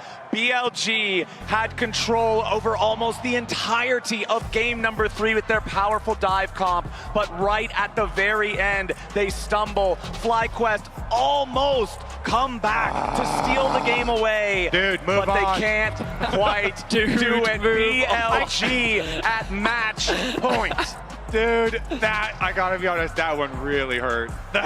That one really hurt. Vadius, we didn't have to do that! I've been there! I get you, I know! It's like reliving a thing that BLG already did once at this MSI. Okay, we gotta move on. We gotta focus up here, okay? They still have a chance. BLG here are on match point. They could easily end FlyQuest's hopes, send them home after that Nexus defense. FlyQuest, focus up. Into Champion Select, powered by Omen and HyperX for the 4th time today, and the bans look so similar. It's deja vu in draft as the Cassiopeia and Azir remain banned by BLG every time they're on blue side. The Twisted Fate continues to be banned by FlyQuest, but this time it's Lucian they're banning away instead of the Varus, while BLG maintains their first set of bans in their entirety, continuing to remove the Galio. FlyQuest will continue to remove the Rumble. Yeah, BLG really want that Rumble, and FlyQuest like, we are not giving it to you. But naturally, when we get to game 4, champions like Varus have to be let through the pool, and so BLG will grab that one for themselves. Should come as no surprise. We think about what... Caitlyn Elise? Potentially. Bruh. What are we looking at here? Yeah. There's also Sivir, Jhin. Yeah, Jhin, very common matchup. The Bard is available. I do like Bard into Varus. It could also be very early into the draft, of course. No need to prioritize the Bard now. Okay, we will get the Jhin. Remember back in game 2 when we had the interview with Lore and I Will Dominate, Dom talked about how he didn't want to see the Kalista Renata, how he would have liked to see something like a Jhin Bard instead. We'll see if that ends up being the pairing here for FlyQuest, or if they'd rather go for something else here first. Inspired in the jungle, just so critical for this team every single time. Getting him on a priority pick early on could be what they need here, and that Trundle is very powerful in the right situations. They'll lock it in. Interesting. Yeah, it does a couple of things, Blind Trundle.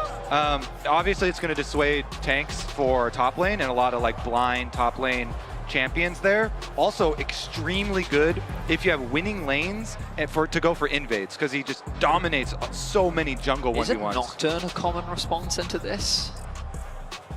Nah, you definitely can go Nocturne. I mean, you can do the like... Because like the things I'm thinking of, like Jarvan.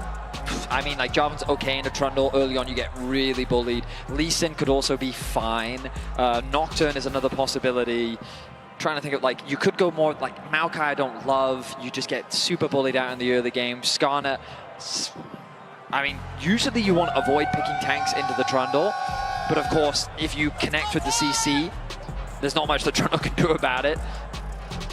All right, they're going to go for the blind Yorick on the top side of the map. Been very well known for this champion domestically. Yeah, very good at it. Speaking of domestically, I know that domestically Azael hates the blind Yorick. Talks about how the champion is very good in his good matchups, but also has some seriously punishing ones. Okay, but we did see Whippo try and do Mordekaiser into Flandre's Yorick, and that one was a miss. A little rough. So I think it will be a different choice of counterpick this time around. But we get Bard. Sion is fearlessly banned, so Cho'Gath is one of the big ones. I mean, do you reckon Whippo would play Aurelia? No.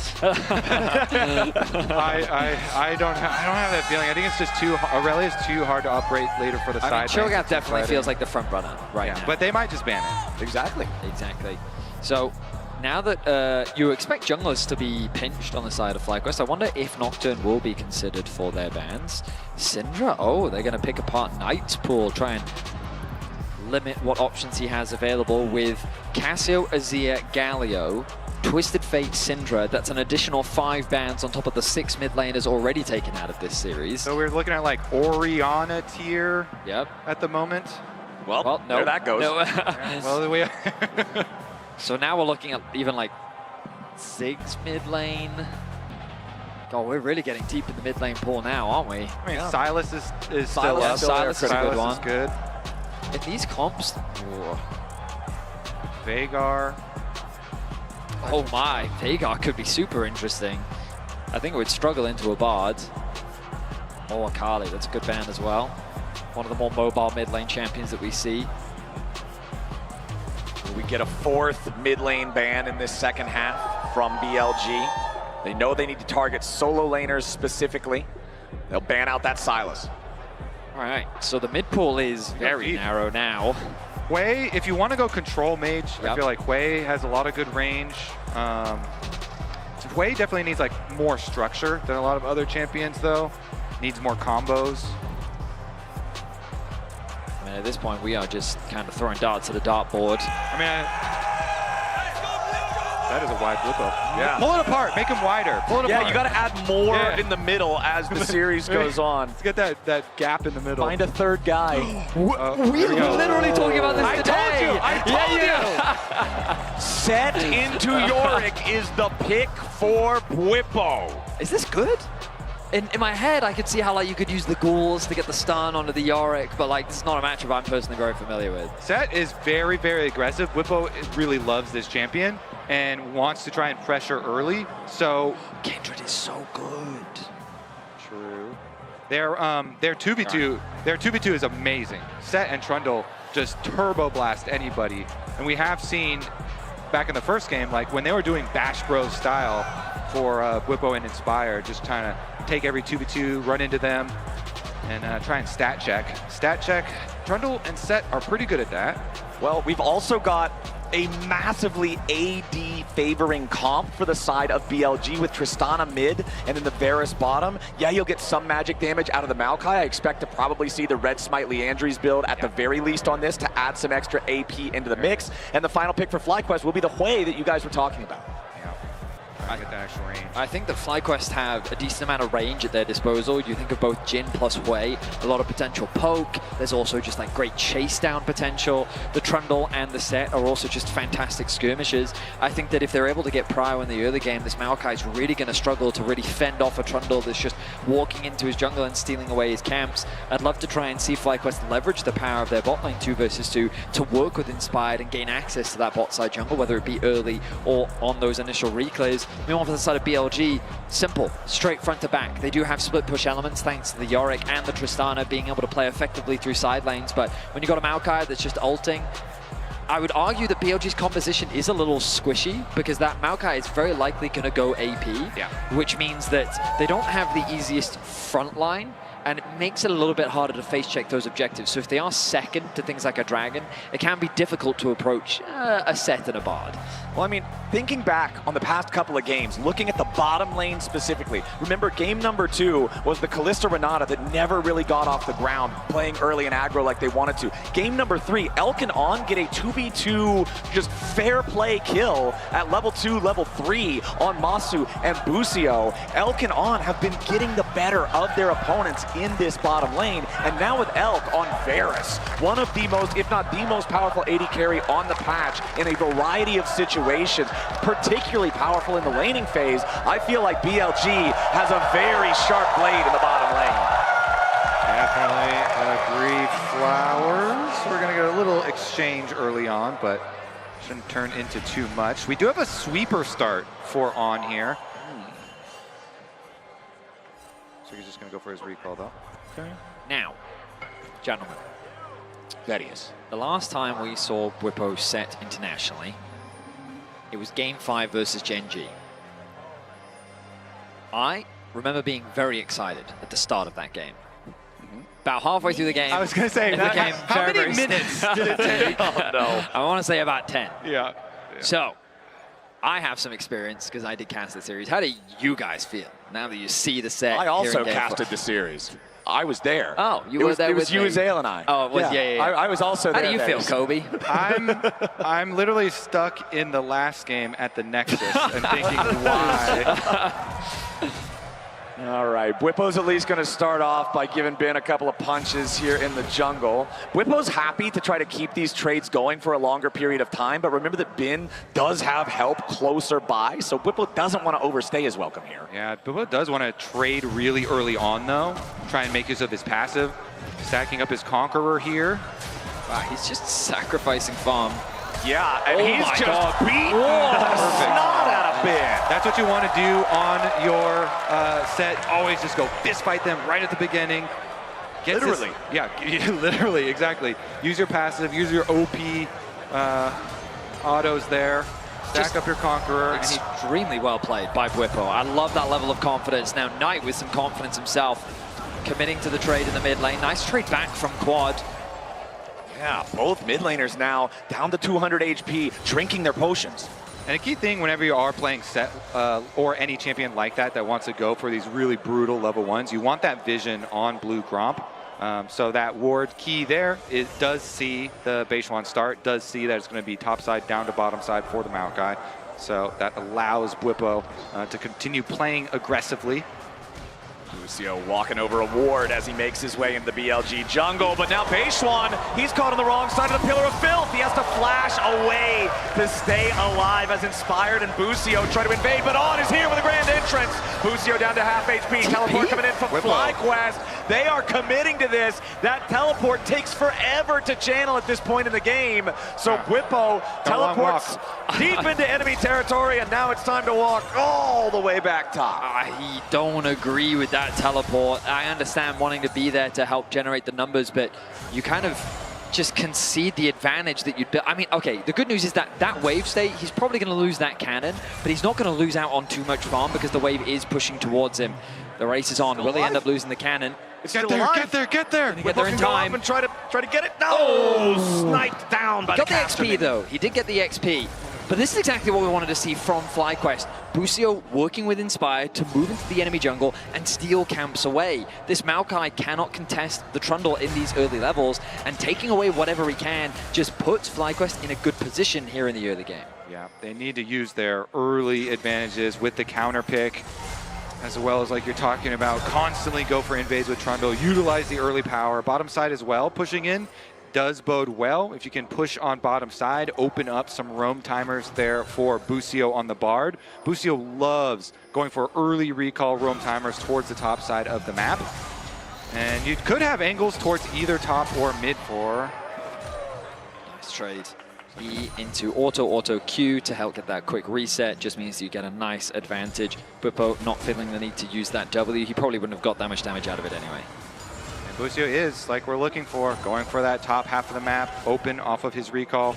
I did notice there were blue question mark pings, though, on that respawn. So BLG are very clearly calling the timer here for the rotation for FlyQuest, saying, hey, Bard is roaming right now. And so they make their swap utilizing the teleport from Elk.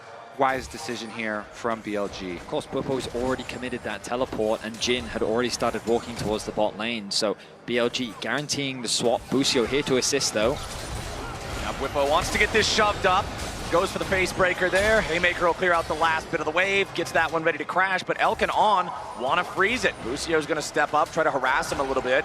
Yes, you've got the turret clearing out the melee minions, but all three ranged, still alive, still auto-attacking. Doesn't really matter a whole lot. Bwipo wisely stepping all the way back a little bit extra for his recall to make sure that Varus can't interrupt him. Now the Jin. Masu making his way towards the top lane. A bit of a freeze has been set up by the BLG duo. But you look at that top lane difference, Bwipo still holds on to a healthy gold lead. Quad doing a good job of farming in this matchup as well. And ultimately, a small gold advantage in favor of FlyQuest. That first dragon of the game is available. You can see both junglers heading towards it. I think Beishuan just wanting to get a bit of information. Whereas Inspired may want to start it soon. Bwipo, though, the jungler's in the area. Yeah, but he's immediately going in for the combo despite that. Gets caught up in the cage here, takes a little bit of extra damage. Beishuan's nearby, but it doesn't matter a whole lot. Now Knight could be in some danger as Busio rotating over to the mid lane. Knight sidesteps away from that severing bolt. Remember, when you're isolated, the thing does so much damage. Bwipo finds another nice face breaker there onto Bin, forcing him all the way back underneath the tier 1 turret. And they should pull out that dragon started up here because they Bwipo is able to win so hard here and push Bin back again, force Bin's actually, he's not even going to force the teleport. Bin's just walking back because the wave is pushing over there anyway. So he's going to take the walk over. Now, Quad still retains his CS lead from the early levels that we saw and that extra little fight that broke out around Raptors. It did draw Knight over on Tristana and using his rocket jump there. And so Quad also with his little bit of CS lead in the mid lane. But Masu is under fire. Masu's been in pain this one, and he's the one kind of suffering. Exactly. Big gold lead there for Elk with 66 to 48 in farm. That's the cost of Busio roaming as much as he is on the Bard, affecting the rest of the map. Masu's just kind of got to eat the losses and deal with it as gracefully as possible. Bin level 6 now on the Yorick, made and available, but Bin is down 32 to 55 in farm. Bwipo really leveraging the power of this set to keep Bin away from resources in that matchup as Masu and Busio trying to get the wave shoved up here on the top side, but Beishuan's nearby. MSI. He's got the ultimate ready. Nature's Grasp could come through here as... Nope, looks like FlyQuest will take their magical exit and get out of the way. The swaps are the biggest reason that we see for these deficits. The fact that Whippo is allowed to stay top lane and just catch that wave, on top of the fact that a freeze was generated by Elk, denying a lot of farm away from Masu, has kind of put them in this unfortunate position. Does mean that both sides have very clear strengths that they can look to try and play through. As Whippo starting to lose out on these trades now. Yeah, nicely done by Bin. She's so strong, especially when the only defensive mechanisms you have are health, considering she does that percent HP damage. Elk flashing away from the second shot, third hits, fourth misses. The curtain call ultimately not putting on much of a show as FlyQuest trying to move up, stop some of these grub takes. The third grub is the only one left, and all three secured by BLG. Never mind, FlyQuest did get themselves the one. Now Masu under pressure from Knight. Massive Maokai ulti coming through. Inspire taking a ton of damage here with the front line, but the first kill's already going over to Knight. Basewan, 200 HP, trying to get away, but Quad paints a picture, and it's a eulogy for BLG in the top river. Quad actually smurfing. He predicted Basewan's flash there to get the extra kill. 2 onto Quad, and Whippo going pretty ham. Yeah, he's using the showstopper. He's already pulled out the haymaker though, so his health bar is pretty low. You can see him regenerating extra HP now as Busio joins up, but Bin has already taken Whippo out of the picture. Now Busio trying to bait Bin in. Inspired shows up. He forces the flash back out of the Yorick, but Bin coming out on top. Whippo did not get as much damage as he wanted out of that W. Bin in the extended fight was able to win out thanks to the assistance of the Maiden. And even with the arrival of Busio, oh, that's 2 tower shots, Bin. The TP's gonna come through. He's gonna have to reset quickly as the Maiden picks up a bit of farm. But FlyQuest, still important to recognize, a huge team fight win on the top side. Quad being able to pick up 2 kills. It looked like quite a good fight initially for BLG. They get a massive Maokai ultimate. Knight is getting huge damage down onto Masu. And the poke comes through from Elk looking good, but then the damage just kind of runs out. Elk is landing a few auto attacks here and there, while Inspired and Quad just dish out non-stop, constant damage. And they end up swinging the kills in their favor. Quad is going to be the hope for the FlyQuest team with the early CS advantage. Now he's on his first item spike here with the Ludens. Big burst damage available. But Bin getting money once again is always a problem. Bin on his Yorick.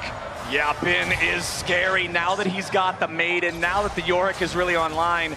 Yeah, he's down 30 farm, but because he got that kill on Whippo, the gold is pretty much dead even. And you mentioned how Quad is the hope for FlyQuest. That's a different look compared to the games that we've seen so far today. Coming into the series, we expected mid to be a sizable gap in favor of BLG, in favor of Knight.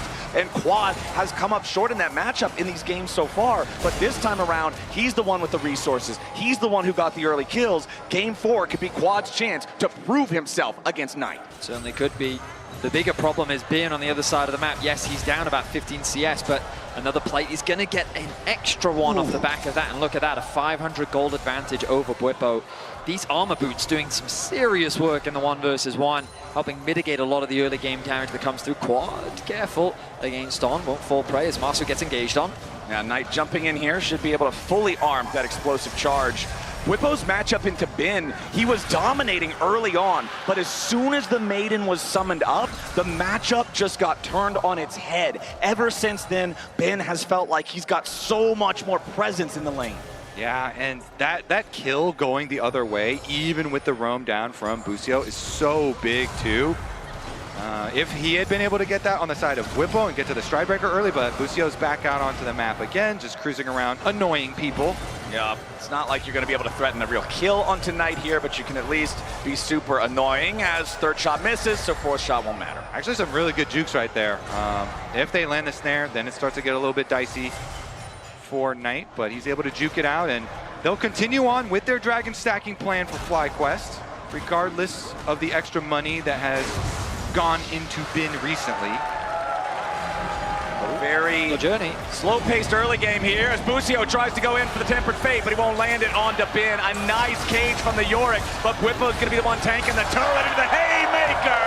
It hits Bin square in the jaw, and FlyQuest claims the feat of warfare with kill 3. Nice dive from FlyQuest. Bin was trying to respect the collapse that could come through. He did some nice movement, but it was not quite enough to get away.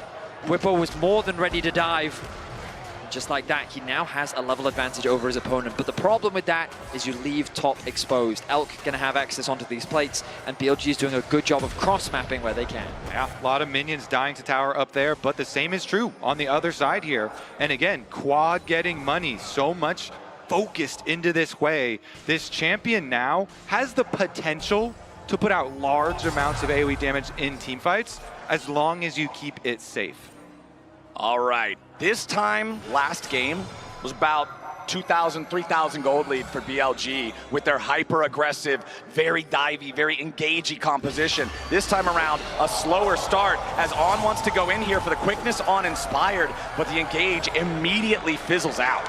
Not sure what the game plan was. I was looking at the minimap and Maokai was in the top river. Maybe they wanted to try and get his flash out. Maybe if they threatened the Varus ultimate as well. But the moment that initial engage was interrupted by the Pillar of Filth, he couldn't really convert it into much. Stride Breaker now being completed for Whippo means he's got a little bit more wave clear, pushing Bin underneath this tower. And that gold difference between the two top laners now disappeared.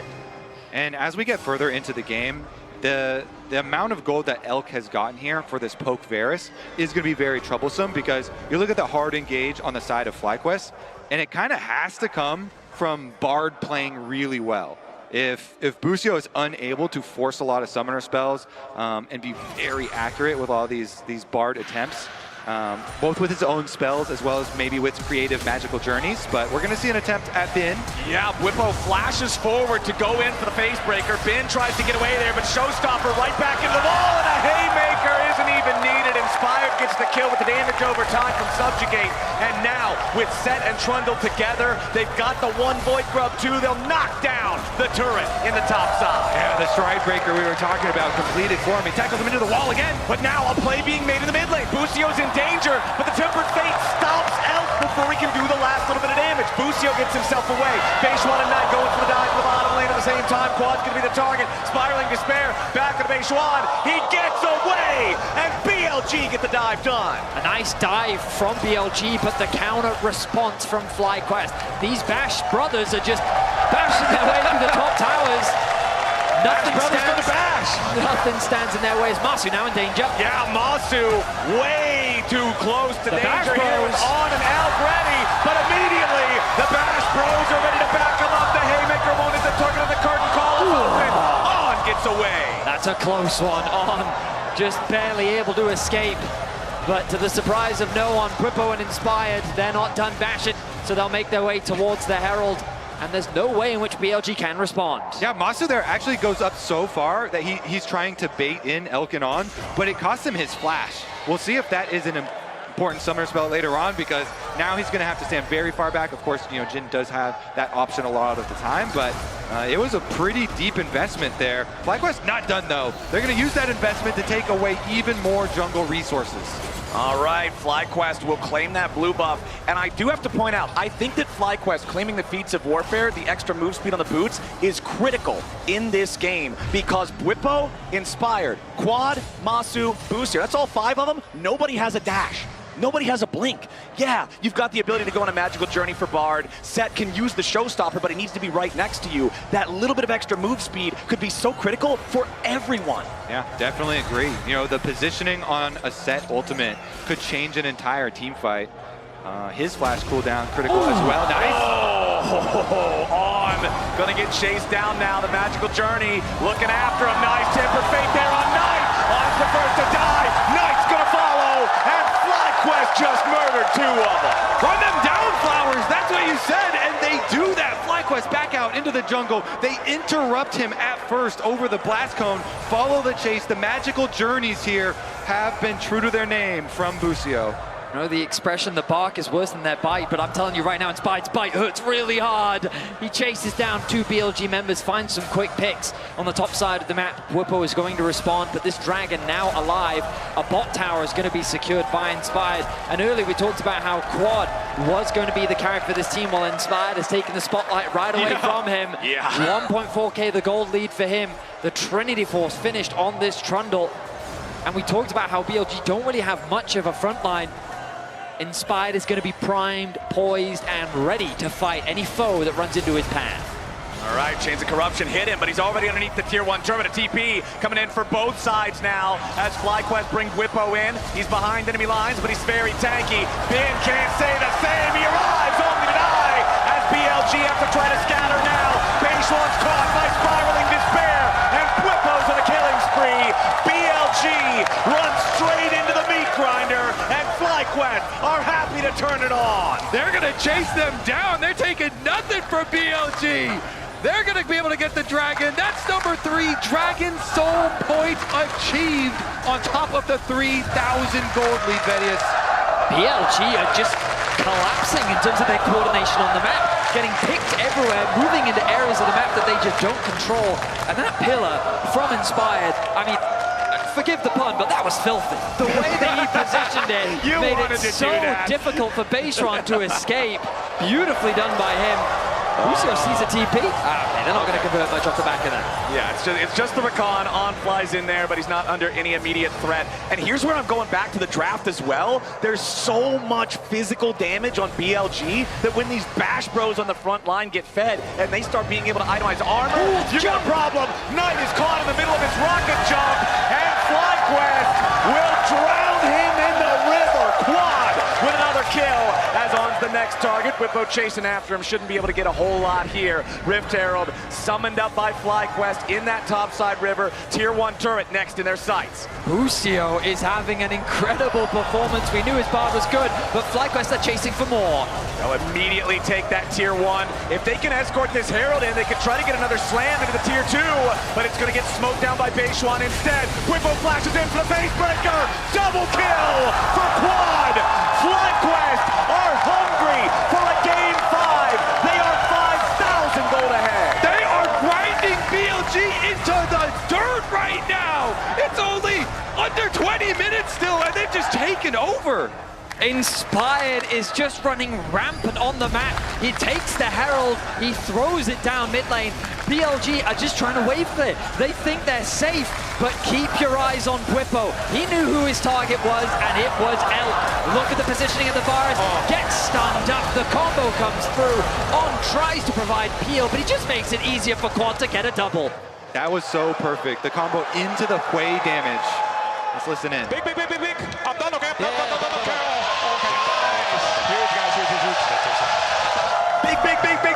indeed. That's the code word. Perfectly done there. And now, Whippo up 1,500. Inspired 2,500 gold lead here on this Trundle. And you can tell because of the double 80 carries, focuses in on the early Randuins for himself. He is just going to be so tanky. Can we go one game without glazing Inspired? I don't think so, because he is that good. He's running the show here, man. He is having another phenomenal performance. You remember back to Game 1 in the series, his Sejuani. You heard it from Dom. He called it the perfect Sejuani game. And now, here in this game number 4, his Trundle showing up absolutely huge. Otacon is live on the bottom side of the map. BLG are around, but you're 6,000 gold behind at 21 minutes. BLG got to be careful about every play they try. This jungle support synergy is just on point right now here in Game 4. Inspired, FlyQuest know that they are stronger. They want to try and force BLG into an uncomfortable situation. Knight is split pushing on the other side of the map, trying to get some goal back for his team. Whippo applies the slow. He's hunted Knight down. Yeah, Whippo wants to at least force Knight to use the Buster shot, and there it'll go. But now, another point of pressure for FlyQuest. Another beautiful deadly flourish off the back of Busio, setting it up, and Elk is dead. Enemy AD carry down. Enemy mid laner under pressure. Whippo looking for a little bit more as Knight has to flash away just to rocket jump. And he teleports to guarantee it too. That's both summoner spells from one carry. That's the life of the other. And all the tempo belongs to FlyQuest. Whippo looking like David Goggins out there, running him down. The determination, ever so slowly, walks him down, forces him out. That is double summoner spells off of the Tristana, and FlyQuest own Summoner's Rift. All right, Quad just trying to keep the wave pushed up down here in the bottom side. There are 3 BLG players nearby as On and Beishuan try to step up, try to establish some little bit of vision control. Omasu though, Knight jumping in, forcing the flash. Knight with a massive shutdown there to kill off the FlyQuest AD carry, but it will cost him severely as Inspired jumps in and beats him to death with the club. It's a 1-for-1. Beautifully done by Inspired as he punishes the aggression from Knight. Knight is doing what he can on the map. Really the only point of gold advantage on the side of BLG, but now the Soul is alive in 20 seconds and BLG have lost their mid laner. Meanwhile, Inspired with a 3k gold advantage is poised to secure the Soul for FlyQuest. Yeah, and he's got a lot of that gold still to spend.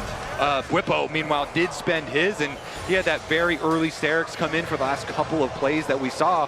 Objective bounties are on the map because of the giant lead that FlyQuest have, but really it comes down to the Soul as the breaking point here. Do BLG have any magic of their own to extend this game, or will FlyQuest just claim it?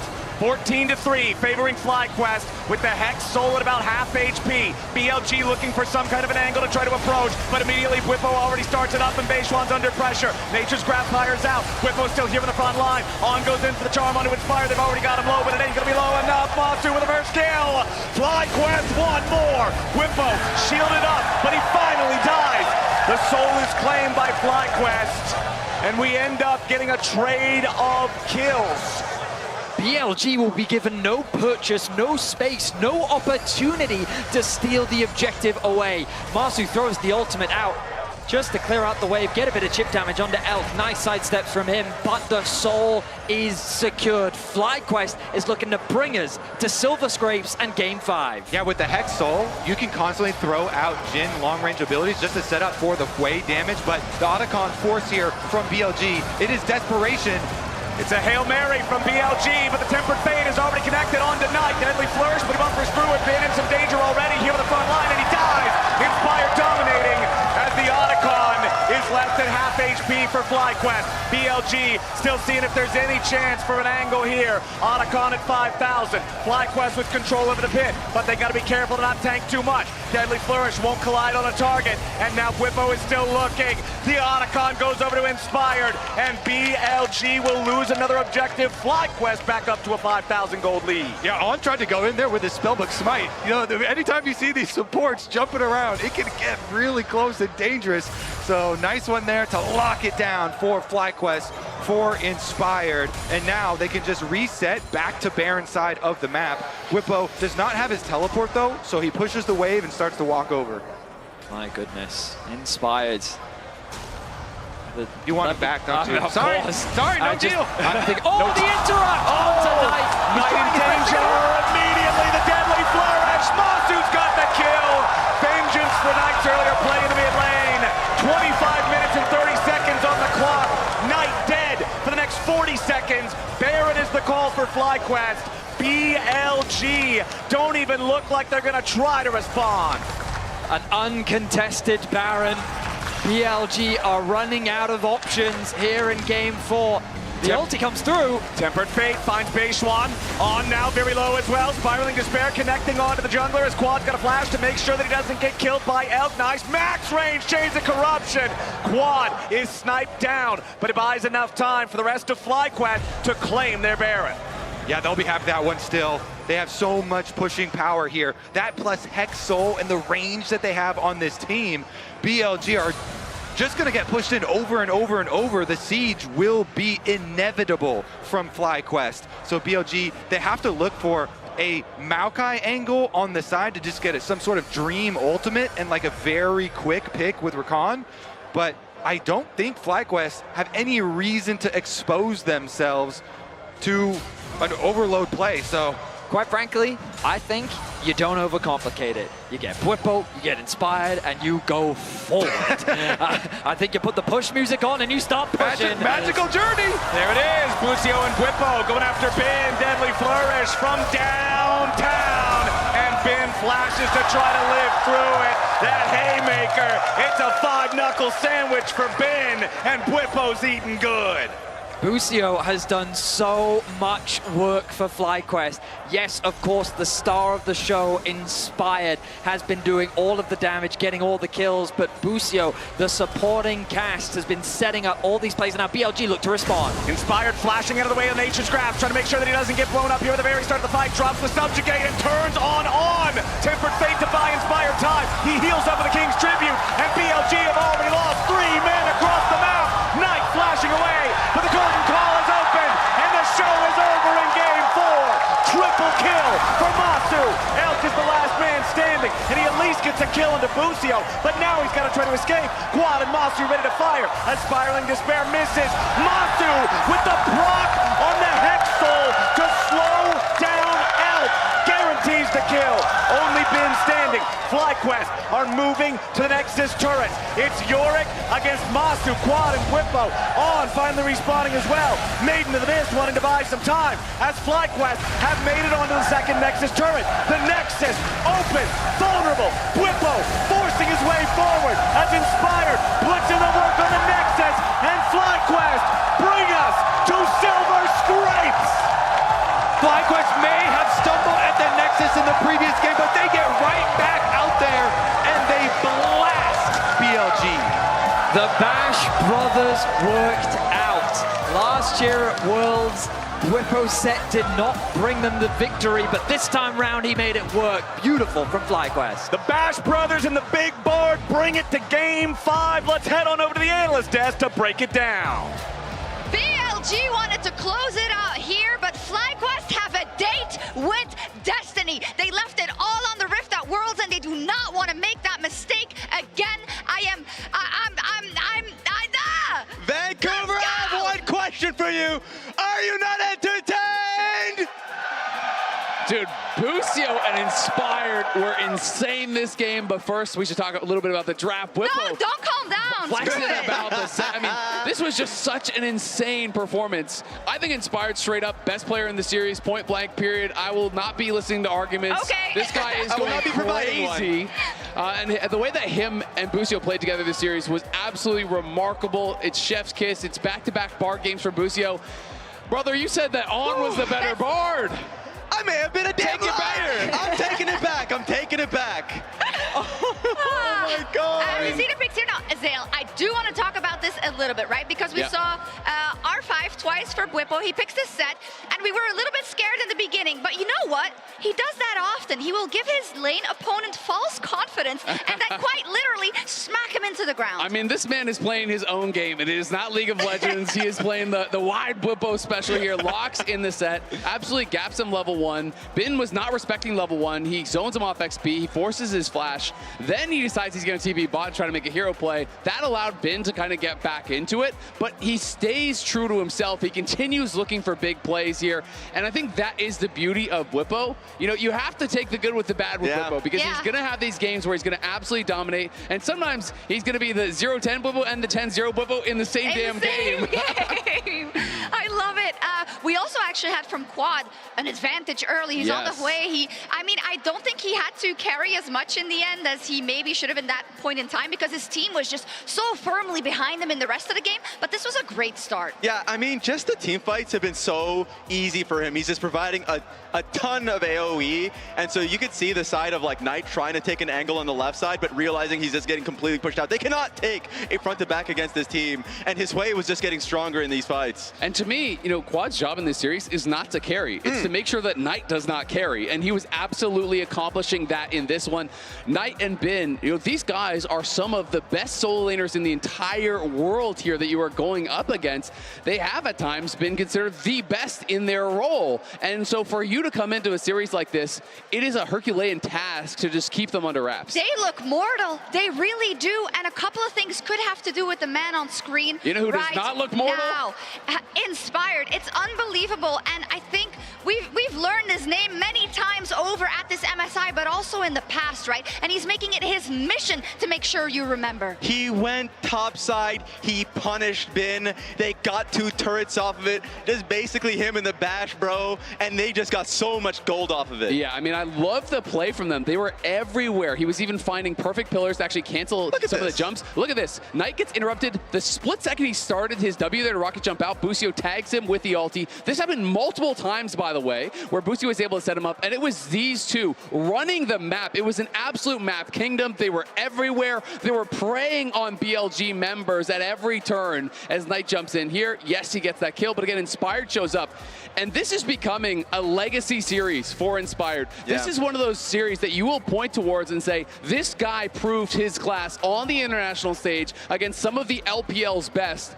He has gapped them. Yeah, absolutely. And if you talk about kind of the 2 versions of Whippo in the same game, let's talk about on and off. I know it's something that sometimes follows him when it doesn't go his way, but more often than not, you have to blame the entire team for that because they're not putting him in a position where he can do anything, and he feels like he has to do everything. Yeah, they just look scattered because they kept getting picked off and they didn't really have an answer to it. Anytime they were looking to, like one person was getting picked off, like going for a ward, then like Triss was trying to help him out, then he's getting canceled like as we saw in the last replay. They were completely scattered and never reset mentally. And one of the things I will say, you know, to give some benefit of the doubt here to On, is everyone I talk to who plays against FlyQuest talks about how hard it is to play against their vision game. How you're always feeling suffocated, you're always feeling choked out, you never have wards where you want them.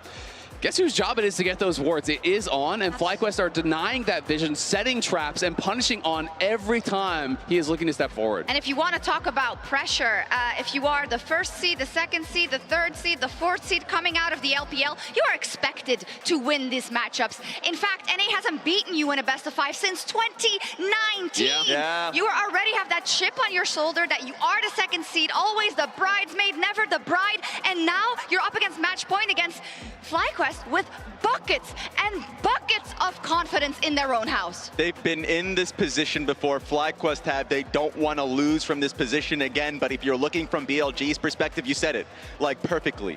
This has to be as much pressure as you can possibly have. Don't check Weibo. Don't check. Just don't check any social media because like the expectation is very clear, like you've said, and they have to remain focused. And for the side of FlyQuest, I said they have a date with Destiny, and they do, right? To be in that conversation with the big dogs last year, they couldn't make it because of one game versus Gen G. They now give themselves a chance at redemption and at immortality. Absolutely. This is what they have been working towards every single day since that best of 5, losing the game 5 against Gen G. They wanted to prove that they can not only compete, but that they can excel, that they can take them down. And BLG is selecting blue sides. No subs happening. It's game 5, Raz. What is your prediction looking like? Are you going to flip, brother? Oh, God. Should I do it? Should I flip? I don't know. I think it might be time. It might be time to come on over to the side. Oh, to hell with it. Bottoms up, brother. Tastes like freedom. 3, 2, FlyQuest. I'm changing up one last time. Let's go. Let's go. One more game stands between BLG and FlyQuest and Victory Vancouver. Are you ready for the goddamn best silver scrapes of your life? Let's go.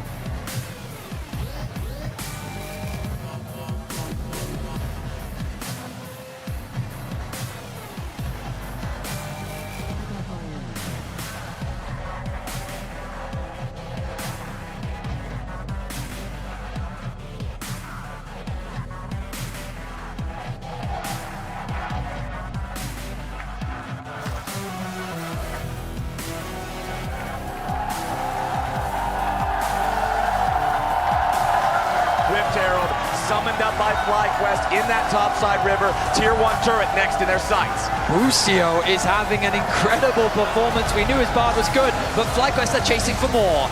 They'll immediately take that Tier 1. If they can escort this Herald in, they can try to get another slam into the Tier 2, but it's going to get smoked down by Beishuan instead. Whippo flashes in for the face breaker. Double kill for Quad. FlyQuest are hungry for a Game 5. They are 5,000 gold ahead. Nice job, guys. Nice. Nice. Well played, team. Well played. Nice.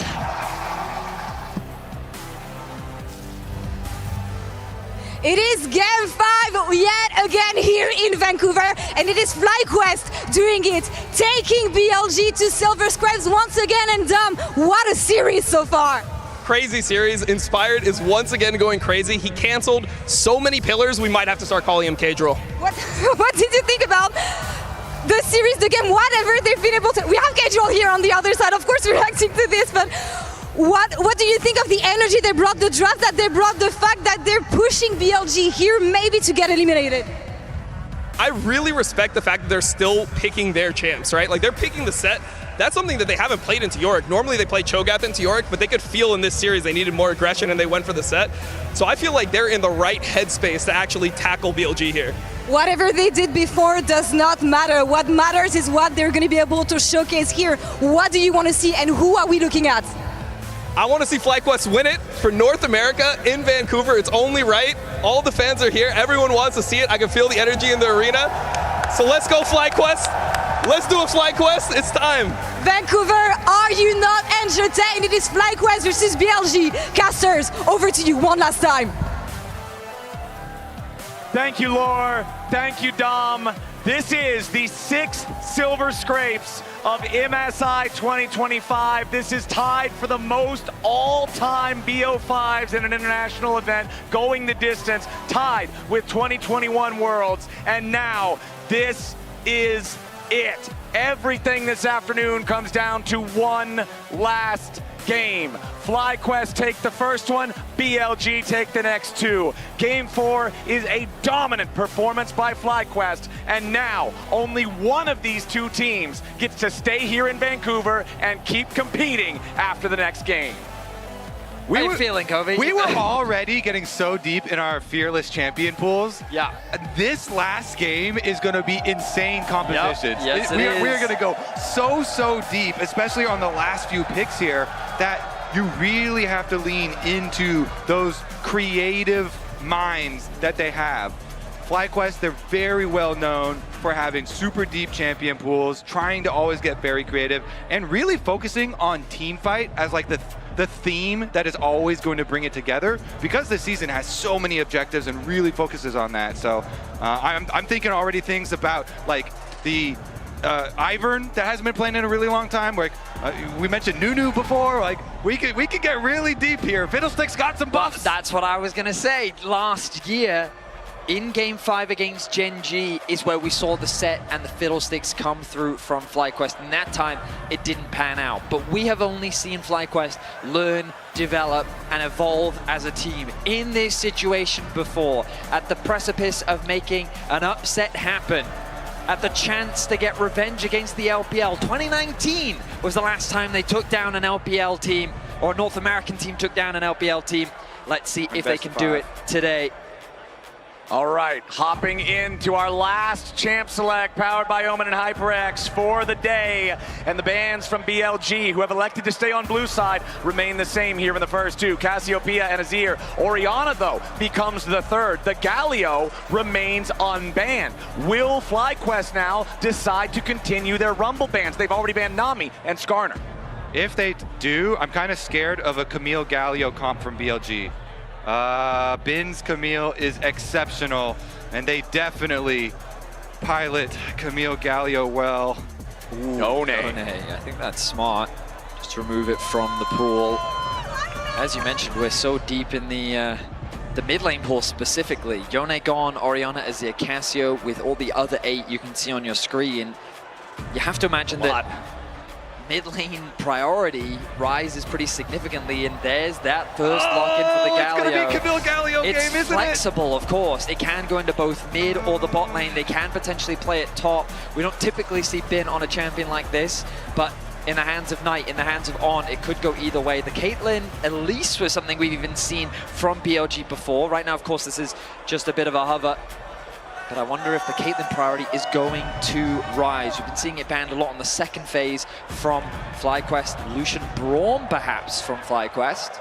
Yeah, FlyQuest banning out the Nami, the most common traditional pairing with the Lucian, but we know that Braum and Melio are the other two that teams will often try to pair alongside Lucian specifically. Inspired, just the man of the day for FlyQuest, you would have to say. Very curious what they're going to lock for him in this one. Yeah. I was about to say Nocturne, Jarvan, Lee Sin are kind of the main junglers you're thinking about. Lee Sin for Inspired in game number 5. All right, a lot of pressure on his shoulders to make some magic happen. He needs a mid laner that can facilitate this. LeBlanc is one that kind of comes to mind, but into Galio already, you're a little bit put off by that pick. And then you're looking at a comp that has Lucian, LeBlanc as the carries. Yep. Not a lot of late game scaling, requires a lot of heavy focus on execution. Ooh, I like Nocturne. Lots of globals here, so BLG layering it on. You can feel the Camille coming. Gosh, I felt it at the very beginning, even before they locked anything in. Okay. Honestly, I'm less scared of this, because if they could save their picks, so. Okay. So this does have tremendous side lane pressure as well as team fighting. So lots of flexibility and options here for BLG. A lot of dive. Again, assuming this Galio is being played in the mid lane, has the possibility of being switched into support. Yeah. But now I'll have to wait and see is what we assume is the top side from BLG. A lot of dive at their disposal. I think the possibility of a Braum could be good into this amount of dive, but I guess FlyQuest is worried about the amount of engage that they have. Leona, the last engage support really available. Exactly, this deep into Fearless, game 5, your options start to dwindle. You can see the Alistar, the Rel, the Rakan, the Nautilus, all of these traditional engage options off the table. So FlyQuest will prioritize Leona. Yeah, and Leona Lee Sin is an amazing jungle support combo. And with the way that Inspired and Boostio as well together have been playing, that is... I feel like Braum Caitlyn is super high priority. There's always, I'm thinking of Sivir as well, things that fit nicely into this composition. They're going to agree with the Caitlyn. I mean, they've been consistently banning it away from Elk so far in this series, so that shouldn't be too much of a surprise. The question is, what do they ban alongside it? I feel like the Braum is super high prio. On the other side for BLG, I think they should continue to just pinch this mid lane pool, but I'm strapped for really what mid laners there are left. We have seen a lot of the popular mid lane options. The Talia, the Ahri, the Aurora, Annie, Rise, Victor, all removed by Fearless. Gragas will be the choice instead, removing another one of those potential engage options. Also just a good, safe top lane pick for Bwipo as well. And weirdly enough, I thought, like, Kiana is even stuff I'm thinking about in mid lane. Like, you could have, like, AP top, AD mid. We'll see. It's always so fun when you get this far into Fearless, seeing what the teams will come up with all of these extra bans. Syndra is still available too. What else of the more common ones? There's that Braum ban, kind of as we expected. Yep. What is BLG even going to go bot lane? I guess like Sivir. Sivir's kind of the one that stands out. Yeah, I mean, they've... Ashe is a possibility Jinx as well. Jinx. They could go for resets. Jinx, yes. Could go for a lot of long range. Jinx in these late game 5s has a lot of value just because of the lack of backline threat that often exists. Like a Jinx Lulu could be a possibility. The crowd's getting... Natsu loves baiting the crowd with these Teemo hovers. Let's see, what else? There was a sign. We just had an Urgot sign for Bwipo. He's nodding. That man's prayers have been answered. It's Bwipo Urgot into Bin Rumble in game 5. Bwipo has so much confidence in his Urgot, talking all the Urgot one tricks for a long time, investing so much time on this champion, liking to scale with it. But this is the thing, there's always the possibility of that Gallo being flexed. Right now the Shen is being hovered, could be sent towards the top side of the map. See what the final lock-in is here. And it's going to be the Shen. We don't know where this is going. Either one could be support still. Oh, and a Xayah to round things out. How could I forget about Xayah? A lot of independence. A very strong laner as well. And honestly, I think that FlyQuest composition is quite short range. I think both an Ashe and a Xayah would work really nicely. Just so much global pressure, and the extra engage from an Ashe arrow now does look very good there for the BLG side.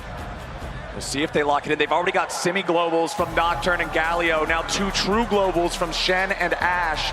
Only the Rumble doesn't have a semi-global or full global contributor long range, for this comp. Damn long range on that ulti. Yeah. What will be the final pick here for FlyQuest? That mid laner. Question marks surrounding. I don't think you can afford the Syndra. It's too low mobility into this composition. Oh, Game 5 Zillion!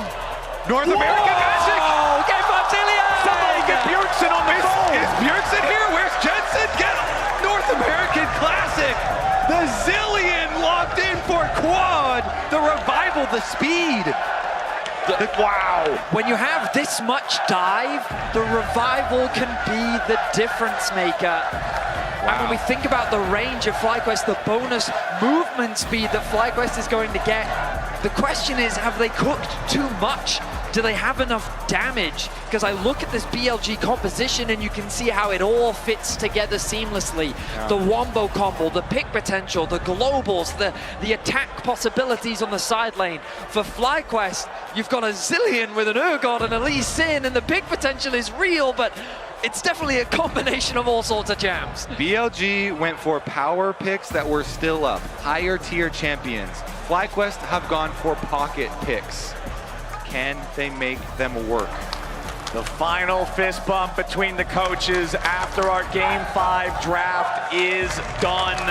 BLG, like you said, Kobe, they're going for the best stuff they can still see based on expectations. Tier list. I'll tell you what, if you told me that I would get 10 guesses to pick the mid laner this game, none of them would have been Zillion. Do you believe in the tier list, or do you believe in the magic? We shall see. I mean, I feel like the crowd believes in the magic, but BLG, they are a resilient team. They've been pushed to Game 5 many times before. And speaking of those Game 5s, throughout international competition history in LoL Esports, North America and China have gone head-to-head 7 times. Of those 7 times, North America has won once. And only once. You mentioned it earlier, Vedius. It was the MSI 2019 semifinals, Team Liquid versus IG 3-1 Team Liquid. This would be the first time in 6 years, the second time ever, if FlyQuest clutched this. But for BLG, a team that has been pushed to the brink many times against many opponents and proven their mettle, if they can stop FlyQuest here, they make a convincing argument as they move forward in the lower bracket. They certainly would. Brush, he Oh, goes he's not out of the in brush. He's not in vision! What in the Masu? What are you doing? He has to pop the cleanse. He takes a ton of damage. Half his health bar's already gone and the minions are here. He has to pop a potion. He can't recall. A misclick in Game 5 costs him half his HP. The pop will be gone as well. He starts with the E.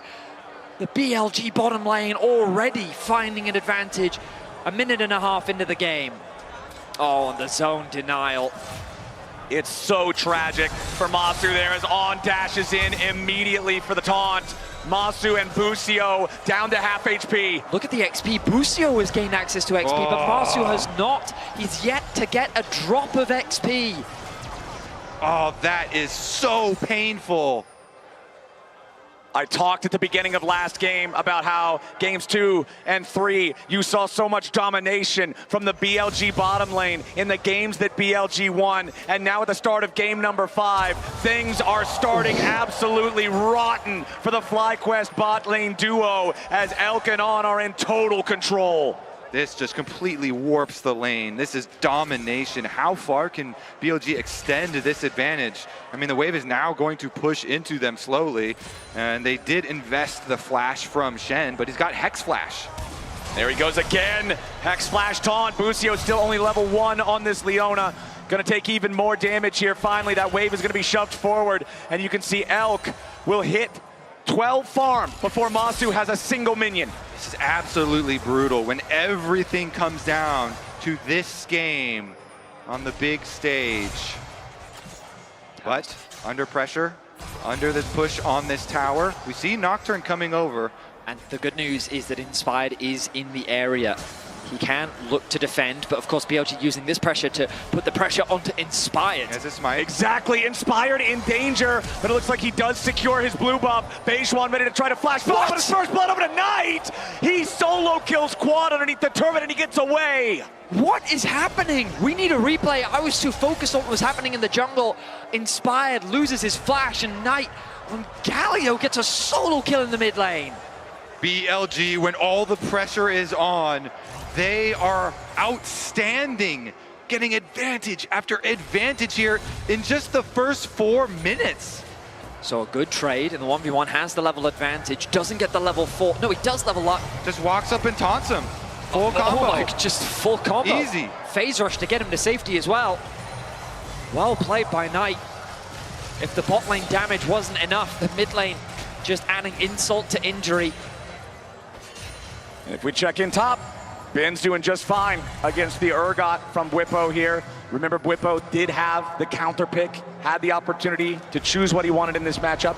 But it's going to get even worse, Flowers, because when we look at this bot wave state, oh, Knight's here! Oh, Knight's already made his way in with a Justice Punch, and now Masu and Busio, they aren't fighting in range of the turret, so immediately BLG try to get as much as they can. The heal from Busio spent there. I mean, Zilean has very little wave clear early on. And so Knight is just taking advantage of that, pushing him underneath this tower. The engage from Bwipo. Yeah, Bwipo's going in after Ben. The Rumble is overheated as Ben tries to escape. He's still got the flash. Now Busio and Masu in the bottom lane looking to go aggressive as Ben gets away. Busio down to 100 HP, flashes in for the shield of Daybreak. Elk is about to die. It's a 1-for-1 trade. On gets the kill on Busio as now Knight's looking to make a play in the mid lane once again on a Quad, who's down to 250 HP. On versus Masu in the bottom lane at the same time as Inspired's also coming towards mid, but there's no play to be found. Yeah, Inspired after getting the flash out on the top side, just gonna go back to his camps at the moment. Quad is too low. The Zilean early on does not do a lot, and Knight has really been flexing his muscles. I mean, Masu getting a kill in that bot lane 2 versus 2 was really important for FlyQuest. The fact that he was able to get the kill on gets the kill in exchange means that he gets a huge influx of gold, and after all of that pressure, he's been able to get the experience advantage. Hopefully we can have a look at that bot wave as well. I'd love to see that it's state that it's in. I hope that it's actually, I think this is a fine state for FlyQuest, which means that he's now going to come back to lane. He's spent some gold and he should be a lot more comfortable in this 2 versus 2. Yeah, we'll just have to check on the jungle pressure here because Beishwan does move on over. Inspired finishes his clear to the bottom side. Okay, that Tribe Rush vision. Busio wants to make sure that he's got some information in the area, but the only information he's going to get is Nocturne is here. If he's not careful, Beishwan does shoot the Dustbringer back at him, and with On right beside him, there's no way for FlyQuest to contest this Pixel Brush control ward. Yeah, the wave should be slow pushing towards them anyway, though, so they can collect there. But the CS builds here for Elk as they build up their minion wave, and then once you push that big wave in, you can rotate over to the Dragon. FlyQuest are forced to collect their wave at their tower, so should be a BLG objective. Yep, BLG with total control over the bot side river. Level 6 now for both of our mid laners, so big playmaking for Knight, big counter playmaking from Quad. It's been a while since we've seen Zilean, so for anybody who forgot, remember, you're only going to get the heal from the ultimate if you actually die. So the big challenge here for BLG will be to get someone low enough that they force Quad's hand, but not actually kill them to prevent the heal in these chaotic fights that we've seen the whole series long. Keep your eyes on Inspired. Something he's been doing super well throughout this series is moving into Beishwan's jungle, stealing away camps, just tracking what Beishwan is up to and looking to punish him where he can. He realized that Beishwan still had camps to clear on his bot side, so he's going to steal away the wolves. Nicely done there by Inspired. Gets to level 6 first and will get away to safety. Exactly. Huge that he gets the big wolf there because it guarantees he has level 6, but just the tiny wolf was enough to get Beishuan to his ultimate as well. We could end up getting a pretty big fight here in the top side if Bin wants to try to go in for something, but it's not going to happen. Recall for Bwipo instead. Down there in the bottom lane, the 2v2 continues as On and Elk are going to be forced back. Busio jumps into the shield of Daybreak onto Elk. Immediate follow-up from Masu, but now he's going to be careful. Elk is focused firing, and BLG's ready to try to turn it around. FlyQuest and BLG both at about half HP. Knight on the Galio, not anywhere nearby to try to use the ulti to come in here and interfere. Elk ticking level 6, arrow available. Yeah, it gets a little bit dangerous here, especially with the extra globals available on their side. Of course, Beishuan is on the top side of the map, but he hasn't revealed himself in a while. As they go over for grubs, though, these wards leading up, we'll see BLG taking their objective. This should be uncontested. Inspired can't really do much when he's got a Silly in mid lane this early on into the game. Easy objective secured by BLG. Extend the gold lead that bit more with 1.2k gold lead 8.5 minutes in. But Inspired once again on the invade, trying to deny as much farm away from Beishuan as he can. Yeah, sees the red here, leash is over, also sees On. I think this is ambitious. Knight has the ulti, remember? Okay, immediately the invade from Inspired, gonna get punished! BLG collapse on him. The global's not respected there. We just mentioned, again, the Nocturne and the Galio have their ultimates available, and they close the trap shut on Inspired's invade. Bit of desperation there as Inspired is trying to do what he can on the map, stealing away camps where he can, but as you rightly said, not respecting the collapse. Quad has the support of Busio. Yeah, they jump in, they try to do a little damage onto Knight, but Zilean may as well be a support at this point in the game. No real damage threat there, Knight can back away. See here. Quad is building up here with the tier. Maybe he goes the same build that Nemesis went with Los Ratones, with his Seraph's Cosmic Drive and Imperial Mandate. But it's going to take a bit of scaling for that champion. FlyQuest trying to weather the storm. BLG's continuing to build their gold lead here. And with when the globals come right back up, they could just force again. The Ashe Arrow plus Nocturne ultimate and Galio ultimate will be close together. It's a huge combo. Shen can jump in with the Galio there as well. Elk forcing Masu all the way back. The very end of the volley hits him, but now Busio and Inspired looking to move bot side and make a play. Elk has his summoners ready and immediately drops the clans. Inspired looking for something else, but Beishuan's also already here. On's the target, but he's not the right target. Elk with the slow on Busio as BLG decide not to overchase. Beishuan still with 1/4 of the cooldown left on his ultimate, and BLG do not want to overplay. They spot Knight on the roam. BLG get the taunt connected onto Inspired, but he's too close to his tower to really commit to anything. They have good pressure and they have great setup around the dragon. Beishuan considering starting this one off. It's hard for Quad to roam again on the Zilean. He doesn't offer a huge amount outside of that ulti, and yeah, FlyQuest don't feel confident enough to fight. The arrow connects. Beautiful shot from Elk, and the follow-up is just as good. BLG have found the heart of FlyQuest, and they're tearing it out. Inspired, second death this game. Busio might just die here again as Quad drops a very early chrono shift, and it looks like BLG are ready to wait it out. Quad gets taunted up, he has to flash away. Busio surviving at 100 HP, only in time for the Nocturne to show up, and Beishuan to get the kill. On's ready to block the culling. BLG are up 2,500 gold at 11 minutes into the game. Beautiful coordination. BLG keeping up the pressure, invade the jungle, assassinate the jungler. As soon as the Ashe Arrow was up, the cooldowns, we were looking at these ultimates, BLG immediately using them. Bwipo here getting roasted under the tower as well. Bwipo chose this matchup. He wanted to play the Urgot into the Rumble, and now, with no kills on this top side, he is down almost 600 gold to Bin's Rumble. Inspired.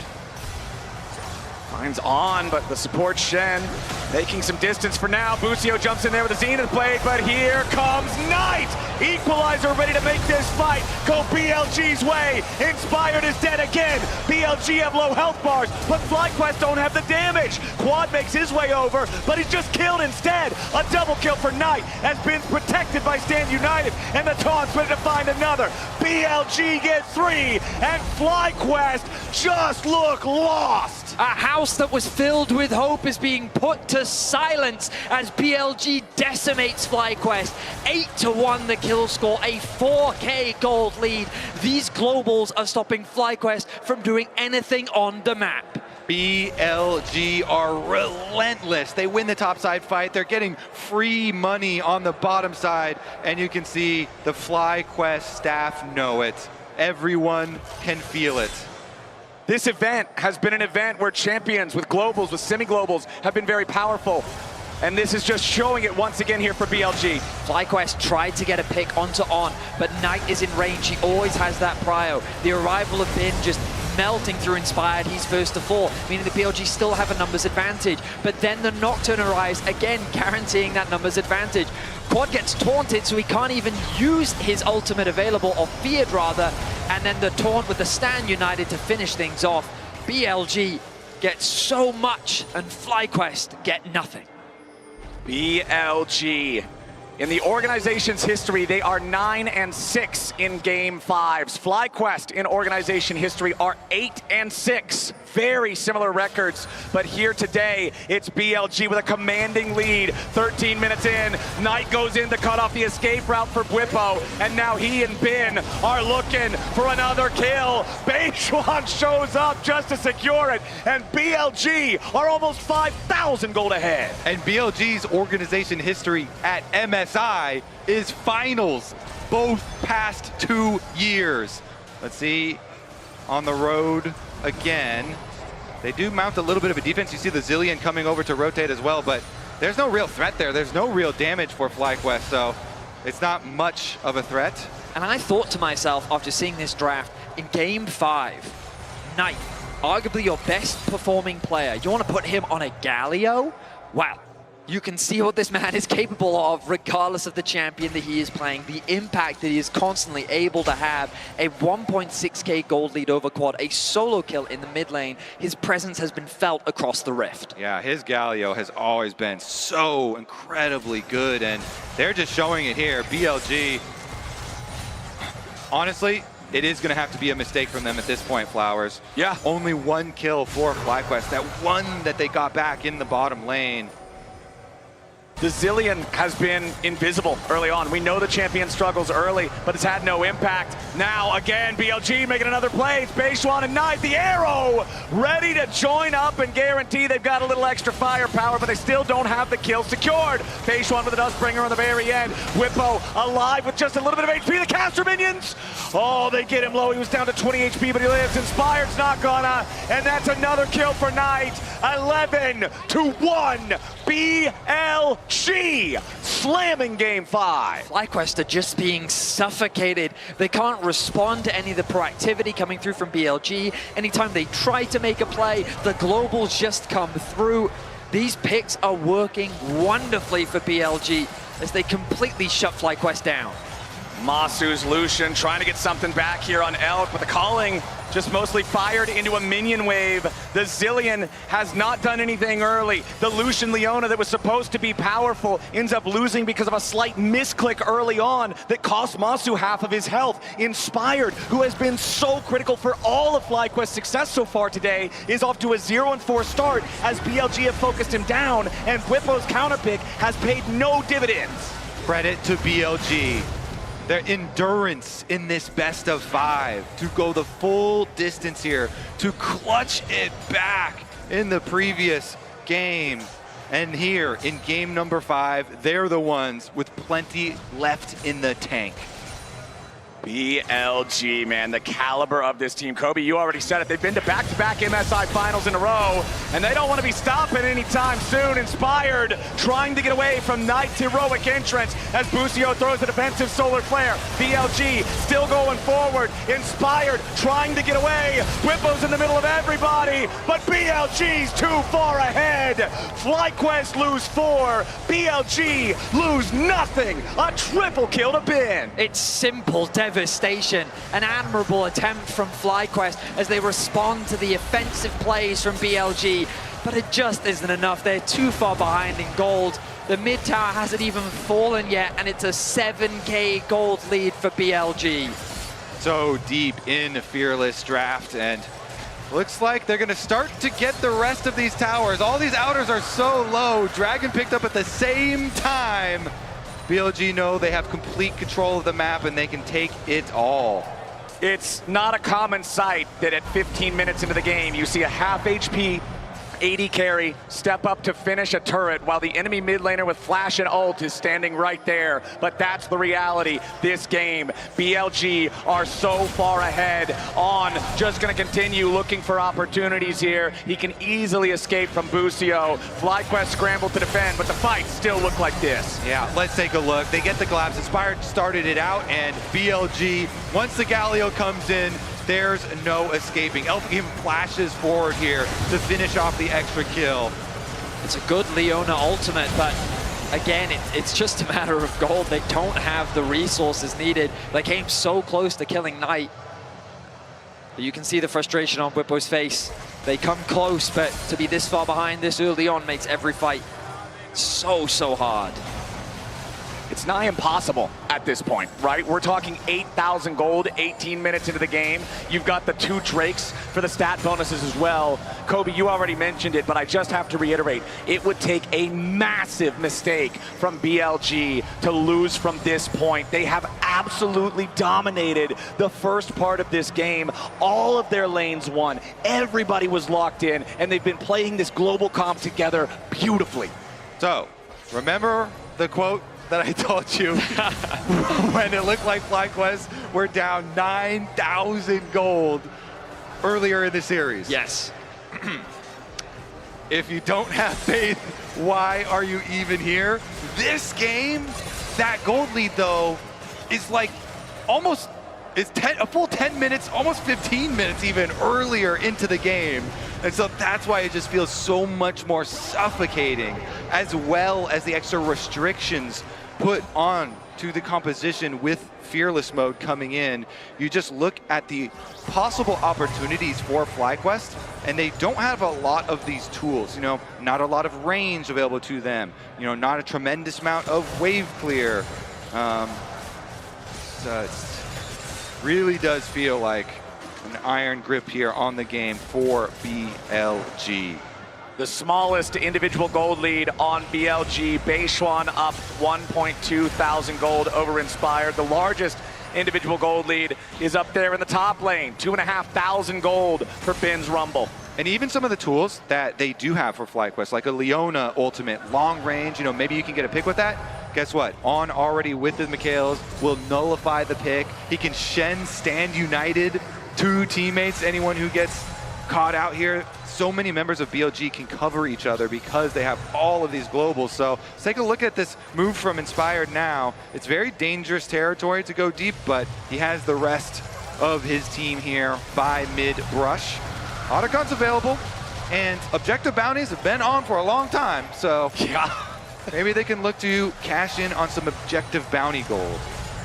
We've seen miracle fights happen at this MSI. FlyQuest is desperate for one. Perhaps a Zillion revive could be the game changer. Well, they're going to need the most valuable revive of all time. A 9,000 gold revive from Quad is the prescription here for what ails FlyQuest, because otherwise BLG have just been so much better here in Game 5. On does get tagged, tries to get away. Solar Flare slows him down, but no stun means On gets away. BLG still grouped up around this bottom side, around the Otacon. FlyQuest using resources there. Now BLG confident to try to step up a little bit further. Knight waiting off to the side on a control ward. Inspired hit with the arrow, hit with the Nocturne, hit with the Galio. Inspired's already gone. And now they're not ready to stop. Masu gets another early Zillion ulti from Quad, so they immediately change their focus and switch over to Busio. BLG 17-1, 10,000 gold lead. Cleanly executed once more by BLG. The Nocturne combined with the Shen means that the dive comp is just so effective. The amount of follow-up, the chain CC they have is ruthless. And BLG extend the advantage to 10,000, 17 kills to 1. Yeah, previous, this whole series, had been close, back and forth, but this one is not that at all. Completely one-sided. Knight here, though, under attack, gets executed. Finally a kill comes through for FlyQuest. 1,000 gold shutdown for Whippo's Urgot as Ben tries to escape Masu's culling, but the firepower back from BLG is way too strong. Elk's on a killing spree. He flashes forward for some focused fire. Quad's gonna be his next target as he revives himself, and Busio's left to die. Masu's still burning, and Beishuan wants another Dustbringer. He's got the kill credit there onto the Leona as Busio drops, and now Inspired and Masu are the only ones left standing. BLG marching down mid lane. BLG turning it up, and FlyQuest are out of gas. He even goes for the snipe. The arrow was so close, and respect to Bwipo, doing what he can to get something back, finding a pick, getting that shutdown gold is at the very least some injection of resources. But BLG just respond by getting 3 kills of their own. They're gonna put themselves on soul point. And you have to feel that when that Baron spawns, they will not waste any time in forcing the issue. Yep. FlyQuest praying now for multiple comeback angles. Hoping for some sort of brush play maybe, getting there early with the vision. Okay, On walks into the brush. They are gonna find him here. Shut down to Inspired. FlyQuest get kill number 3. Nice pick. These are the type of traps that FlyQuest need to be fishing for. Shutting down On, his first death of the game, bringing them to 3 kills. Of course, it's a very small drop in the ocean, but it's better than nothing. Gonna need a lot of Nautiluses for this one. Oh, yes. You'll need many Nautiluses. Of course. Maybe even game number 3 running back through their minds right now. And how close that was. Let's take a look at all the resources available here for the side of BLG. Oh, Seekers Arm Guards ready to go. Stand united on Ben to bring On into the mix. Knight also looking here. Busio and Bwipo. The one's not close to the turret. Bwipo's gonna get taunted immediately. On dropping the Spirit's Refuge, trying to front line, but he's gonna be pulled into the grinder. Bwipo gets another kill.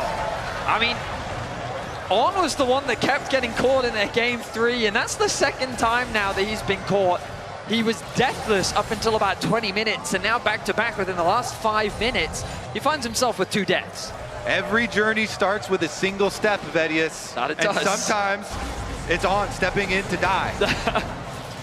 I mean, I will admit right now with this kind of goal difference, it feels like that the trip they're taking is up Everest. But hey, yeah, it's a long one. It is a very long and windy road. They've taken their first step indeed. They just need to take a few more. Well, unfortunately for FlyQuest, one of the steps that can now easily be taken by BLG is an early Baron. When you're up this much, when you're up 10,000 gold, 3 Drakes, owning the entire Rift, Baron's a pretty good play. Yeah, hoping for some miracles here. These big epic objectives arriving on the map is actually the tiny ray of hope for some sort of crazy steal, crazy sort of action to pop off. We're gonna need something really crazy for FlyQuest to have a chance here. On, grabbed there by Busio's Zenith Blade, but not under any real pressure. We'll see if they want to engage. There it is. Enchanted Crystal Arrow finds the Leona. Busio down to half HP. Forced to flee. Resurrected by Quad, but now the Chrono Shift is already down. Inspired dealing with Beishuan off to the side. On doesn't hit the taunt. Busio wants to go into the back, but he's already dead. Ben, godlike. FlyQuest, no chance. I mean, the good news for FlyQuest is that a lot was just used by BLG. If Inspired can get within range of the Baron, there's a possibility of a steal, but BLG aren't even starting the objective. The objective is kill FlyQuest, and BLG are happy to oblige. Beishuan unstoppable, Inspired dead. Galio with a grand entrance yet again, a double kill for the BLG jungler. Knight goes over the wall, but the taunt doesn't find a target. BLG's already got the minion wave, and they'll knock down the tier 3 turret. No Baron required. They can go get it at their leisure right now. Turn around, collect the Baron. BLG just dominating game number 5. Over 12,000 gold lead, and they can turn to look for picks as well. They're brush camping in the jungle. BLG just have to stop FlyQuest from getting anywhere near this objective. Busio. he has to try. What other option do FlyQuest really have? Well, there's no solar flare available. Inspired just now respawned. Enchanted Crystal Arrow hit another target, and Quad's gonna die before he can even cast a spell. TP coming in from FlyQuest, but it just doesn't matter. Bin's got another double kill. Masu's got another death. Inspired wants an angle here. He jumps in after Beishwan and goes for Elk. Inspired with a shutdown, but it's just a drop in the bucket now. Bwipo's chasing after Bin, but Inspired's already been killed, and only Bwipo's left standing. Bin with a flash. Another kill comes through. BLG with the ace. It's a clean, at the cost of Elk, they're able to ace all of FlyQuest. It looks like they're not going to try and end the game, though. The resets are going to come through. They're still going to play for the Dragon. They don't want to push their advantage that much further. Instead, they're going to take their time as we look back at the decimation of FlyQuest. Running them down here. Rumble ult goes down. They get the first kill. Inspired at least looking to farm some clips at the end of this replay, though. He's going to go for a tuber. Nice little execution there at the end, but BLG, they have this so heavily under control that they have actually set a new record in Game 5s. This is the worst kill differential in Game 5s. It just surpassed the 2014 World Semis between RNG and OMG. That was the previous record of a kill differential of 23. Oh, it's just tied now. Okay, we're tied. So they need one more to pass it. Exactly. There's your priceless moment of the game as the Dragon Soul is claimed. Now they've got Baron for another 75 seconds, plus they've got the Dragon Soul, plus they've got 15,000 gold lead, plus they have twice the flowers their opponents do, plus they have all 3 Void Grubs. Yeah, it's a rough one. And it's a disappointing way to end the series. It's been a very competitive back and forth, and BLG, a small mistake, exploded into an unbelievable gold lead. 15,000 is the difference. Knight pushes in the mid wave. BLG need another wave on this bot side. It's still a ways away. FlyQuest doing what they can. They get good damage down onto On. And Knight just stays near that cannon minion, keep it enchanted with Baron, allow it to have the extra range, put the pot shots in on that mid lane inhib. Now the arrow fires out, but Bwipo doing a good job buffering through it, trying to use the disdain to get away, but the tier 3 turret is already about to die. FlyQuest have no lines to defend. BLG will claim the first inhibitor and move on to the second. All right, second one picked up effortlessly. FlyQuest, they need that miracle with the Dragon Soul on top of it. I don't see any member of BLG going down unless they dive the fountain at this point. Well, they'll move their attention up to the top side. Tier 2 turret the target. This is the only lane with any turrets left standing at all in it. As the other 2 inhibitors are down, Knight's gonna be the target, but BLG are ready to back him up. Stand United Force Paranoia to reinforce the mid laner. The CC on the Bwipo. Busio stuck at the front line. He tries to get away and survives for now. FlyQuest trying to find any angle they might have, but they can't get anything. Knight even dodging the ultimate from Urgot there as they try and engage on him. So many things to cover, and oh, look at Inspired's health just melt. Elk with 3 fully completed items just tears through these health bars. We don't have the Baron anymore, but that doesn't mean they need to retreat. It looks like with the HP bars, they're a little hesitant to continue this siege. Oh, I stand corrected. Knight gonna interrupt the back. Beishwan trying to get a bit of health back from the jungle camps. Okay, Beishwan's at half HP. Teleport coming in from On to join up with the rest of the team. Equalizer dropped as the final tier 3 turret will be killed. Bin taking a lot of damage, but he still has the stasis ready to defend. Bwipo gets the chrono shift, but it won't matter. Quad's gonna die first. Inspired with a Guardian Angel, but he's nowhere near the defense point as Bwipo's about to die. Elk flashes in, and BLG scrambles to protect him. Beishwan versus Inspired off to the side, but the rest of BLG is on the march. They were pushed to the edge, but BLG stand tall and eliminate FlyQuest from MSI. in the final game, it is not close. Game number 5, BLG just smash it. A frustrating feeling for FlyQuest and their fans as they had come so close once more. But BLG, with this global style composition, just decimate their opponents. and they execute it flawlessly. BLG will stay strong here at MSI as they look for a rematch of the LPL finals against AL.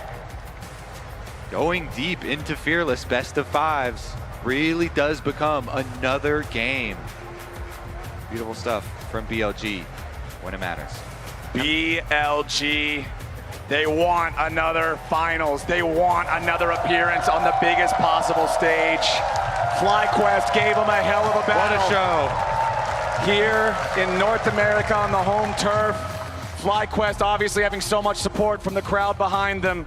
And once again, it's the same excitement, but the same tragedy as Worlds just last year, going to 5 games with a team that everybody is predicting to be far better, taking them all the way to the distance, but not having enough. Definitely gonna hurt so much in the moment, but they made the series incredibly exciting. I mean, the potential of the roster is there, right? Yeah, it's absolutely. so clear as day. They continue to level up at every competition we see them perform at, pushing BLG to the absolute limit.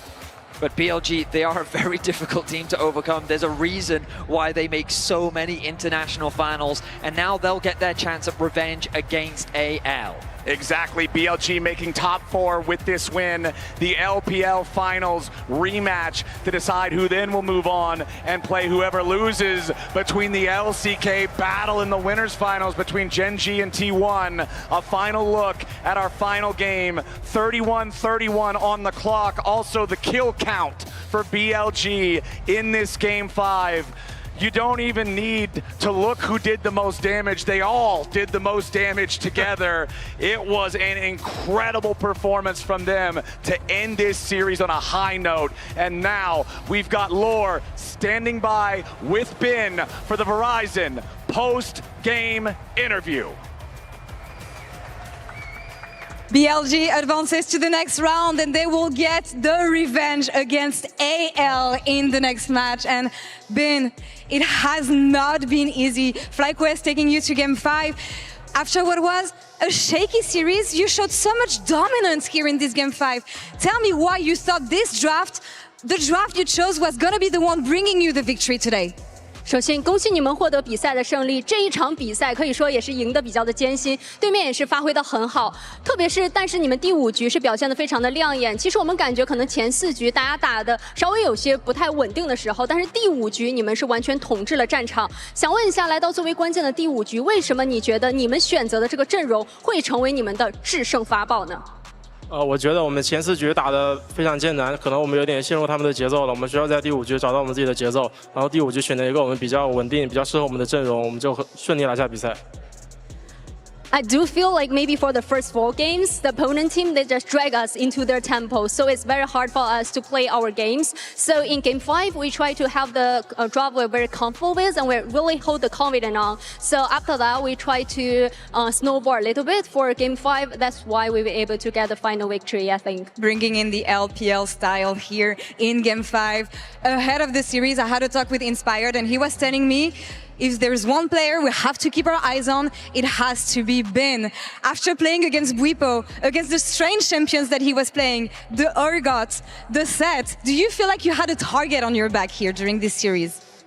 那其实之前的时候和 Inspire 的选手的采访当中，他有提到说，如果这一场 BO5 他们有一个必须要警惕的人，那一定是你斌哥。所以说也想问一下，可能今天和 Bwipo 选手打下来，他也是有着有些比较奇怪的英雄池，包括说瑟提、厄加特这些英雄都出现在了今天的比赛当中。所以说你觉得可能今天面对到他有没有感觉是什么样的一种感觉？同时有没有感觉好像有一种打得有来有回的那种？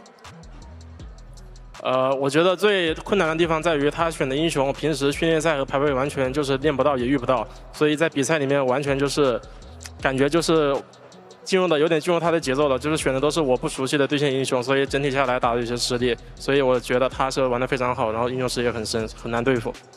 就 definitely a big shout out to Brippo because he really picked so many kind of the weird champions or the unexpected picks. I have actually rarely to be seeing those champions in the solo ranks or in our normal practice or scrims. So it could be really hard for me, especially handle with those champions in the laning phase and kind of they just drag me into their tempo. So it's very hard for me to handle with his champion pools, and he's very experienced and really have a very wide champion pool in today's game. So a big shout out to him. Big shout out to him, and yet it was not enough to take down Gigabin. Now, I remember that at the beginning of MSI, you told me, regardless of the teams, our biggest opponent is ourselves.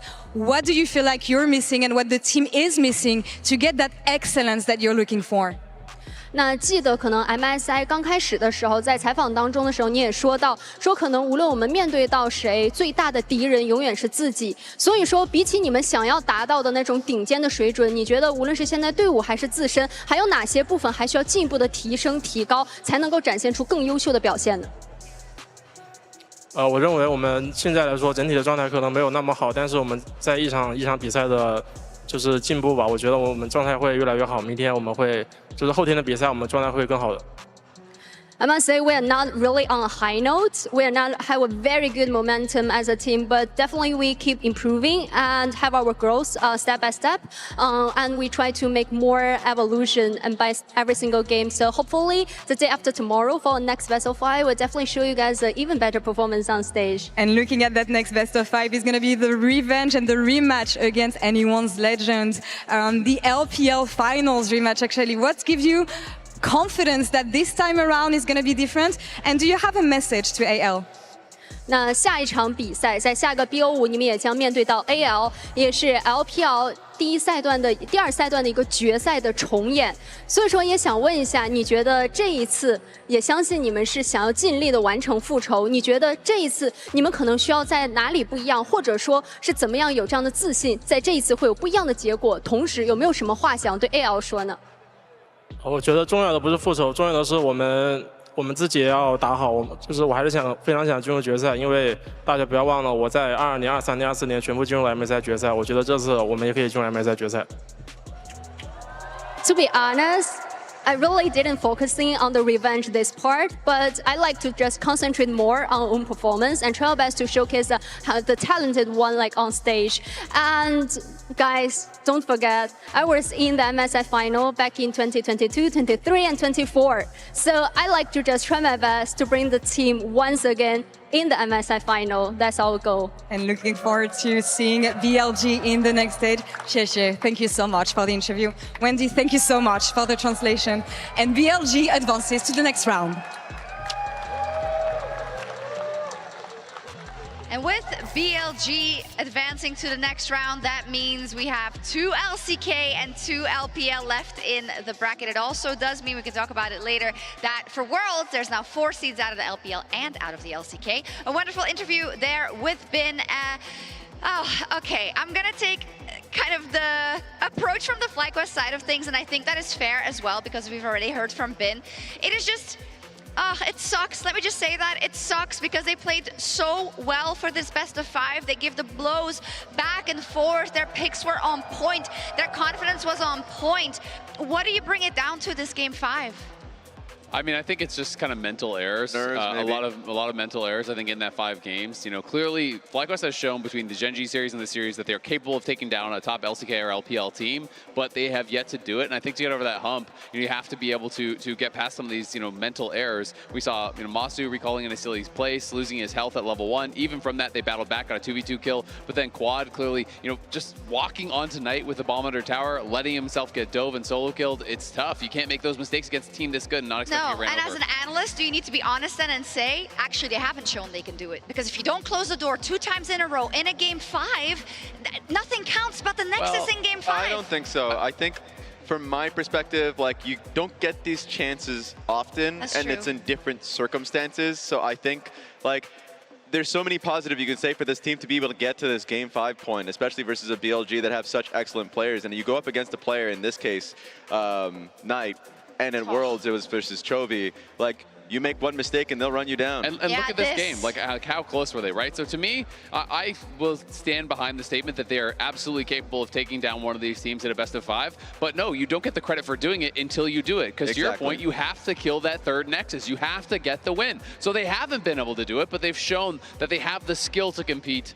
And it is going to be a heartbreaking loss for them, absolutely. Yeah, absolutely so. But you're right in keeping that perspective, because we cannot look at it in a vacuum of just this best of 5. We have to look back at the road they've traveled as a team together and those incremental wins they've gotten to move forward. I, for one, am extremely excited to see them at Worlds, right? Because that's where hopefully we'll see that extra step, and they will make chances for them again, because even when you thought they were against match point and down and out, they fought back. They really did. And a shout out to just even watching that replay to Inspired. Inspired had a very good series. Insane I think we've series. been saying it the entire time. But, I mean, on the other side, you have to look at the winning team. You have to look at the guy that made the difference, I think, when it counted most, who did get them across the finish line. To me, it was Knight. He is the Oppo player of the series. This guy was insane. Quad was able to, in their wins, hold him somewhat even, but in their losses, it was Knight running him over. The Victor versus Annie game, he's up 3-4 levels. We can see this Galio game, you're getting solo kill into your tower, and then to me, this was just a Knight 1v9. He was everywhere. He was not allowing Inspired to do anything in that final game. He took the series into his own hands when the team needed him. Yeah, that Victor game especially was a masterclass. He can play any type of style. He is incredibly good, especially in lane. So even though we're looking at it from the perspective of like, sure, the Zilean getting killed level 3, but if there's anybody that's going to kill you level 3, it's this brother right here. Yeah, if we look at BLG then going forward, right, you say, I mean, Knight had to be kind of a superhuman today, I want to say, because at times his team really, really let him down. And I know that many people who have been watching the LPL share this kind of doubt about BLG at MSI specifically. Versus T1, they drop it. They drop the advantages in the games here. They have to go all the way to game 5 versus FlyQuest. So I wonder where this leaves us. It's going to be a hard fight for them. I mean, you kind of heard it from him on stage. Bin has been in an MSI finals again and again and again. For him as a player, he knows he can get there. It just takes him and the rest of his team being good on the day. They'll be disappointed that it even got to game 5 today, but when they go up against AL, they're going to right the wrongs of the finals at LPL. I mean, that is the beauty of a competition like this. It's an any given Sunday type of deal. If you show up on the day, if you have that incredible performance, you can absolutely make it happen. But, I mean, the guy that Knight is facing down, Shanks, has been fantastic at MSI, and I think it's going to be a really tough challenge for them. AL already beat them twice in the LPL. They did. We can talk a little bit later about the rest of the bracket, but we do need to say goodbye to FlyQuest, and we'll do that in the form of the Verizon postgame interview that Laura has with Whippo. Whippo, thank you for joining me backstage. I know it's absolutely not the way you wanted to end the tournament, and I really appreciate you taking the time for this interview. First reactions, we were just talking before the mic started working, actually. This last draft, how do you reflect on the choices you made here? It could have worked, depending on a lot of small factors. What are your first impressions on how things went? It's just a farm for light draft, you know. You always just hug your towers and hope something works out. But I feel like I let my team down because, you know, my bot lane and my mid laner are still rookies, and I as a player, have always been that kind of guy where I pick something that scales well. I sometimes, you know, have something prepped that's like really strong early game that leads the game, and when I have it prepped, I play it really well. You know, you look at Renekton and Sett, like I try to do that when I have those champions, but in game 5, I mean, there's so much pressure on everyone, and I think I just regret that I didn't take something that would pressure. Like maybe I should just ban the Rumble and then take something that would relieve my teammates rather than having them have to relieve me so that I can scale. So I feel really bad because I put so much pressure on my bot lane as well as mid. You know, like he counterpicked, but like, you know, like he needs to have prio in the lane. He needs to play the game, and same thing for bot lane. Like they need to, and that's just a lot of pressure in a game 5. Absolutely. And I just feel bad that I put that on them instead of taking it upon myself, because I felt like, especially in the series, I had some very good moments. You know, in the set game when I had control, I felt like I really was giving that space to my teammates, and I think that's fundamentally how my teammates. That's the privilege they get when they're still a bit young, you know. Yeah. And I'm the veteran. I should take that responsibility, so I just feel bad about it. I I do think, though, something that all the fans appreciated and everyone appreciated is the fact that you stay true to yourself. Not only you, but as a team, honestly. Playing champions that suit you, that suit your style, not falling onto the whole, let's play the meta and fight them on meta ground. So what gave you the confidence, actually, throughout the entire series, the entire run at MSI, to keep on doing what you do best and what made you guys good? I mean, I don't know. What else are you going to do? That's the question I want to ask the people, you know, is like, if what you're good at is not good enough, you're not going to pretend your way into being better than your opponents through a different style. So for me, I mean, like every year after year, I always get asked that, right? It's like, oh, at least you played what you're good at. And it's like, yeah, no shit. What the fuck else would I play? Yeah. Like, what else is there? You know, like, this is me. I have my flaws. 100%, and I'm more frustrated about them right now than anyone else on this planet. But if you're gonna ask yourself if you watch best of 5 between Bwipo and Bin, like, I feel like I was able to play my characters and really show up. You know, like he was playing the tanks, I was playing the carries, and then I looked pretty good, I think. And it's not enough, but I'm still pretty proud about it. You know, like that is the only thing I tell myself is like I never got to play against Bin. You know, it's been him and Zeus for the last, what, 3 years now. I finally got a chance to play against him on stage, and, you know, no ego because I lost, but I can't say I played poorly. Game 5, I obviously did, so blows, but I feel like in the other 4 games, I was a participant. I made sure that my teammates had a chance to win, and I feel like I was a good contributor to the game, and I am proud of that at the end of the day, so it's not enough. And like I said, I just regret that I didn't take the pressure off my teammates, you know? I really regret that. I really do. Because I think if I was more willing to, you know, lead the draft into my direction, even before this, because it's fearless, right? Like, I think early on in the drafts, like they removed the Rise, like the Rise was out, the Ornn was out, the Galio was super high priority. I think if I had let Rumble go through when the Ornn and Rise was still in draft and play those matchups, which are things I had prepped, I definitely could have relieved my teammates a lot more, I think, and made it easier for them. But I didn't think about it. I just, yeah. Staying true to yourself and to your champion pool and what makes you good is actually what a lot of people respect so much about you, Bwipo. I was on stage with Ben. You gave him such a hard time. He admitted it himself, and for someone who never faced off against this player, I know it must be really, really hard right now, but like I hope that is the confidence that you're going to keep. And you were telling me about the fact that you're a veteran, helping all these young players. How can you help them after a series like this to recover? Because you've been on this stage for so many years, bouncing back. And when I see the potential of this roster, that's what I want to do. So hopefully you're going to be able to help them in that. I mean, it's also for the other people watching. You know, if you're back home, you're a pro player, you watched our series. I'm sure you did. You got to be yourself. Like you know, you got to put in the hours, and you got to put in the hours at what you do best. And you don't have to do it every game. It's best of 5 after all, right? But you're going to have 1 or 2 games where it's just like, oh, nameplate's off, that's that guy. Like, I believe in that. You know, like I think of everyone that ever had success internationally as a Western player. It's always the same thing. You could turn the nameplates off. You know who that is. And that is what makes League of Legends fun, in my opinion. I really believe that you just got to pick something, get good at it, and just roll with it. And, you know, thanks to everyone watching at home. You know, thanks to everyone that supported us. Obviously, it really, really sucks to lose, but I'm gonna keep knocking on the door. You know, yeah, you will. I'm gonna be back for Worlds. Whether I'm first, second, or third seed, I don't know, but I'm showing up, and I'm gonna give them a run for their money every single time I play. Not week 1 though. Week 1, I run it down usually, but week 2, starting week 2, I ramp up, and yeah, still pretty good series. You know, everyone in, you know, I read some Reddit sometimes. You know, actually very often. Everyone's complaining about no Western top lane can hang with the best. There you go. You can believe in me. Until next time, Bwipo, thank you so much for this interview. Thank you. Yeah, thank you for an amazing run. Yeah, thank you. Shocks, over to you.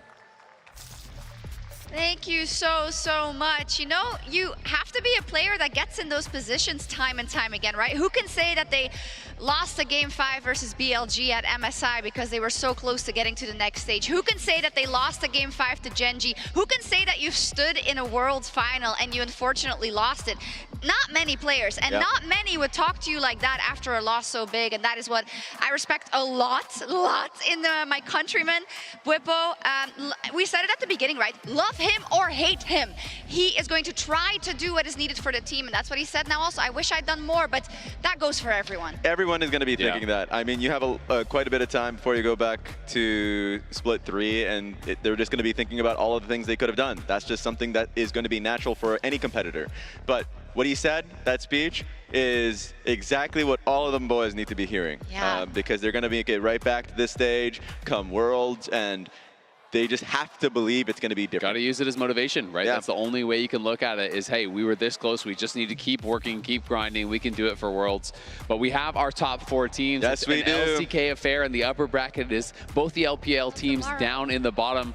And it is going to be really exciting, I think, in these next couple days. Yeah, the LPL finals that did happen and the LCK finals that should have happened. So both of them are going to be entertaining. The best for of different 3 ways. LPL finals. True! Though AL already won that. It's the best of 5 LPL finals. We need more games just to make it happen. Yeah, I mean, I'm sad because I don't know where this energy is now going to go because we were so excited for FlyQuest, but I'm less sad knowing that we'll get Gen.G versus T1 tomorrow. A quick prediction, is the T1 Magic enough? I think T1 Magic is enough. They are looking crazy. When they show up to internationals, it's just, I feel like it's so hard to bet against them. I can't bet against Gen.G. They're the MSI reigning champions. Sure, you're going up against the world reigning champions, but I just feel like this team is too good, man. I look at my mid jungle and it's Kenyon and Chovy, and hands up. Faker and owner, not good enough for you, Mr. Raz? I like these names a little bit, just a tiny bit better. Just a tiny bit. All I want is if we get to a game 5, that it's a banger, because we have had as many silver scrapes as the second most, or the most. We're tied now with Worlds 2021, but every single game 5 has been a stomp. So the monkey paw curls. Tomorrow, hopefully, an incredible game 5. Thank you so much for watching the series with us today. You guys are absolutely amazing, and we'll be back tomorrow at 5 p.m. Pacific, 8 p.m. Eastern, and 2 a.m. CEST. Oof, ouch. With Gen.G versus T1. See you then.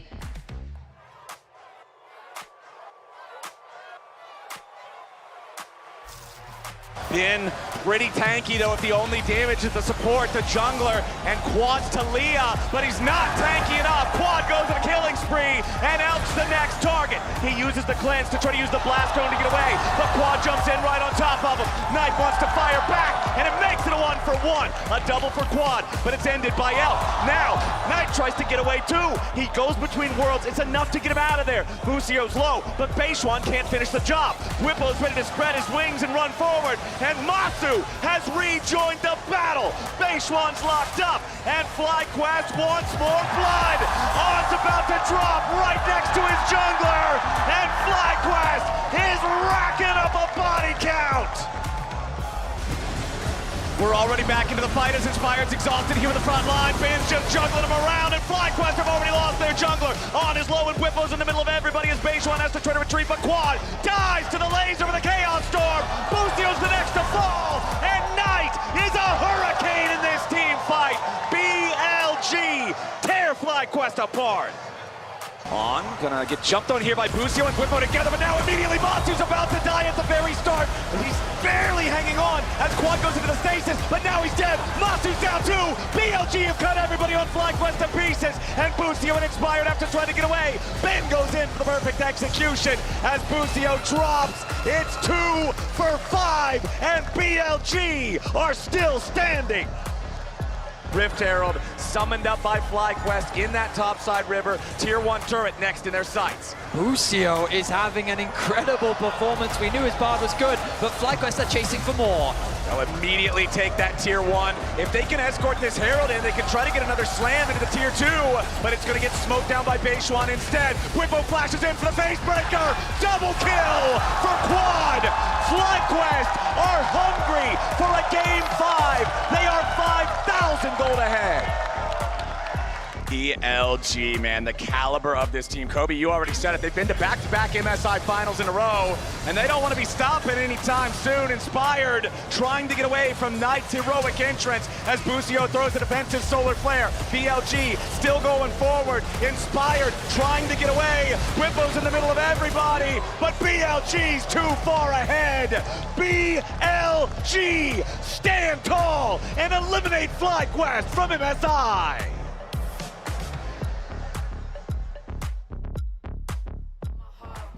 Them hours in the gym, I'm I'm about to go berserk. Count it down, clock is on, tick, let's get it in.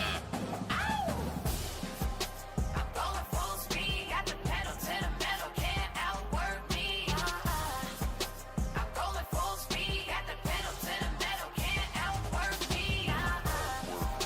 I'm going full speed, got the pedal to the metal, can't outwork me. I'm going full speed, got the pedal to the metal, can't outwork me. He's a beast, he's a monster, he's a force with the man. I scanned the room, forming up the plan. Fire in my eyes, got him stuck with sand. I don't play the